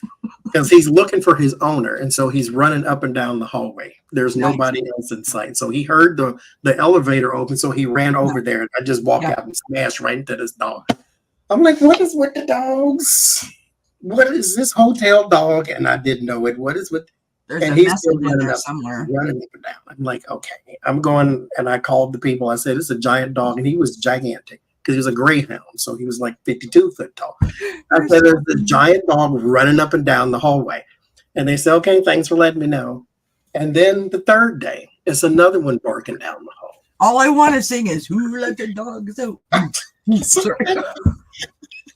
I said, there's probably a spiritual message in here, but I'm going to ignore it on purpose.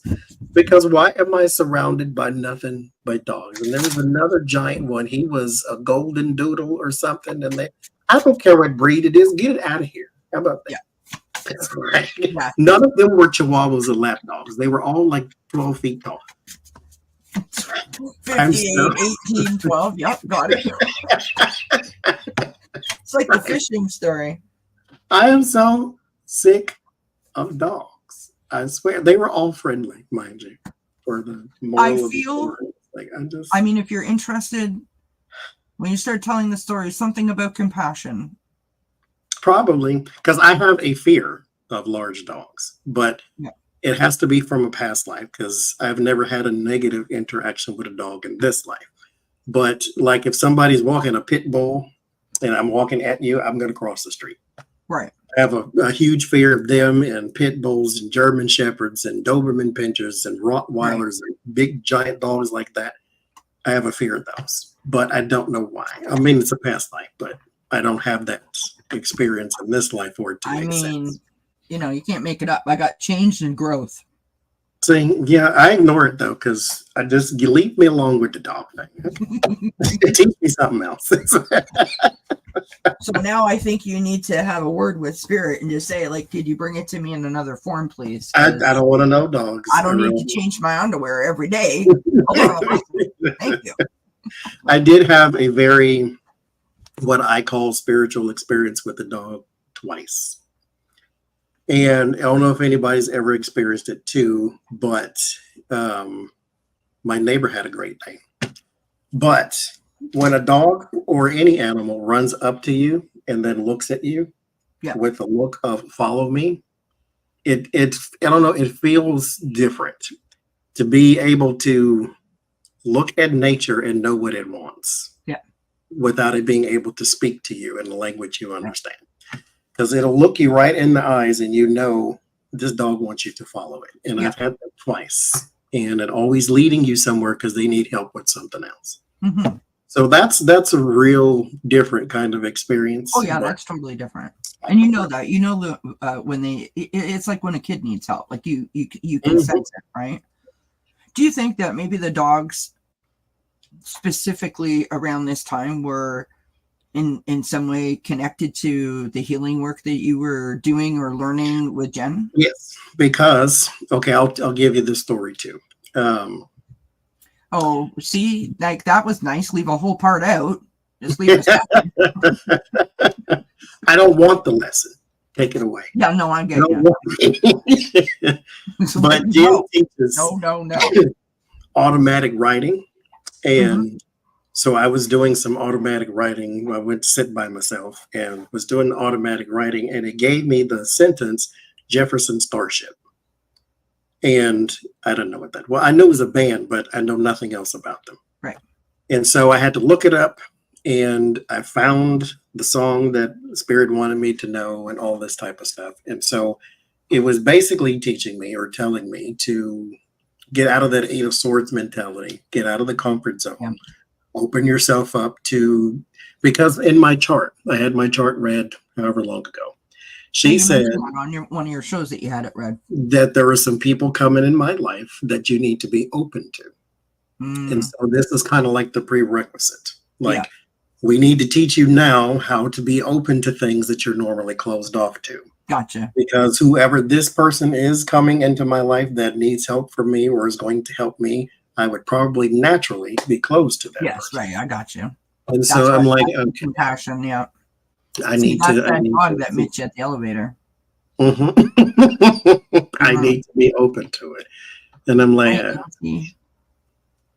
we actually should end the live stream. Don't go anywhere, Johnny, because I've been on here for 4.5 hours and I do need to go potty. So thanks to everyone for hanging out with me, and don't forget to check Johnny out Sunday night. Whose channel are you on?